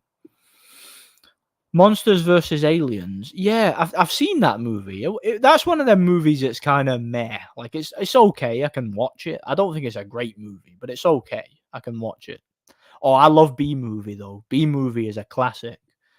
I watch that movie probably every year. Great movie. Barry B. Benson. That's not a queen. That's not even a woman. It's a man in woman's clothes. Based. That's based. What was it? That movie where he goes like, what is it he says in B Movie where he has Ray Liotta and he starts freaking out on the stand. Olga Fiona is better looking than the new Juliet. Yeah, unironically, that is true. But it's like, oh, come on, you're not that ugly. No, I ain't gonna lie, you are ugly, but you only ugly at night. Shrek's ugly 24/7. Like the dialogue in that movie is so funny. Like the first Shrek, every single line of dialogue is incredible. Like, some of you may die, but it is a sacrifice I am willing to make. That's got to be a meme, surely. It's got to be. Can't we just settle this over a pint? Try to think of other ones. What else does he say? Do you think he's compensating for something? Are we there yet? Yeah, are we there yet? Are we there yet? Are we there yet? For 5 minutes? Can you not be yourself for 5 minutes? Celebrity marriages, they never last. Yeah. Yeah, where the dragon eats him, and then he just goes, "Celebrity marriages, they never last." Oh, it's too funny. It's too funny. That's a great movie. Oh yeah, screw Seth Rogen. That's the thing. I'm sick and tired of hearing Seth Rogen's voice. Why do they keep putting him in these animated movies? Like, why does he have to be in them? Sick and tired of hearing his voice. Can someone name each fight in a list? Yeah, someone will, I think, or maybe. Same Sven. Have you ever seen any Madagascar? Yeah, I've seen all of them. I like the first two, didn't like the third. The first one's the best. That's a really funny movie. This place is crack-a-lackin'. I could hang here. I could hang here. Fusa, ooh. Fusa, ah. Hopefully, Bull gets the decision. Yeah, hopefully. It's a win for the white race. So, yeah, hopefully. I can't believe they cast Seth Rogen as Donkey Kong. No, I now don't like Donkey Kong. Yeah, they ruined Donkey Kong by casting that clown as him. Yeah, that's what Hollywood does. Mate, that Mario movie was crap too. Absolute boring. Do you know what was annoying about that movie to me as well? The voice acting. You know the voice actor that played Princess Peach? Like, Mario, we've got to save the Mushroom Kingdom. And I'm like, at least try to sound like you give a crap with the voice acting. I mean, come on, man.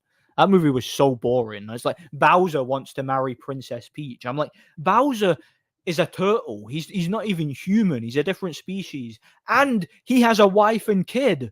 Bowser has a family. Did they forget about that? Like, that was so stupid.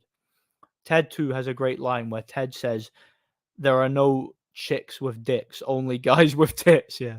I barely remember that film. I saw that in the cinema. I barely remember it. Ted 2. Oh, one sec. Turning my charger off because it's fully charged. Toy Story 1, 2, 3, and hey, where am I? Toy Story 1, 2, and 3 are great. 4 made me hate Bonnie so bad. Mate, Toy Story 4 is one of my most hated movies of all time because of what it did to that franchise. It killed the franchise. It murdered it. Like, the people who made Toy Story 4, they should be arrested for murder for making that movie. Jack Black is a devil worshipping. Yeah, probably. Yeah, he's a fat fucker too. Screw him. He needs Christ. That's what he needs. Yeah, I like Flushed Away. That's quite funny. I saw that in the cinema with the school, I think. It's quite funny. I need a hero.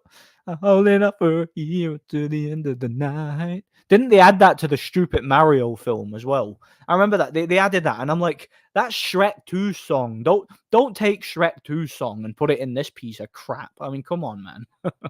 That's what I was thinking. Toy Story 3 was the perfect end to those films. Exactly. To me, that is the end. There's only 3 Toy Story films. Toy Story 3 was fan fiction, as far as I'm concerned. Yeah. Screw Toy Story 4. I mean, fan fiction. Screw Toy Story 4. It is awful. It certainly is. Yeah. Seth Rogen. Weed is funny, bro. Dude, weed. That's the extent of Seth Rogen's comedy. Dude, weed. He's not even funny. He never was.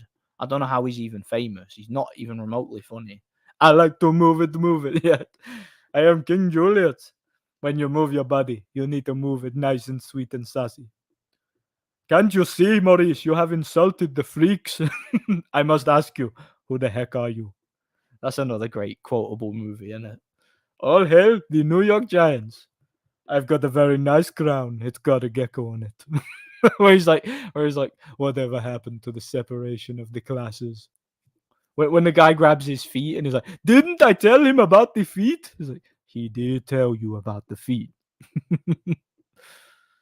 Hurry up before we all come to our senses.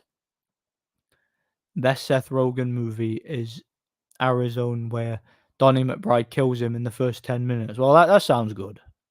If Seth Rogen's going to be in a movie, make sure he's gone after the first 10 minutes. That's what I'll say. That makes sense. Toy Story had some great villains. Sid, the Prospector, and Lotso were all good. Yeah. They were all great villains. But that Gabby from the fourth one, they made it so that she's not a villain, even though everything she does in the movie is bad. She was like a representation of like a manipulative feminist. That's what it came across as to me. And the movie was trying to make you endear to her. And I'm like, nope. She's a cow. She should be smashed. She stole Woody's manhood.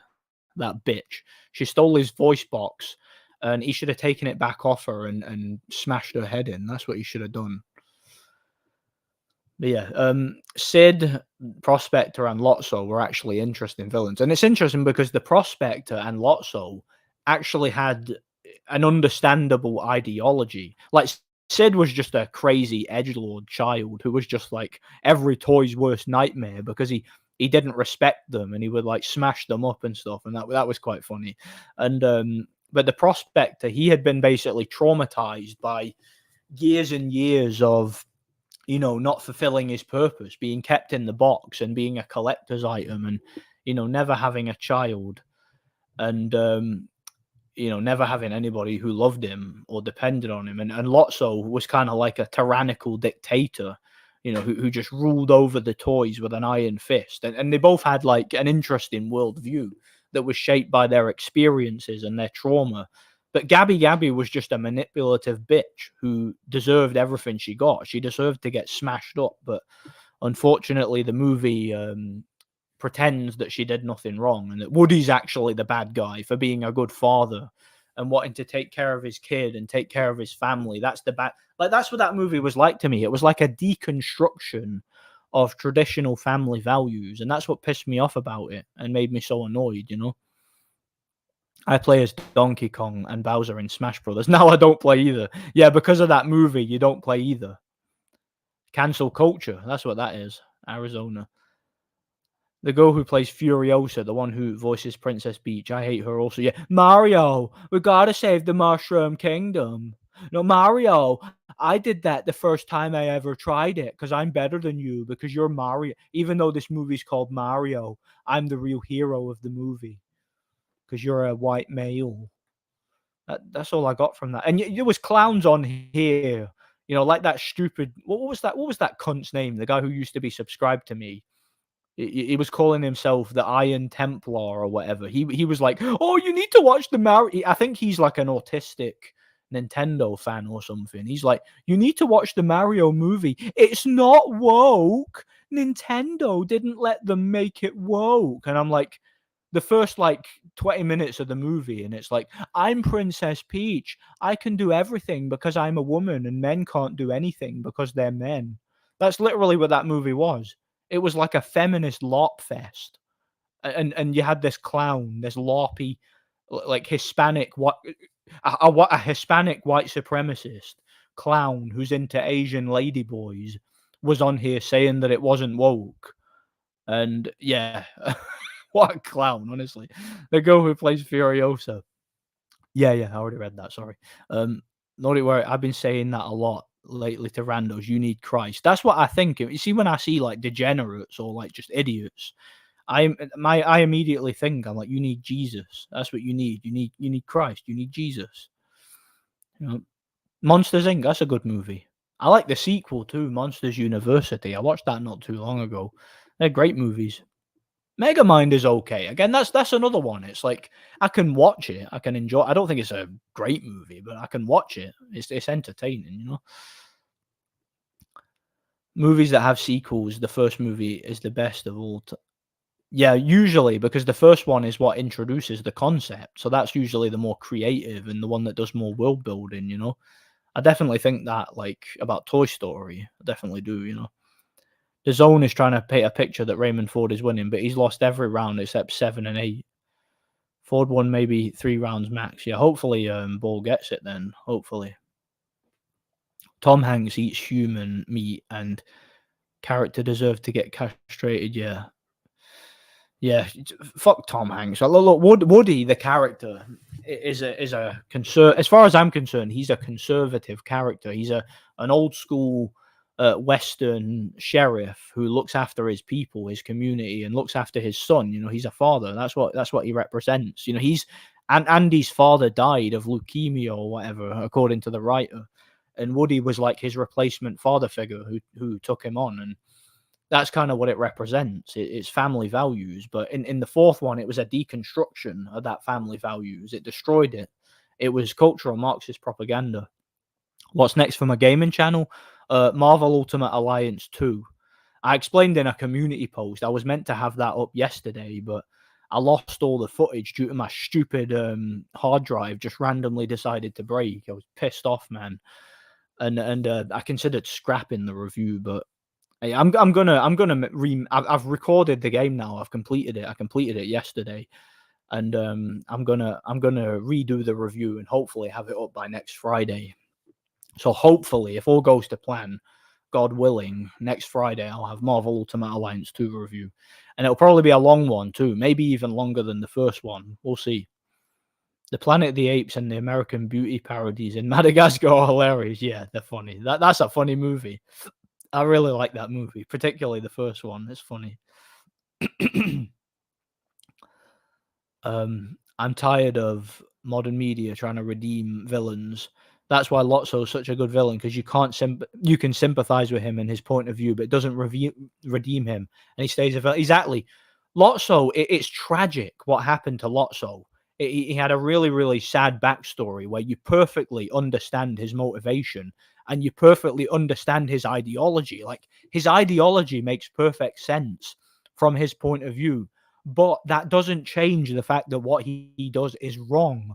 It doesn't change the fact that what he does deserves punishment and it deserves justice, because what he does is he oppresses every other toy and puts himself on top of the pyramid, like they say in the movie. And he initially attempted to help them and provide some sort of structure for the community, but what he instead did was put himself on top and became power hungry. He became a power hungry dictator, and he was willing to let other toys die purely out of spite and to keep himself in power and to rule through power and intimidation. So what he does is objectively wrong, even though his ideology makes sense, just like Darth Vader. In the contents of his experience, what he did was definitely morally wrong, and there was a good message to it, a good message behind it. But in the fourth movie, like you say, they tried to redeem the villain, but the redemption wasn't earned. It was just sheer Gnostic, cultural Marxist propaganda. That's all it was. Oh yeah, I love Up. Up's a great movie. That is a great movie. Yeah, Buzz was such a beta in the fourth movie, and Mario too. Like that's the thing. Buzz was the type of character that would literally, if he heard somebody was in danger, he'd be like, "There's no time to lose." He'd jump straight out the window. He would put himself in harm's way, and he would do what needed to be done to save anybody who was in danger. Because that's the thing. The character was a space ranger who was like destined to protect the galaxy and protect the innocent. And even though he was a toy, he still had that mindset. He was a hero.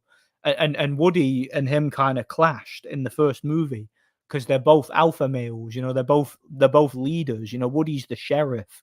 He's the big dog in town basically. And Buzz was kind of a threat to that. But in the end, they became close friends because again, it's like that shared machismo. They both respect each other. But then in the fourth movie, Woody was who he was for most of the movie. He was good, but they destroyed him in the end. They took his voice box, they took his manhood, and they completely and utterly deconstructed and destroyed the character and destroyed who he was and made him like everybody else. He became sort of black-pilled. He just conformed in the end. And Buzz, they made him into a complete idiot. They made him into a complete simp cook who second guesses himself and like, I need to listen to my inner voice. I don't know what to do. I don't know what's right or wrong, blah, blah, blah. Like, he just became an idiot. That's what he became. Whereas the character was never an idiot before. He was never a coward before, Mate, Geeks and Gamers is a pathetic, complete and utter grifter. Don't listen to a word they say. They promote trannies and everything and diversity. They're just a bunch of creeps, them, who are trying to get money. They're just, that whole channel is just a grift channel. That's literally all it is. Yeah, I wouldn't watch it. Look, mate, Seth Rogen wasn't even the worst thing about that movie. That movie was awful. It really was. Only those autistic Nintendo fanboys are into that movie. Like, no one else likes it. I don't think, anyway. It was an Illumination movie with a Mario paint job, I've had to watch Mario movie like 50 times this spring, and yeah, it has woke parts. I was disappointed in Nintendo, yeah. Nintendo just sold out, as far as I'm concerned. They sold out. That's what they did. I seen the Mario film. Didn't really interest me at the time. Oh, you've not seen the Mario film? Sorry. Loved playing the Mario games as a child. Yeah, there was some fun Mario games. I like the games, but the film is garbage. Absolute garbage. I watched The Passion of the Christ. The beating scene was very brutal. Yeah, yeah. The Passion of the Christ is very, very graphic, but it had to be to make the point about what Jesus Christ went through for our sins. So I appreciate it to that extent. It was a very moving movie. So it was a split decision for Nick Ball. Awesome, awesome. The white race wins again. Awesome. Thanks, Saudi. The white race wins again. Luigi's Mansion, Mario Kart, Double Dash, Super Smash Bros, Melee are all great. Yeah. In Luigi's Mansion, where you press the button and he just goes Mario, Mario. That's quite funny. That. Yep, another win for the whites. Of course, we're winning. We're winning. And Fight Scout, even though you're not white, you're white on the inside. Basically, I accept you as one of us. You're like Manny Pacquiao. You're Asian, but you represent the white. So you're fine with me. You're white enough for me. Those scores were scary. Yeah, they're probably gonna rob him, but they just couldn't bring themselves to do it. I guess that's another one I'll watch. I'll have fun watching these fights. With these white guys winning. Hopefully Hrgovic doesn't let us down. Hopefully he can and all. Split. Yeah, split decision for Ball.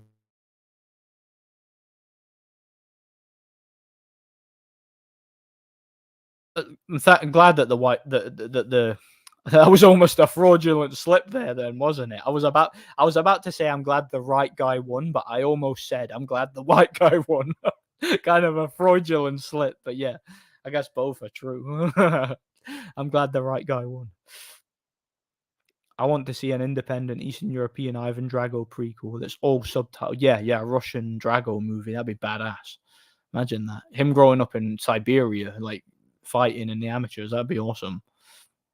Cobra from Dawn of the Planet of the Apes is another good sympathetic villain who doesn't redeem himself. Yeah. I've never seen that movie, but I've heard a lot of good things about it,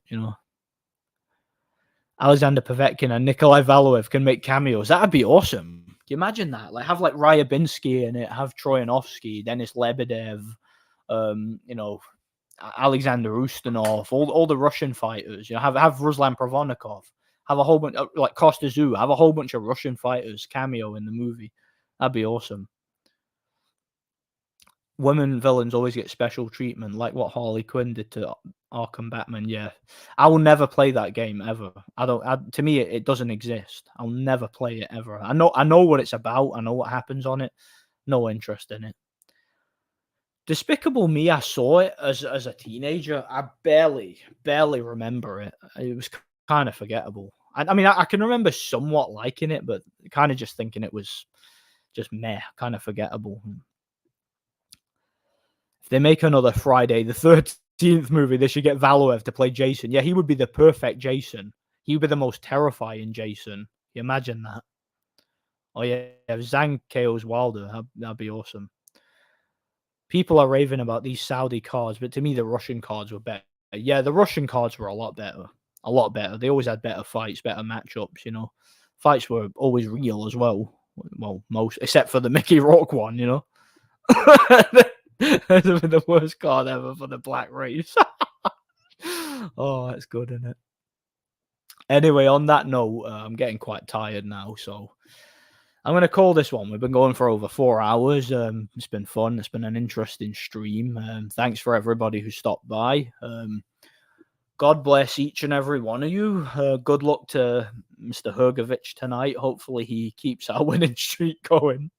Yeah, God bless each and every one of you. Stay vigilant. God bless.